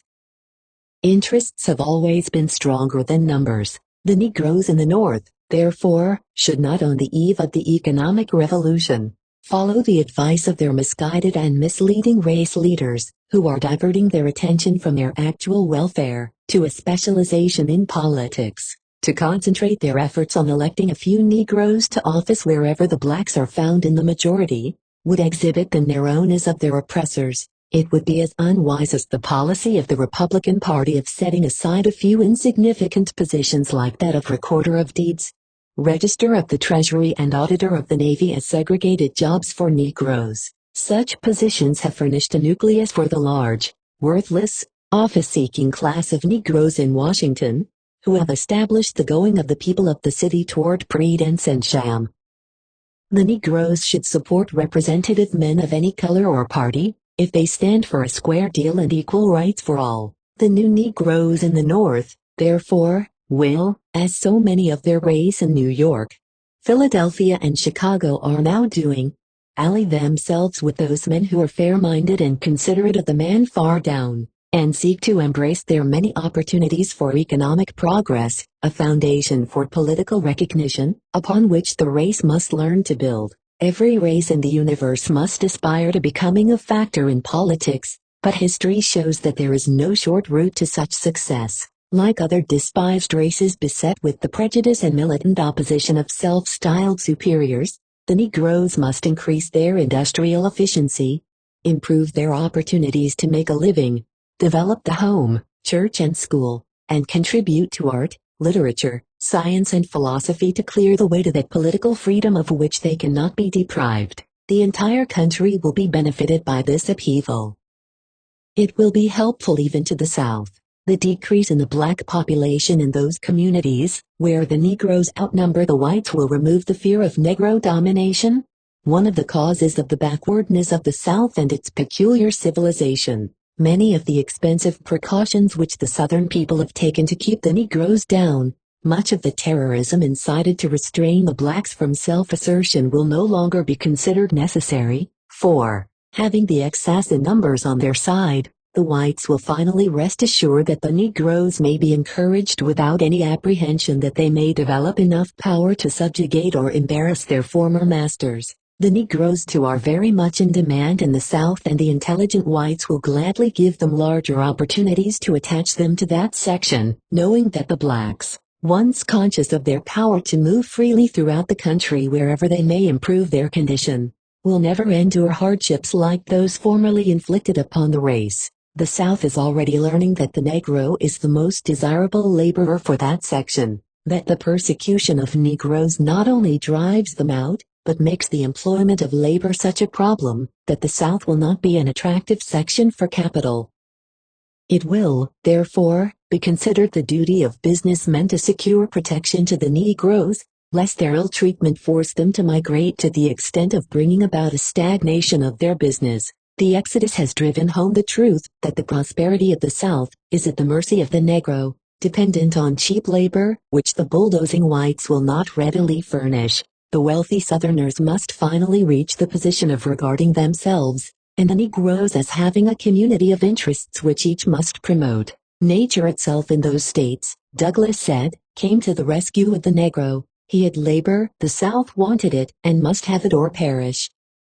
Since he was free, he could then give it, or withhold it, use it where he was, or take it elsewhere, as he pleased. His labor made him a slave, and his labor could, if he would, make him free, comfortable and independent. It is more to him than either fire, sword, ballot boxes or bayonets. It touches the heart of the South through its pocket. 309. Knowing that the Negro has this silent weapon to be used against his employer or the community, the South is already giving the race better educational facilities, better railway accommodations, and will eventually, if the advocacy of certain Southern newspapers be heeded, grant them political privileges. Wages in the South, therefore, have risen even in the extreme southwestern states, where there is an opportunity to import Mexican labor. Reduced to this extremity, the Southern aristocrats have begun to lose some of their race prejudice, which has not hitherto yielded to reason or philanthropy. Southern men are telling their neighbors that their section must abandon the policy of treating the Negroes as a problem, and construct a program for recognition rather than for repression. Meetings are, therefore, being held to find out what the Negro wants and what may be done to keep them contented. They are told that the Negro must be elevated, not exploited, that to make the South what it must needs be, the cooperation of all is needed to train and equip the men of all races for efficiency. The aim of all then must be to reform or get rid of the unfair proprietors, who do not give their tenants a fair division of the returns from their labor. To this end the best whites and blacks are urged to come together to find a working basis for a systematic effort in the interest of all. To say that either the North or the South can easily become adjusted to this change is entirely too sanguine. The North will have a problem. The Negroes in the northern city will have much more to contend with than when settled in the rural districts, or small urban centers. Forced by restrictions of real estate men into congested districts, there has appeared the tendency toward further segregation. They are denied social contact, are sagaciously separated from the whites in public places of amusement, and are clandestinely segregated in public schools, in spite of the law to the contrary. As a consequence, the Negro migrant often finds himself with less friends than he formerly had. The northern man who once denounced the South on account of its maltreatment of the blacks gradually grows silent when the Negro is brought next door. There comes with the movement, therefore, the difficult problem of housing. Where then must the migrants go? They are not wanted by the whites and are treated with contempt by the native blacks of the northern cities, who consider their brethren from the South too criminal and too vicious to be tolerated. In the average progressive city, there has heretofore been a certain increase in the number of houses through natural growth, but owing to the high cost of materials, high wages, increasing taxation and the inclination to invest money in enterprises growing out of the war, fewer houses are now being built. Although Negroes are pouring into these centers as a steady stream, the usual Negro quarters in northern centers of this sort have been filled up, and the overflow of the black population, scattered throughout the city among white people. Old warehouses, storerooms, churches, railroad cars and tents have been used to meet these demands. A large percent of these Negroes are located in rooming houses or tenements for several families. The majority of them cannot find individual rooms. Many are crowded into the same room, therefore, and too many into the same bed. Sometimes as many as 4 and 5 sleep in one bed, and that may be placed in the basement, dining room or kitchen where there is neither adequate light nor air. In some cases men who work during the night sleep by day in beds used by others during the night. Some of their houses have no water inside and have toilets on the outside without sewerage connections. The cooking is often done by coal or wood stoves or kerosene lamps, yet the rent runs high although the houses are generally out of repair, and in some cases have been condemned by the municipality. The unsanitary conditions in which many of the blacks are compelled to live are in violation of municipal ordinances. Furthermore, because of the indiscriminate employment by labor agents, and the dearth of labor requiring the acceptance of almost all sorts of men, some disorderly and worthless Negroes have been brought into the North. On the whole, however, these migrants are not lazy, shiftless and desperate as some predicted that they would be. They generally attend church, save their money and send a part of their savings regularly to their families. They do not belong to the class going north in quest of whiskey. Mr. Abraham Epstein, who has written a valuable pamphlet setting forth his researches in Pittsburgh, states that the migrants of that city do not generally imbibe, and most of those who do, take beer only. 310 out of 470 persons to whom he propounded this question, 210 or 44% of them were total abstainers. 70% of those having families do not drink at all. With this congestion, however, have come serious difficulties. Crowded conditions give rise to vice, crime and disease. The prevalence of vice has not been the rule, but tendencies, which better conditions in the South restrained from developing, have under these undesirable conditions been given an opportunity to grow. There is, therefore, a tendency toward the crowding of dives, assembling on the corners of streets, and the commission of petty offenses, which crowd them into the police courts. One finds also sometimes a congestion in houses of dissipation and the carrying of concealed weapons. Law-abiding on the whole, however, they have not experienced a wave of crime. The chief offenses are those resulting from the saloons and denizens of vice, which are furnished by the community itself. Disease has been one of their worst enemies, but reports on their health have been exaggerated, on account of this sudden change of the Negroes from one climate to another, and the hardships of more unrelenting toil. Many of them have been unable to resist pneumonia, bronchitis and tuberculosis. Churches, rescue missions, and the National League on Urban Conditions among Negroes have offered relief in some of these cases. The last named organization is serving in large cities, as a sort of clearinghouse for such activities, and as means of interpreting one race to the other. It has now 18 branches in cities to which this migration has been directed. Through a local worker, these migrants are approached, properly placed and supervised until they can adjust themselves to the community without apparent embarrassment to either race. The League has been able to handle the migrants arriving by extending the work so as to know their movements beforehand.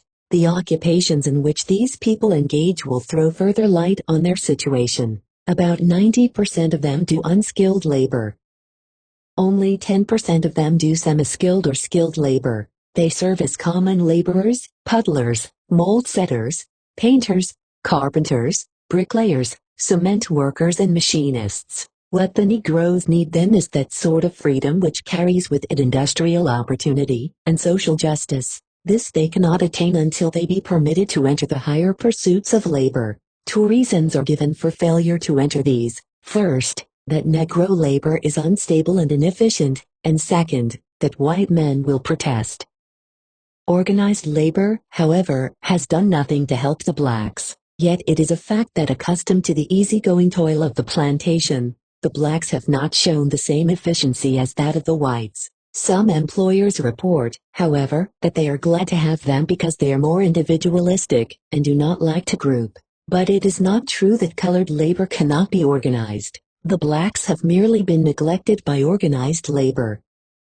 Wherever they have had the opportunity to do so, they have organized and stood for their rights like men. The trouble is that the trades unions are generally antagonistic to Negroes, although they are now accepting the blacks in self-defense. The policy of excluding Negroes from these bodies is made effective by an evasive procedure, despite the fact that the constitutions of many of them specifically provide that there shall be no discrimination on account of race or color. Because of this tendency, some of the representatives of trades unions have asked why Negroes do not organize unions of their own. This the Negroes have generally failed to do. thinking that they would not be recognized by the American Federation of Labor, and knowing too that what their union would have to contend with in the economic world would be diametrically opposed to the wishes of the men from whom they would have to seek recognition.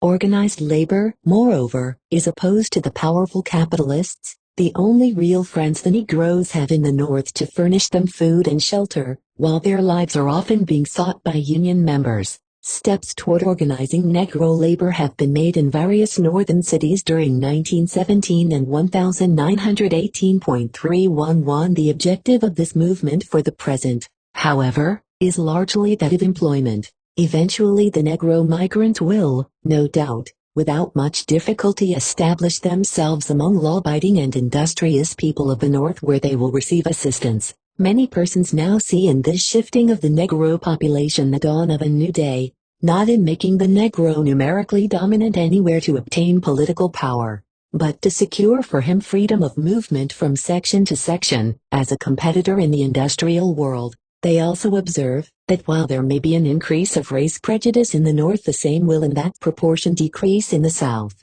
thus balancing the equation while giving the Negro his best chance in the economic world out of which he must emerge a real man with power to secure his rights as an American citizen. The end. Notes 1. Locke, Anti-Slavery, pages 19, 20, 23.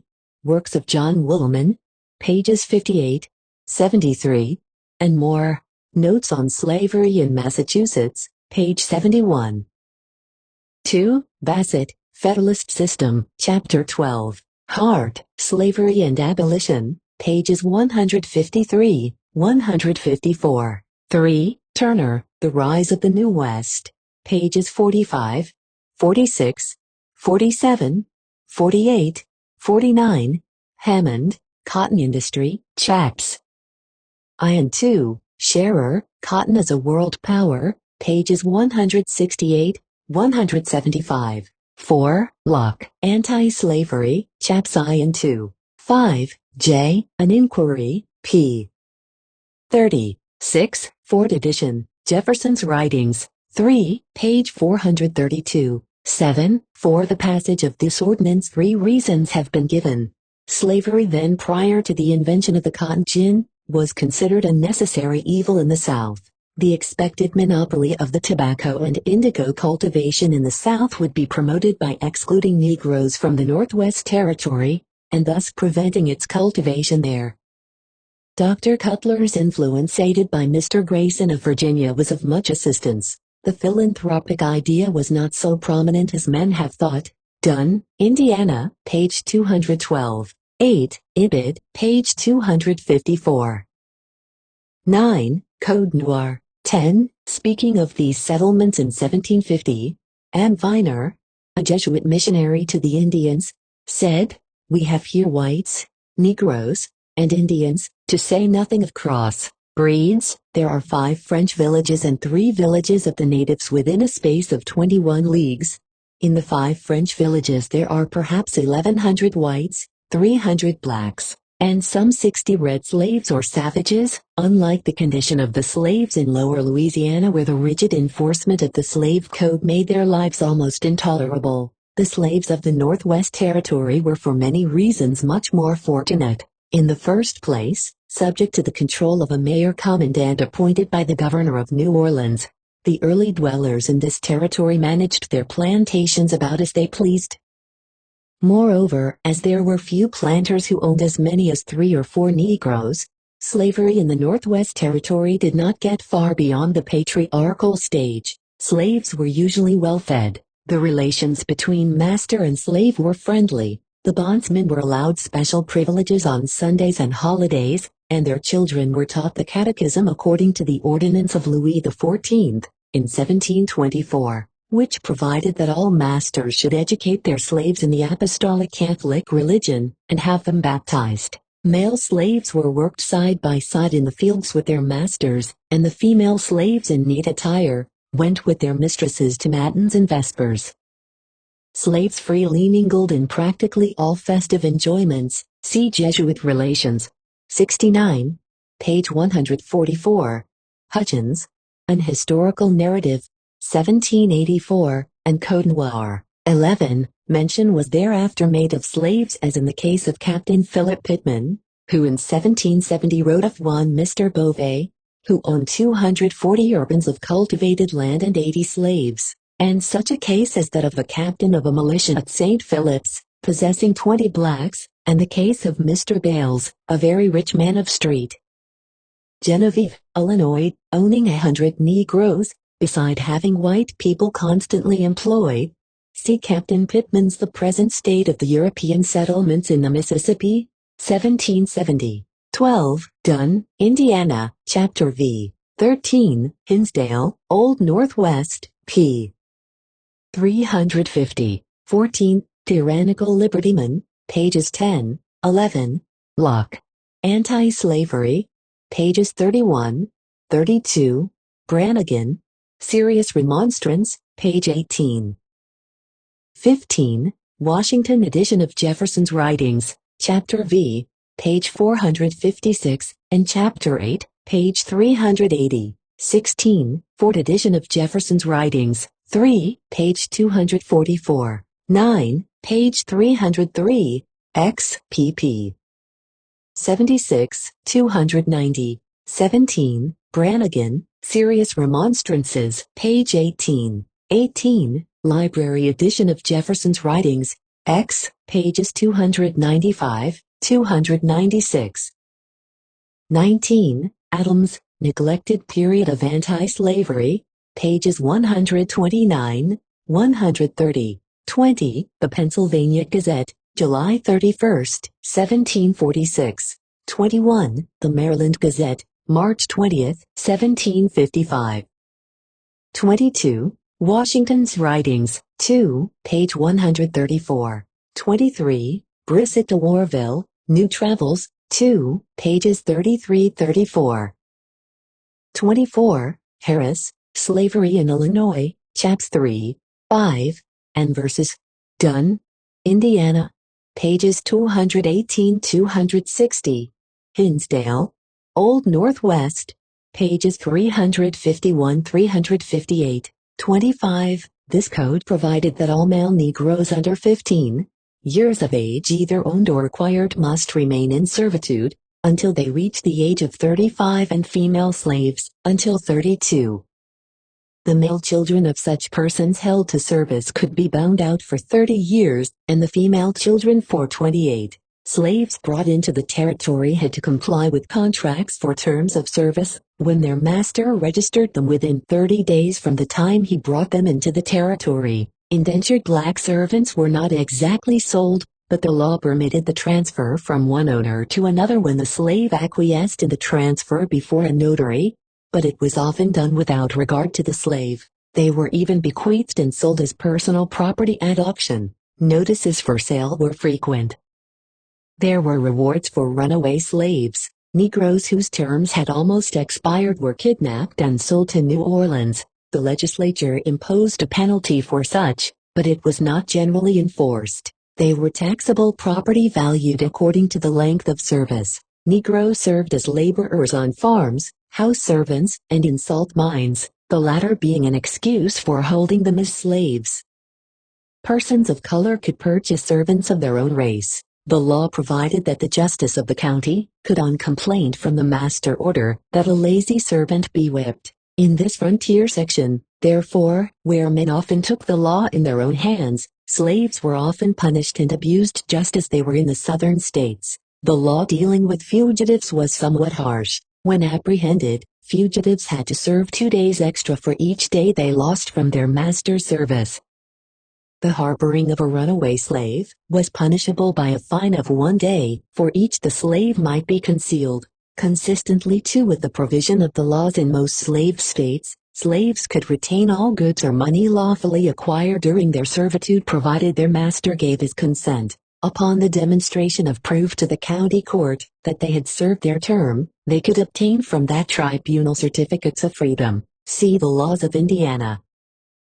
26. Masters had to provide adequate food and clothing and good lodging for the slave, but the penalty for failing to comply with this law was not clear, and even if so, it happened that many masters never observed it. There was also an effort to prevent cruelty to slaves, but it was difficult to establish the guilt of masters when the slave could not bear witness against his owner, and it was not likely that the neighbor equally guilty or indifferent to the complaints of the blacks would take their petitions to court. Under the system, a large number of slaves were brought into the territory, especially after 1807. There were 135 in 1800. This increase came from Kentucky and Tennessee.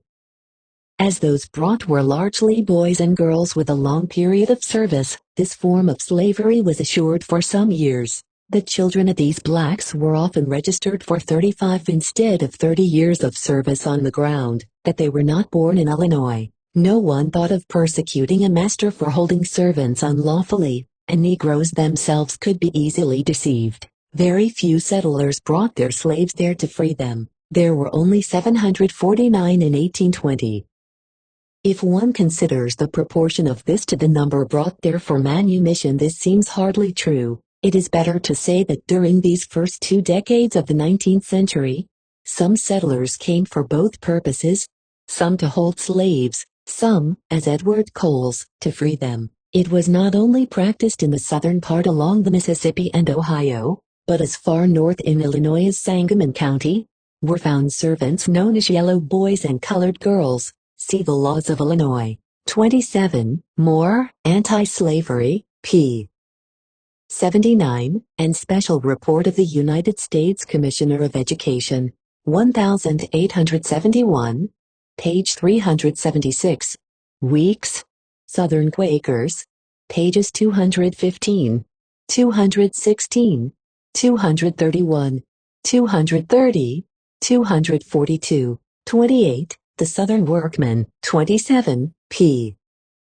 161, 29, Rhodes, History of the United States, Chapter I, page 6, Bancroft, History of the United States, Chapter 2, page 401, and Locke, Anti-Slavery, page 32.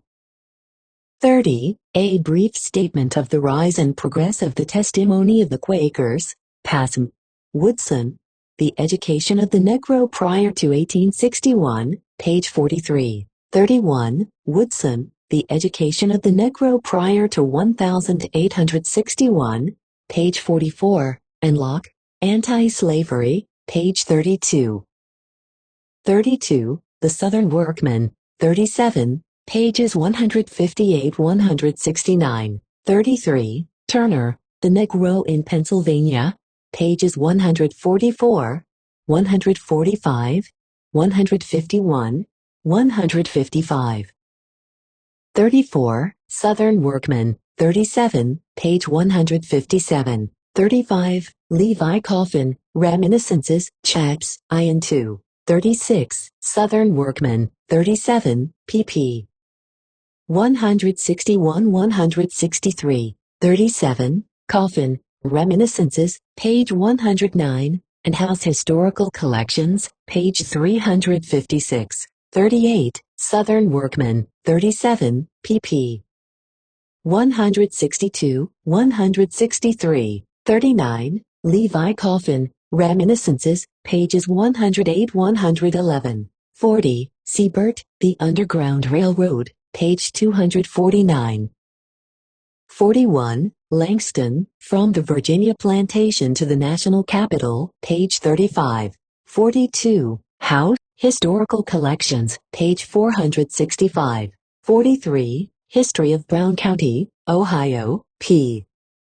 313. 44. Weddell said, he purchased for himself 190 acres of land, to establish a manual labor school for colored boys. He had maintained a school on it, at his own expense, till the 11th of November, 1842. While in Philadelphia the winter before, he became acquainted with the trustees of the late Samuel Emlyn, a friend of New Jersey. He left by his will $20,000 for the support and education in school learning, and the mechanic arts and agriculture, boys, of African and Indian descent, whose parents would give them up to the school. They united their means and purchased Waddell's farm, and appointed him the superintendent of the establishment, which they called the Emlyn Institute. See House Historical Collections, page 356. 45. House Historical Collections, page 355. 46. Manuscripts in the possession of J.E. Moreland. 47. The African Repository. 22. Pages 322, 333. 48. Simmons, Men of Mark, page 723. 49. Southern Workman. 37. Page 158. 50. The Journal of Negro History, I, pages 23-33. 51. Ibid, I, p. 26. 52. The African Repository, Passim. 53. Although constituting a majority of the population, even before the Civil War, the Negroes of this township did not get recognition in the local government until 1875, when John Allen, a Negro, was elected township treasurer. From that time until about 1890, the Negroes always shared the honors of office with their white citizens, and since that time they have usually had entire control of the local government in that township, holding such offices as supervisor, clerk, treasurer, road commissioner, and school director.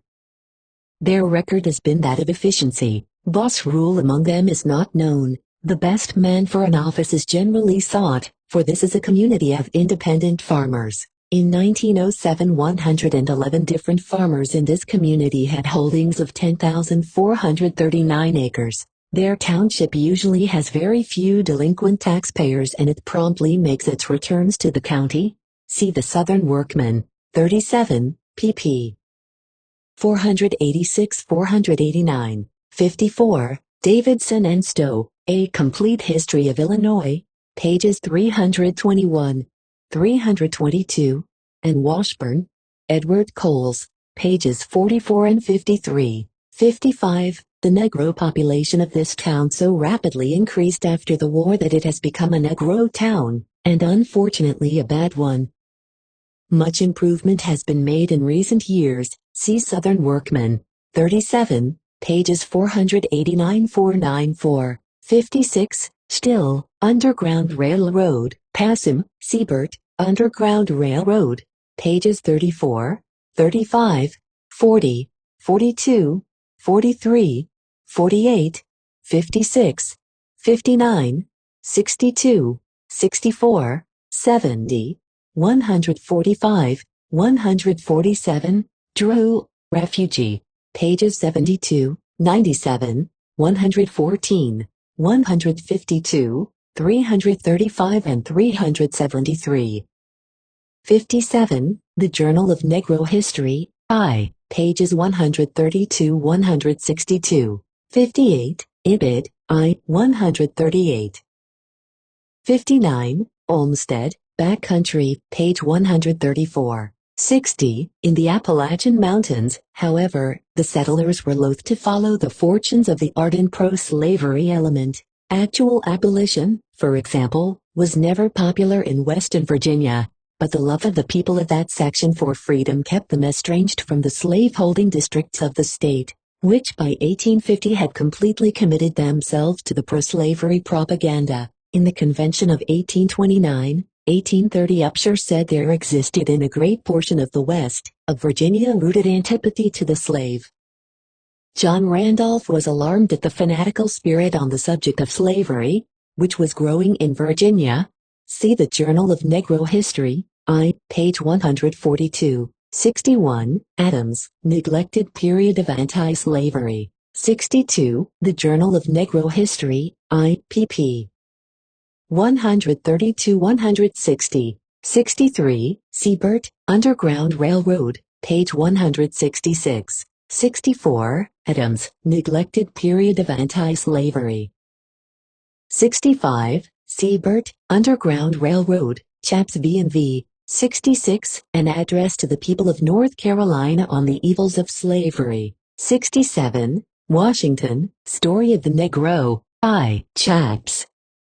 12, 13 and 14. 68. Father Henson's Story of His Own Life, page 209.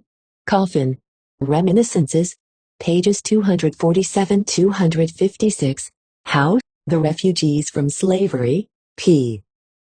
77. Haviland, A Woman's Work, pages 192, 193, 196, 69. Woodson, The Education of the Negro Prior to 1861, pages 236-240. 70. The United States Censuses of 1850 and 1860.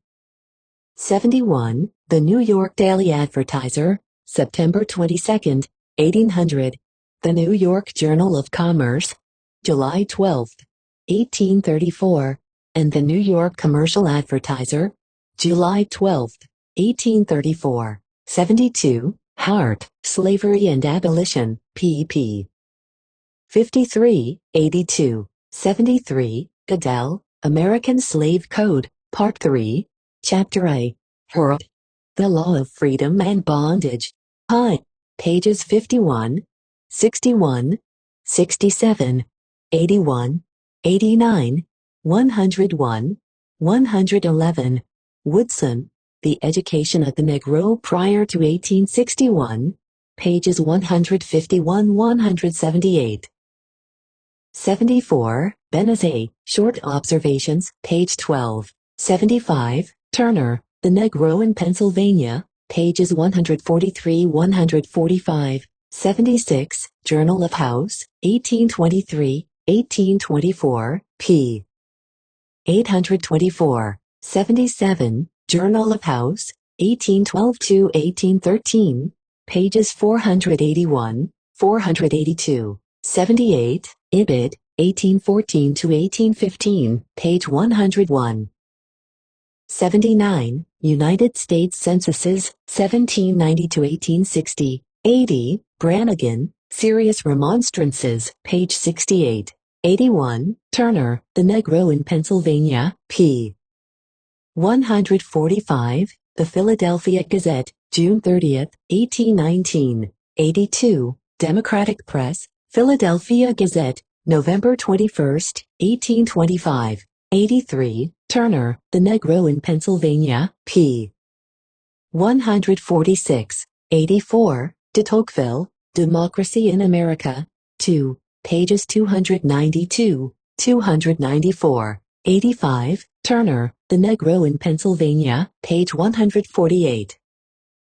86. Turner, The Negro in Pennsylvania, pages 152, 153. 87. African Repository, 8, pages 125, 283. Journal of House, 1840, I, pages 347, 508, 614, 622, 623, 680. 88. Journal of Senate, 1850, I, pages 454, 479. 89. This is well narrated in Turner's Negro in Pennsylvania, page 160, and in Dubois' The Philadelphia Negro, p. 27. 90. Turner, The Negro in Pennsylvania, pages 161, 162. 91. Turner, The Negro in Pennsylvania, pages 162, 163. 92. Turner, The Negro in Pennsylvania, page 163, and The Liberator, July 4, 1835. 93. The Liberator, October 24, 1834. 94. Ibid, October 24, 1834. 95. J. An Inquiry, pages 28-29. 96. An Act in addition to an Act for the Admission and Settlement of Inhabitants of Towns. 1. Whereas attempts have been made to establish literary institutions in this state for the instruction of colored people belonging to other states and countries, which would tend to the great increase of the colored population of the state, and thereby to the injury of the people, therefore, be it resolved that no person shall set up or establish in this state any school, academy, or literary institution for the instruction or education of colored persons, who are not inhabitants of this state, nor instruct or teach in any school, academy, or other literary institution whatever in this state, or harbor or board for the purpose of attending or being taught or instructed in any such school, academy, or other literary institution, any person who is not an inhabitant of any town in this state, without the consent in writing, first obtained of a majority of the civil authority, and also of the selectmen, of the town in which such schools, academy, or literary institution is situated,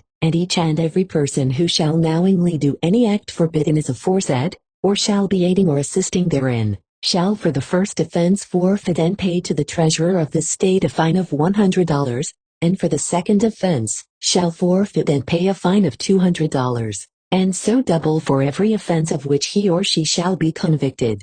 And all informing officers are required to make due presentment of all breaches of this act, provided that nothing in this act shall extend to any district school established in any school society, under the laws of this state, or to any incorporated school for instruction in this state. 3. Any colored person not an inhabitant of this state, who shall reside in any town therein for the purpose of being instructed as aforesaid, may be removed in the manner prescribed in the 6th and 7th sections of the Act to which this is an addition. 3. Any person not an inhabitant of this state, who shall reside in any town therein for the purpose of being instructed as aforesaid, shall be an admissible witness in all prosecutions under the 1st section of this Act, and may be compelled to give testimony therein, notwithstanding anything in this Act or in the Act last aforesaid.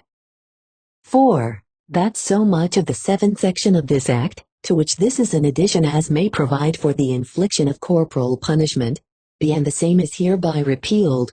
See Hurd's Law of Freedom and Bondage, 2, pages 45-46, 97. So many Negroes working on the rivers between the slave and free states helped fugitives to escape that there arose a clamor for the discourage of colored employees. Transcriber's note: the above should probably be discouragement of colored employees.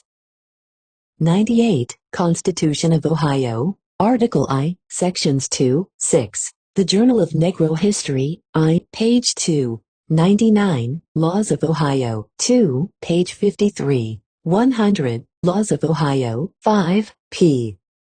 53. 101. Hitchcock, The Negro in Ohio, 2, pages 41, 42. 102. Revised Laws of Indiana, 1831, page 278.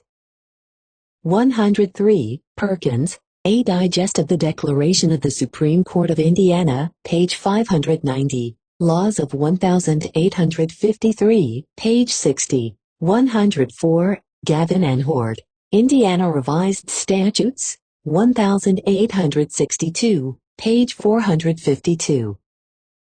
105. Illinois Statutes, 1853, sections 1-4, page 8. 106. In 1760 there were both African and Pawnee slaves in Detroit, 96 of them in 1773 and 175 in 1782. The usual effort to have slavery legalized was made in 1773. There were 17 slaves in Detroit in 1810 held by virtue of the exceptions made under the British rule, prior to the ratification of Jay's Treaty.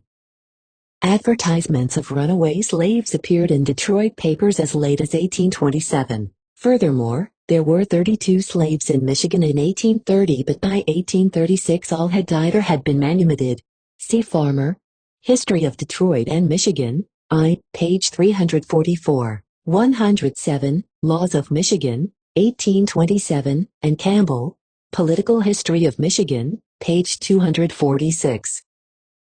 108. Proceedings of the Ohio Anti-Slavery Convention, 1835, page 19. 109. African Repository, 23, page 70. 110. Ohio State Journal, May 3, 1837.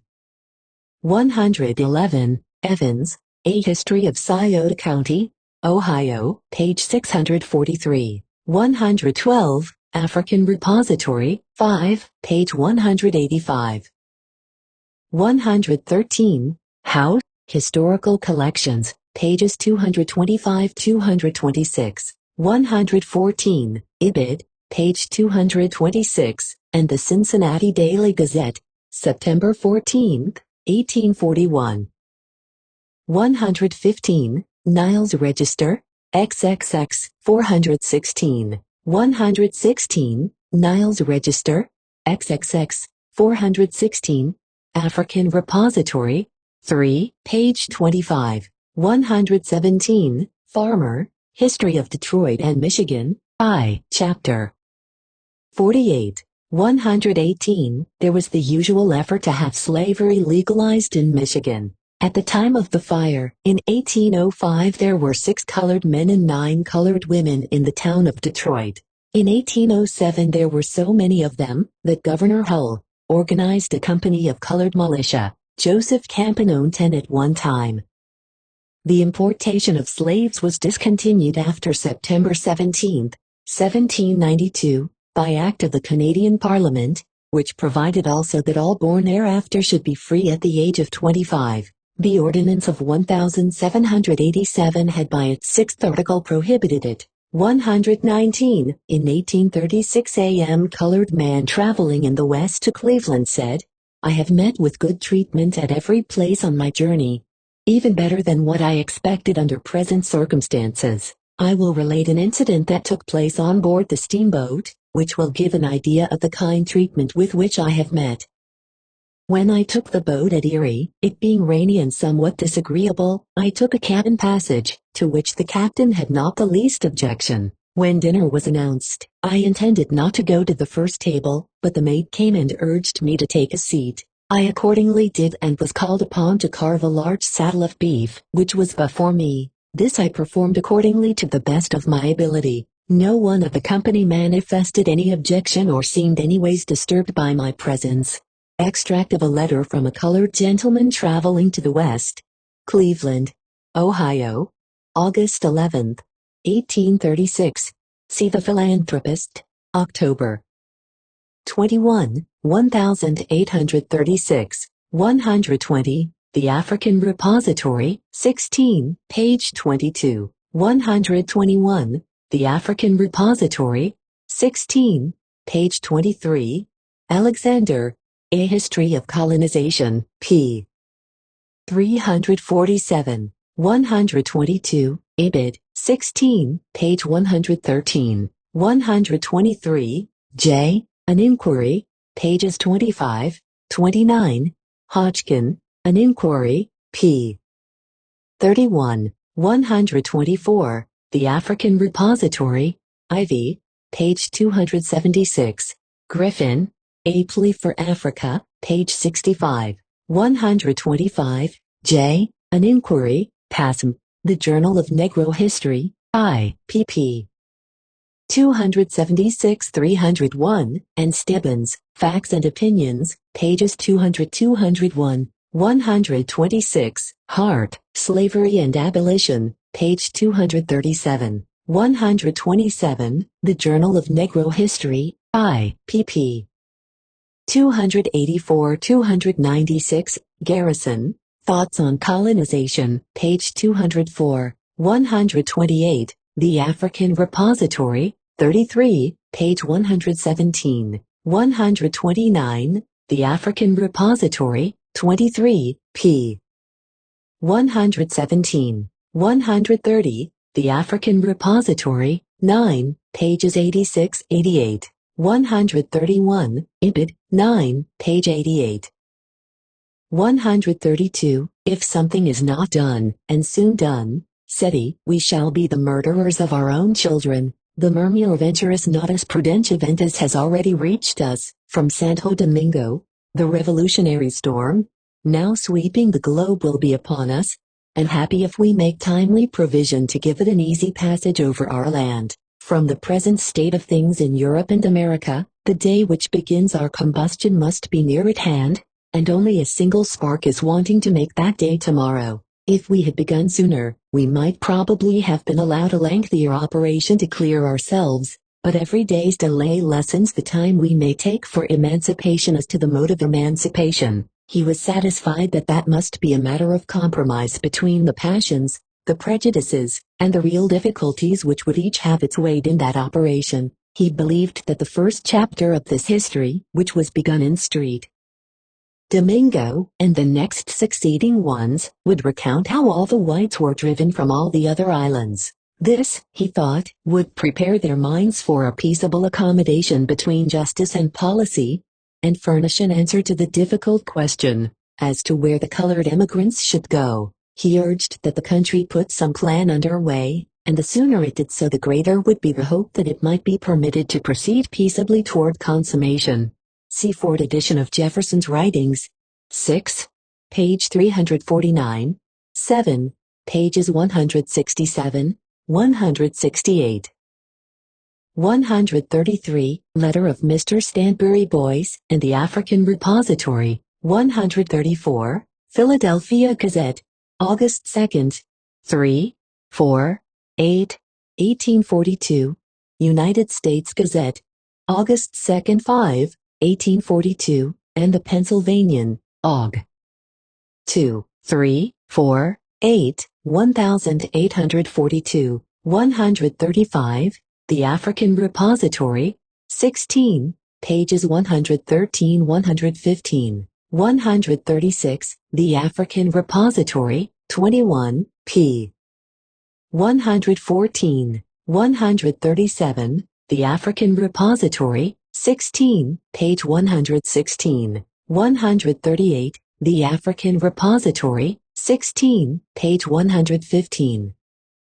139, Ibid, 16, page 116. 140, speaking of this colony, Kingsley said, about 18 months ago, I carried my son George Kingsley, a healthy colored man of uncorrupted morals, about 30 years of age, tolerably well educated, of very industrious habits, and a native of Florida, together with 6 prime African men, my own slaves, liberated for that express purpose, to the northeast side of the island of Haiti, near Port Plate, where we arrived in the month of October, 1836, and after application to the local authorities, from whom I rented some good land near the sea, and thickly timbered with lofty woods, I set them to work cutting down trees, about the middle of November, and returned to my home in Florida. My son wrote to us frequently, giving an account of his progress. Some of the fallen timber was dry enough to burn in January,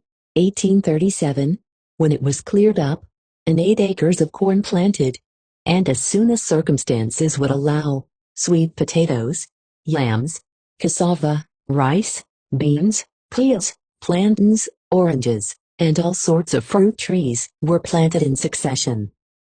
In the month of October, 1837, I again set off for Haiti, in a coppered brig of 150 tons, bought for the purpose, and in 5 days and a half, from St. Mary's in Georgia, landed my son's wife and children at Port Plate, together with the wives and children of his servants, now working for him under an indenture of 9 years, also 2 additional families of my slaves, all liberated for the express purpose of transportation to Haiti, where they were all to have as much good land in fee as they could cultivate, say 10 acres for each family, and all its proceeds, together with 1/4 part of the net proceeds of their labor, on my son's farm, for themselves, also victuals, clothes, medical attendance, etc., gratis, besides Saturdays and Sundays, as days of labor for themselves, or of rest, just at their option.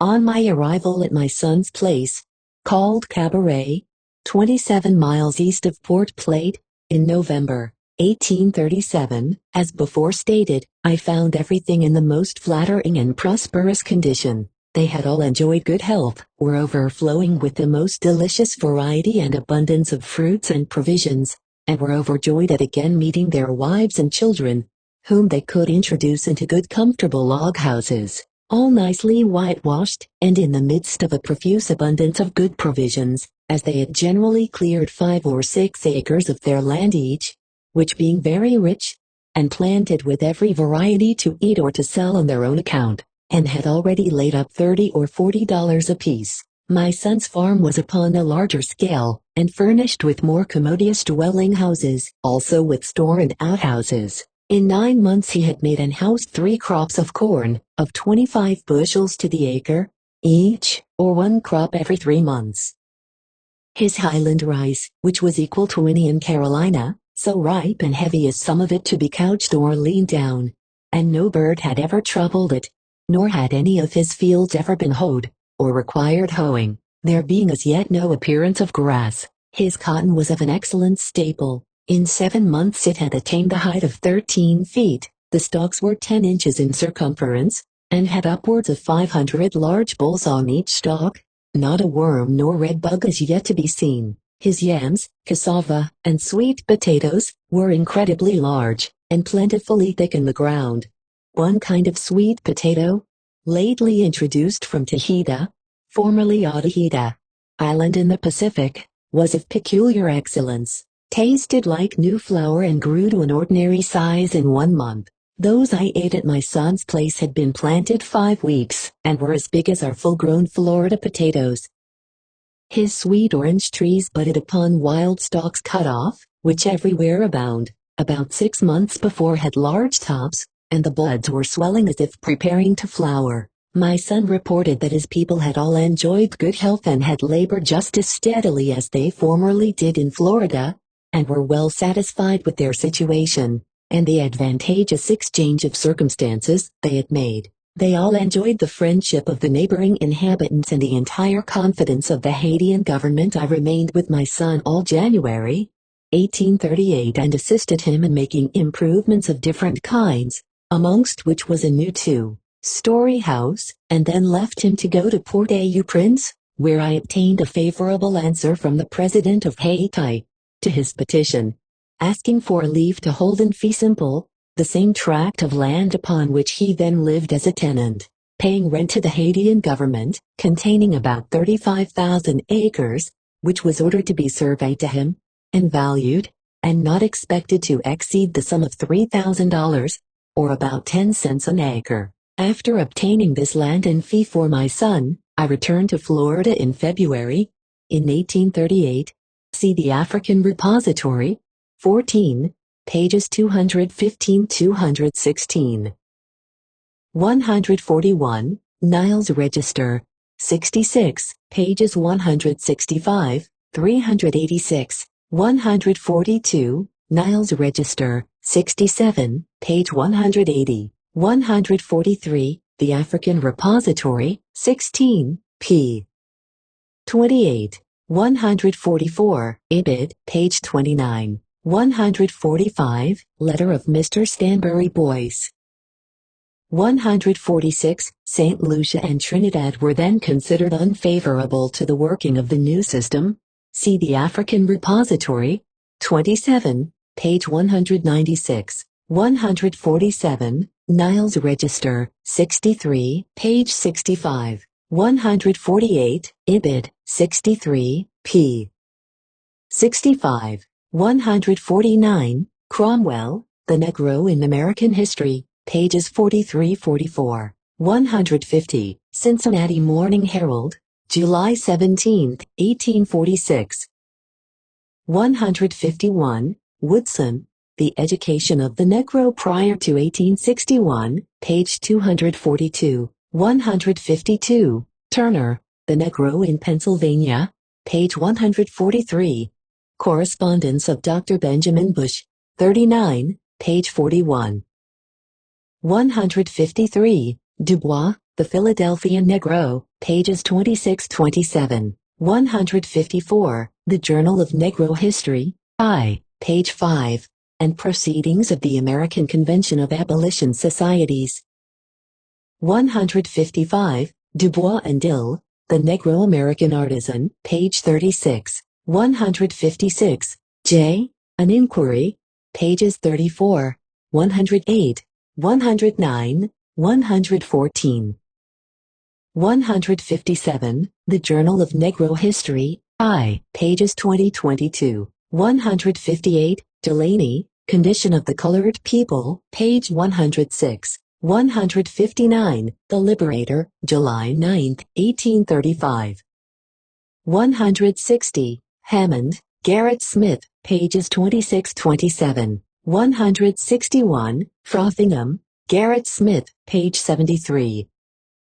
162, Delaney, Condition of the Colored People, pages 107-108, 163, IBID, page 102, 164, IBID, p.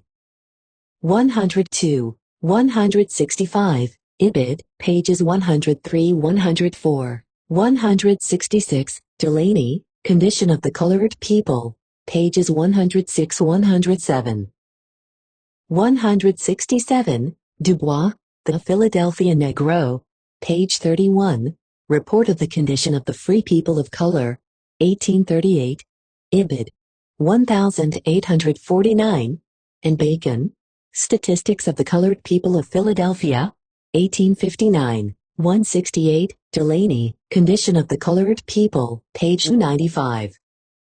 169, Dubois, The Philadelphia Negro, pages 31-36, 170, Delaney, Condition of the Colored People, page 109, 171, IBID, p.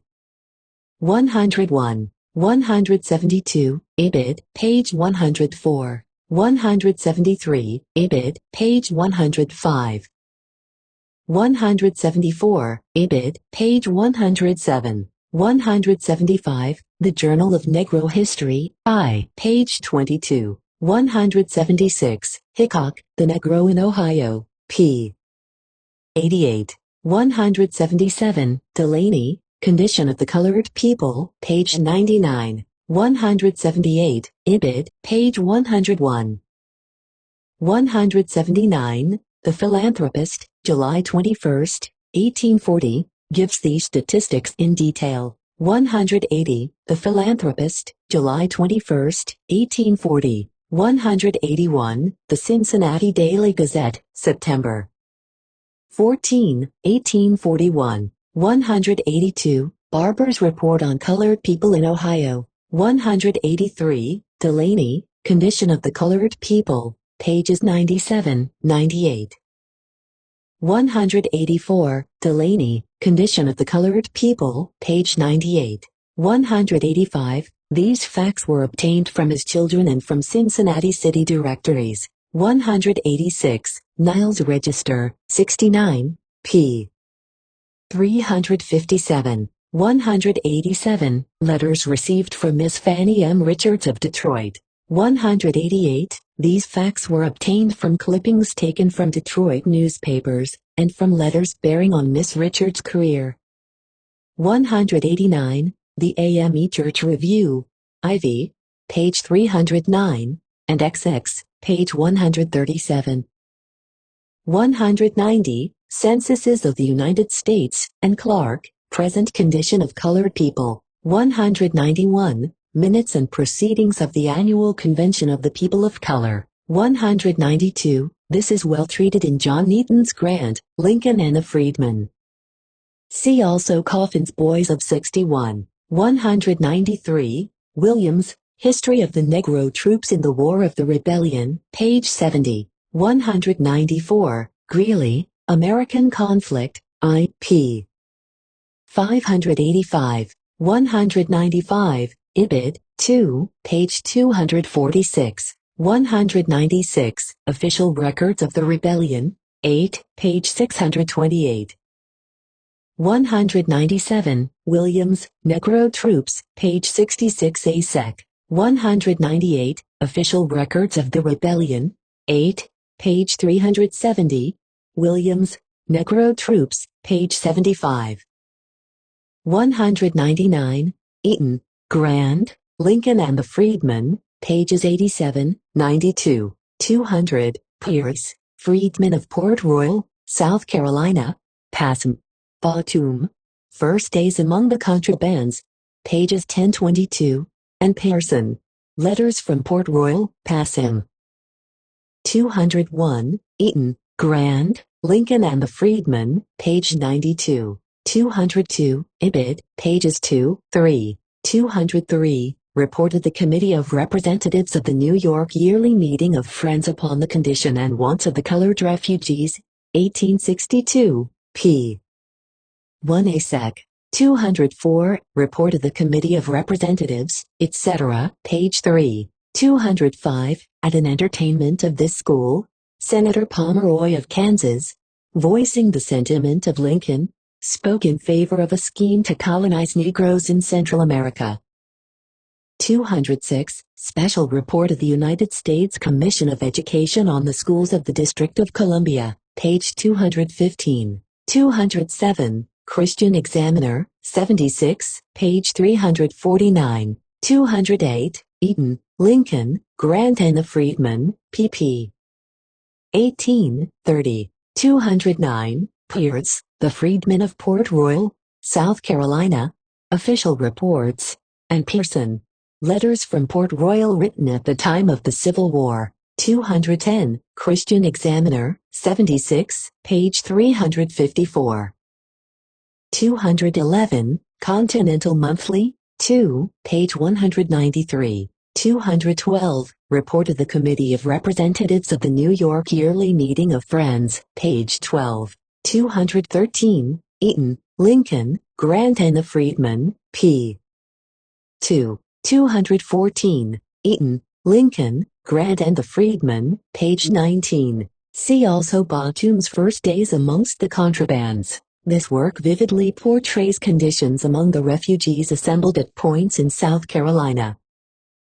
215. Eaton, Grant, Lincoln and the Freedmen, page 15. 216. Williams, Negro in the Rebellion, pages 90-98. 217. Official Records of the War of the Rebellion, 7, pp. 503, 510, 560, 595, 628, 668, 698, 699, 711, 723, 739, 741, 757, 769, 787, 801, 802, 811, 818, 842, 923, 934, 8, pages 444, 445, 451, 464, 555, 556, 564, 584, 637, 642, 686, 690, 693, 825, 218. Eaton, Grant, Lincoln and the Freedmen, pages 34-35. 219. Ames, From a New England Woman's Diary, Passam, and Pearson. Letters from Port Royal, Passam. 220. Ames, From a New England Woman's Diary in 1865, Passam. 221. Special Report of the United States Commissioner of Education on the Schools of the District of Columbia, p. 217. 222. Eaton, Grant, Lincoln and the Freedmen, page 37. 223. Eaton, Grant, Lincoln and the Freedmen, page 38. 224. Ibid, page 39. 225. Starr, What Shall Be Done with the People of Color in the United States, page 25. Ward, Contrabands, pages 3, 4.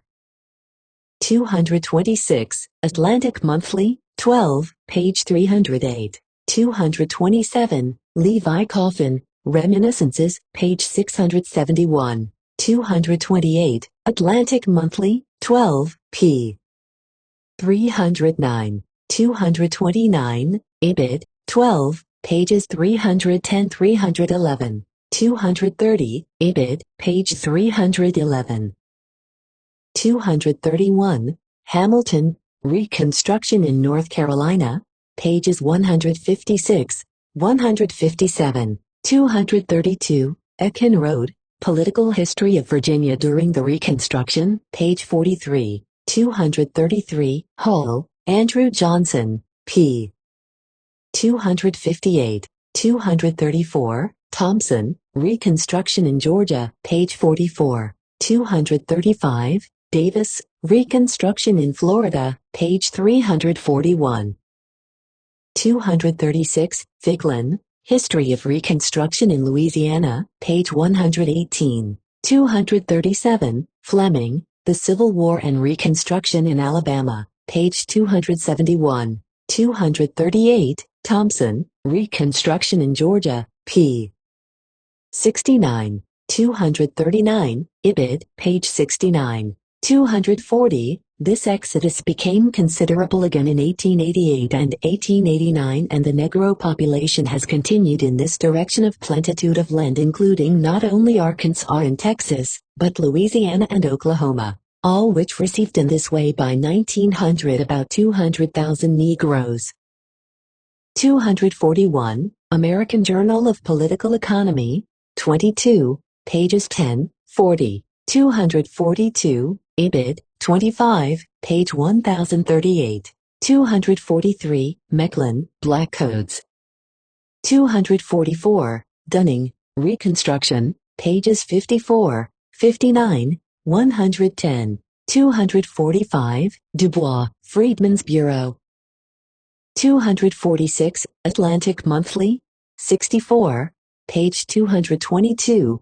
Nation, 28, pages 242, 386, 247. Thompson, Reconstruction in Georgia, page 69. 248, Williams, History of the Negro Race, 2, page 375. 249, Williams, History of the Negro Race, 2, page 374. 250, American Journal of Social Science, Xi, p. 34. 251, Ibid, Xi, page 33. 252, Nation, 28, pages 242, 386. 253, Williams, History of the Negro Race, 2, page 378. 254, Atlantic Monthly, 64, page 225. 255, Ibid, 64, p. 226. 256, Atlantic Monthly, 64, page 224. 257, The Atlantic Monthly, 44, page 223. 258, The Vicksburg Daily Commercial, May 6, 1879. 259, The Vicksburg Daily Commercial, May 6, 1879. 260, Ibid, May 6, 1879. 261, Congressional Record, 46th Congress, 2D Session, Volume 10, page 104. 262, for a detailed statement of Douglas's views, see the American Journal of Social Science, Xi, pages 121. 263, American Journal of Social Science, Xi, pages 2235. 264, Williams, History of the Negro, 2, page 379. 265, in Kansas City, said Sir George Campbell, and still more in the suburbs of Kansas proper, the Negroes are much more numerous than I have yet seen. On the Kansas side they form quite a large proportion of the population. They are certainly subject to no indignity or ill usage. There the Negroes seem to have quite taken to work at trades. He saw them doing building work, both alone and assisting white men, and also painting and other tradesmen's work. On the Kansas side, he found a Negro blacksmith with an establishment of his own. He had come from Tennessee after emancipation. He had not been back there and did not want to go. He also saw black women keeping apple stalls and engaged in other such occupations, so as to leave him under the impression that in the states, which he called intermediate between black and white countries, the blacks evidently had no difficulty. See American Journal of Social Science, Xi, pages 32, 33. 266, American Journal of Social Science, Xi, page 33. 267, Ibid, Xi, page 33. 268, Spectator, 67, page 571. Dublin Review, CV, page 187. Cosmopolitan, 7, p. 460. Nation, 68, page 279. 269. According to the United States Census of 1910, there are 137,612 Negroes in Oklahoma. 270. See Censuses of the United States. 271. Pike, the Prostrate State, pages 3, 4. 272. Spectator, 66, page 113. 273. Frederick Douglass pointed out this difficulty prior to the Civil War.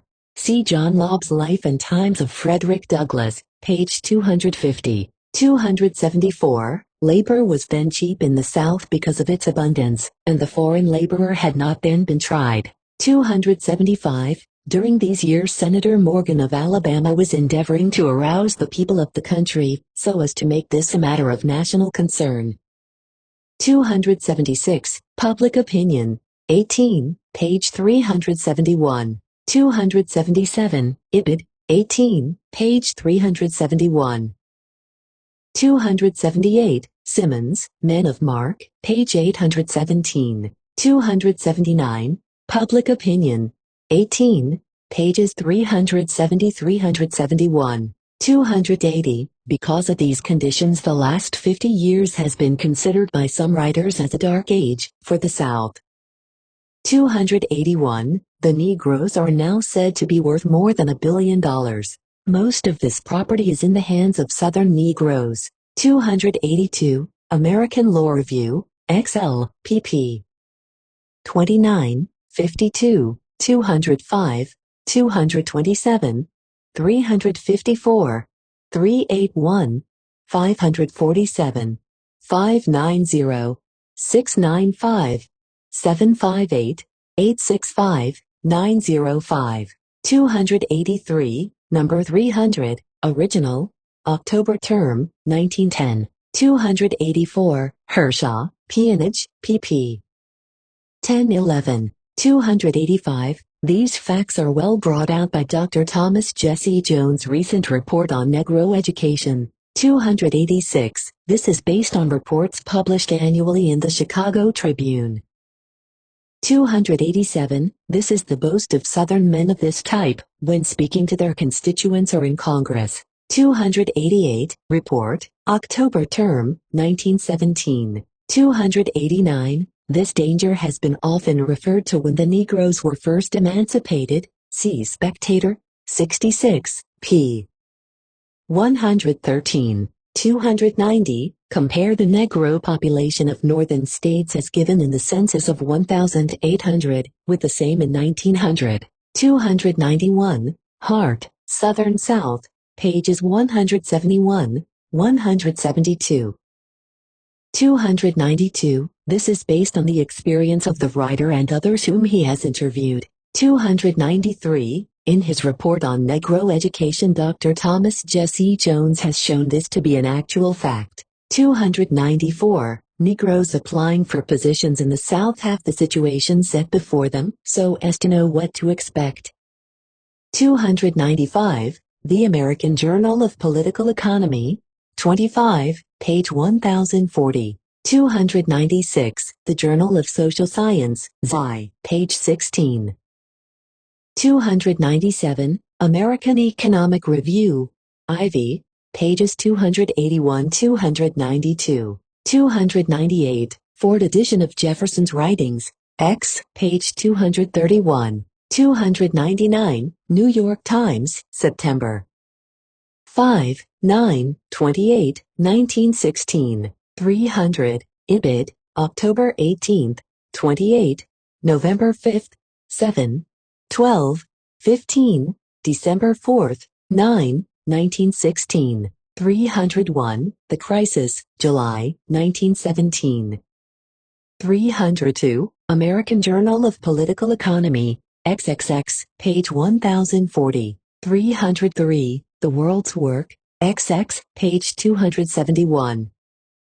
304. The World's Work, XX, page 272. 305. New York Times, March 29th, April 7th, 9, May 30th and 31st, 1917. 306. Survey, 37, pp.